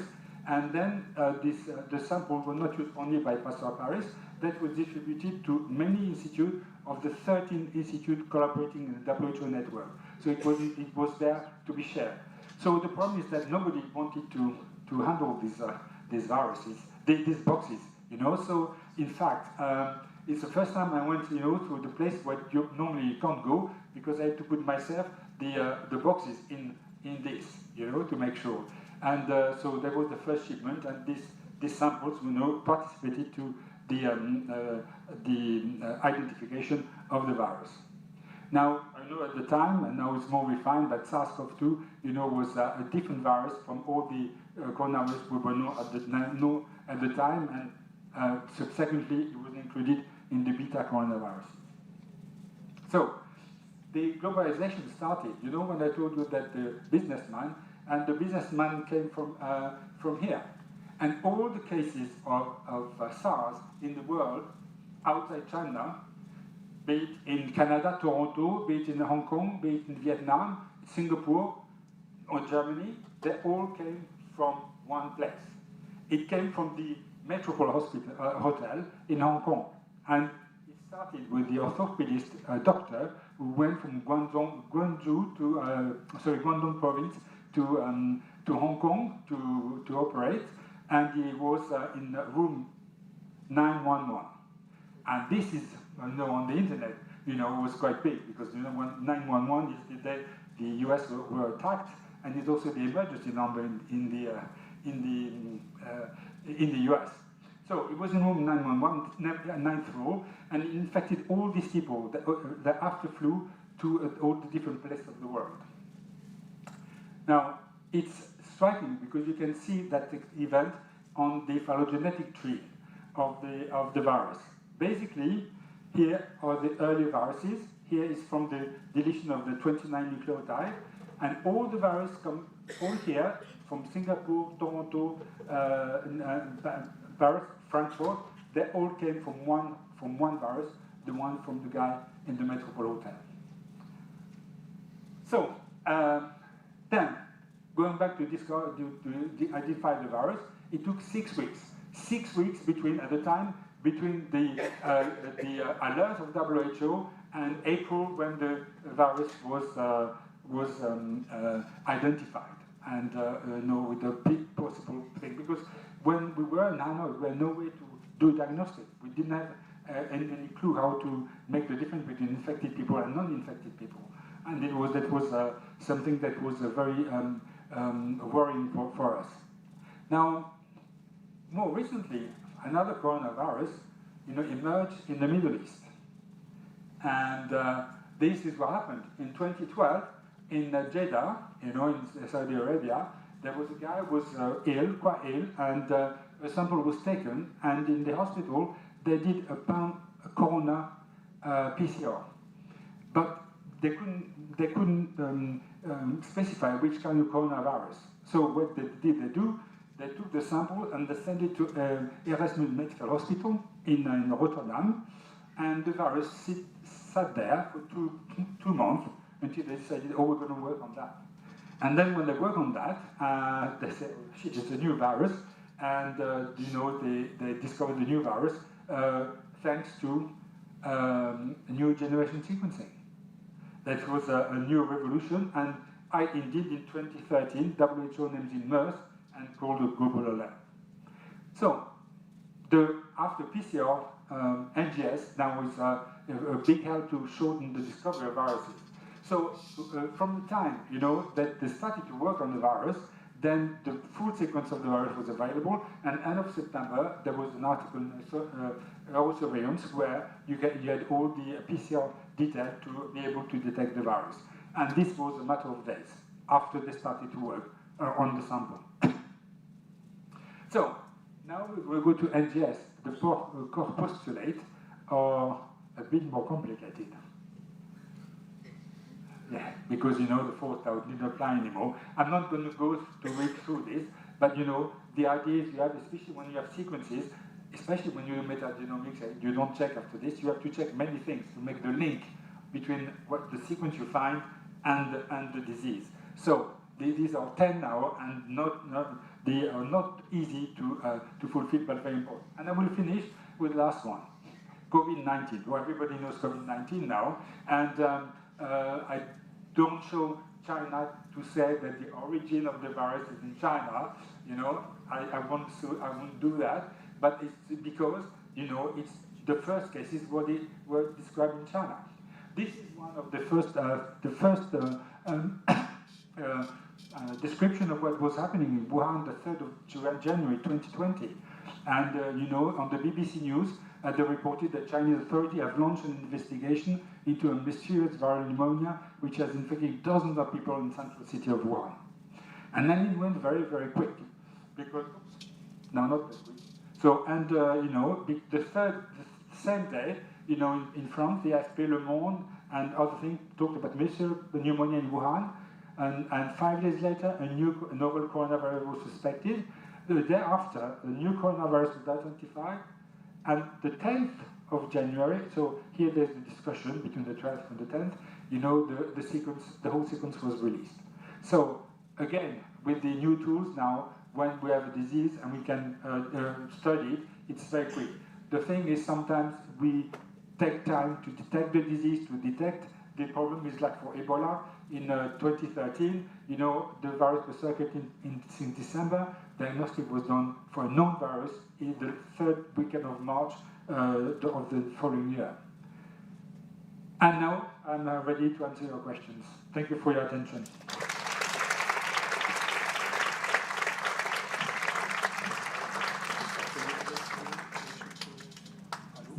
Thank you very much for the talk. A lot of things that a lot of us probably didn't even know, especially when you see them with your own eyes in the field. Anyone has any questions or remarks? Thank you for your presentation. I work with the human challenge infection model, so it was a little bit that I was feeling a bit guilty in the first slides because we're infecting people to look at immune responses, but it's in a controlled setting. But yeah, apart from this, it was very interesting because we're living now in a modern society where everything is interconnected and there are a lot of global challenges these days. For example, extreme like political crisis or like changes and also climate change that's affecting viral emerging infectious diseases. So what do you think is like very challenging global challenge right now for controlling emerging infectious diseases in viral world? So now, of course, nowadays we can use we can do clinical trials infecting people, you know, volunteer people. But in case, you know, in this case now there are ethical committees, and most of the time, maybe if you want to do with some viruses, you use mild strains like the Texas 91 for H1N1, for example, for flu. So you also take the precaution, and it's not it's ethically compatible. For me, the most important thing is as you say, things are global. Is multilateralism, is organization like the World Health Organization, but also the same for animal health, is that, you know, we have to work together and through this agency of the UN agency. As you know, not going into geopolitics, that this multilateralism and the organizations like the WHO will be underfunded because some of the founders have retracted themselves. So this is a big danger. The other thing is, you know, science is about facts, and sometimes facts don't please you, and sometimes, you know, you don't want to say that you have a virus in your country. It can be for animal disease for economical reasons. I've seen that many times. You know, when I was in the country and we were screening samples for the vet side along with the human ones. And all of a sudden we had positive in a very touristic area. Then they decided the sample we would receive. We had no information, so we couldn't spread the news. So, you know, it's that was for economical reason. So this is one thing, and also facts. You know, when it happens, and you can see how touchy is the research of the origin of COVID for some countries, because, you know, nobody is trying to find culprit or people responsible. It's just we want to know the facts and to understand so we can prevent the next one. So the main danger is lack of cooperation, the lack of trust in science, and for me that's a lot already to worry about. Well, thank you for an amazing talk and for the opportunity to sum up the whole virology history in 20, 30 slides. I cannot resist to ask two questions, if I may. First of all, do we have a much better idea now about where COVID came from? And secondly, how far away are we from the universal influenza, and for that same reason, COVID vaccines, instead of having to make new vaccines every year with the strains that evolve together? So for the first question, you know, I was vice chair of the scientific advisory group on the origin of COVID for WHO. we finished our mandate in last July. We published our independent assessment, and basically we don't know. We don't know, and we don't know because we lack evidence. We don't know because we're not giving access to information. We don't know because there are a lot of information given by national agencies of some countries saying that they know this or they know this, and when we ask them, okay, you know, can we have your data so we can analyze what you know, and what you say that we don't know. We know from the US, for example, you have many reports, the CIA, for example, and when we asked the Director General of WHO, asked that SAGO could access those files, and he said yes. And he's out of power, he didn't do it. So there was a lot of things that we had to fight, because people say, okay, so we know now because the FBI said that, or CIA said that, or the Chinese authority, you know, recently they said the case was closed, they published a white paper, and they said this is what happened from frozen food, and then full stop. So, but the thing is, what we know is that we have facts, and the facts we have, like the metagenomic done in Wuhan market, seafood market, you know, is an indication, is not the final proof. But first, it's an indication that first there was a lie, saying there was not these animals on the market, and second, you know, it goes in one direction. We have two or three things that, for example, the fact there are two different lineages at the beginning is not in favor of a lab leak, because then with only one lineage and not two independently appearing. But we need, for example, we asked to the Chinese authority to have access to the sample and the record of the first cases. I think there are 178 people that were infected very early, and we would like to have information on that. We don't.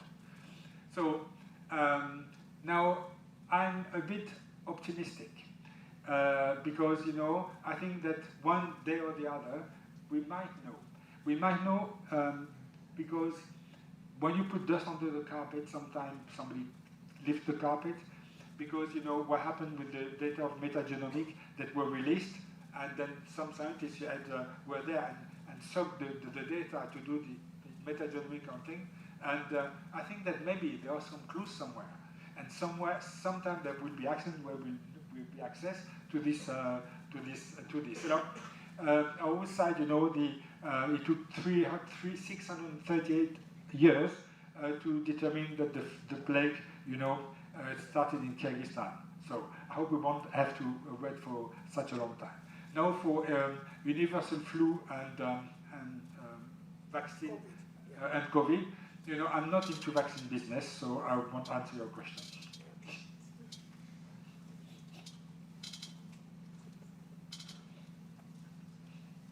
Thank you so much. I was wondering, are you sure that with all the new revolution we had in science, we can work on new virus quite fast? I have a lot of data compared to the past, but we still maybe lack the first parts of the recognition of the new disease, of the new virus. So do you have any suggestion of like any kind of plan that the scientific community can do, perhaps trying to identify quite faster the new viruses? So I think the problem is that the identification of the problem. I think in the lab we made tremendous progress thanks to some techniques, and because of that I showed you that we shortened very much the time between, you know, the discovery of the disease and the identification of the agent. Now what we lack is the detection of the signal, and we lose a lot of time, 2, 3, 4, 5, 6 months, and because of that, you know, the virus has the time to spread. Now, when we talk about HIV, the disease was recognized in 1981, but the introduction of the virus is probably at the early stage of 20th century.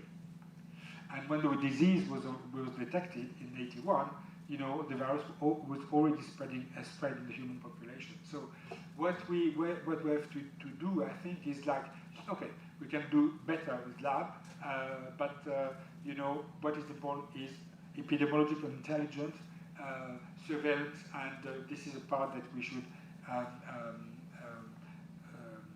better. and also through collaboration. We can, for example, there's a consortium from the EU for durable, and then we try to see, to work on serological tests is very difficult because at the beginning we have few cases, in a country, like happened with COVID, and the idea is like, if we have scattered cases in different areas of the EU, each country doesn't have enough to draw conclusion on a serological test. The idea, for example, is to have a protocol that would be similar to all the consortium, laboratory in the consortium, so we can pool the data to a statistical analysis. So there are things that we can improve to better diagnostic in the field and follow the population, and also quicken the detection.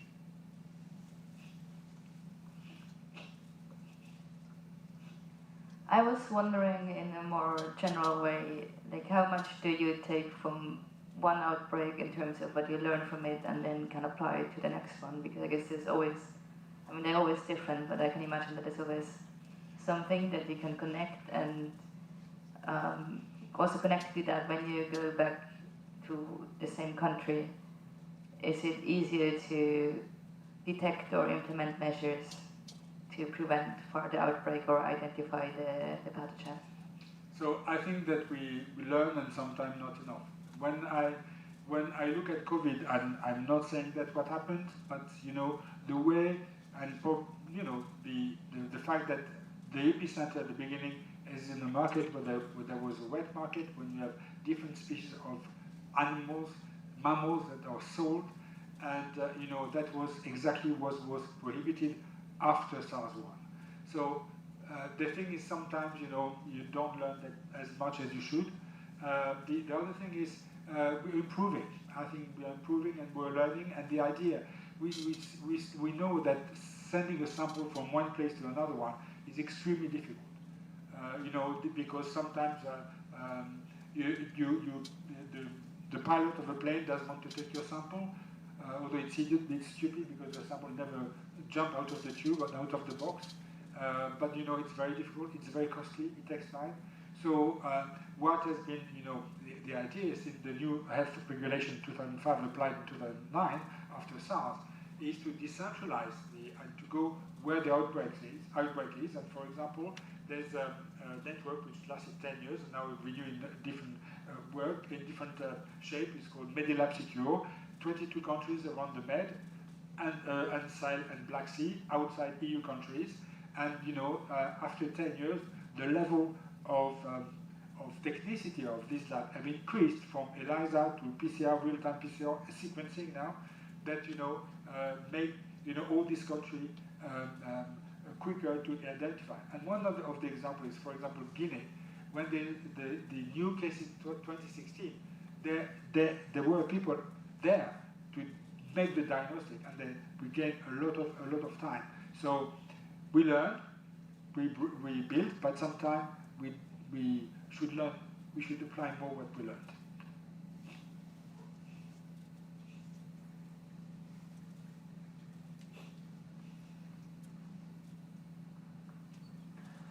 Is there a suspect that you think we should be watching for the next pandemic?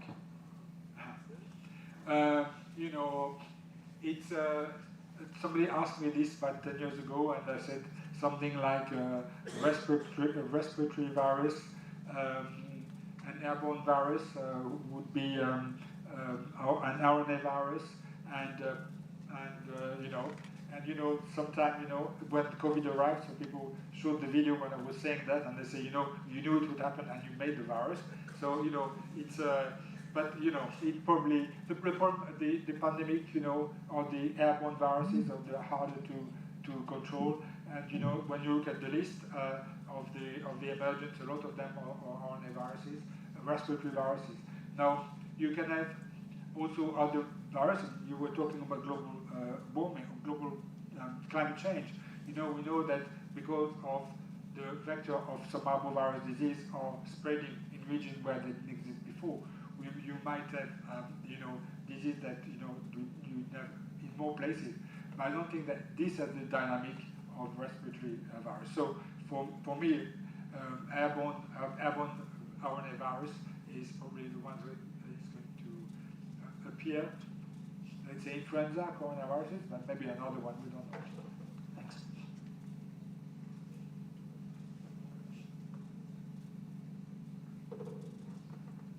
If we don't have any more questions, I guess we could finish the session. And if I'm not mistaken, there's a reception of the garden right now, correct? Yes, so everyone can go to the beautiful gardens that we have here at the Hellenic Pasteur Institute for the welcome drink. Thank you, everyone.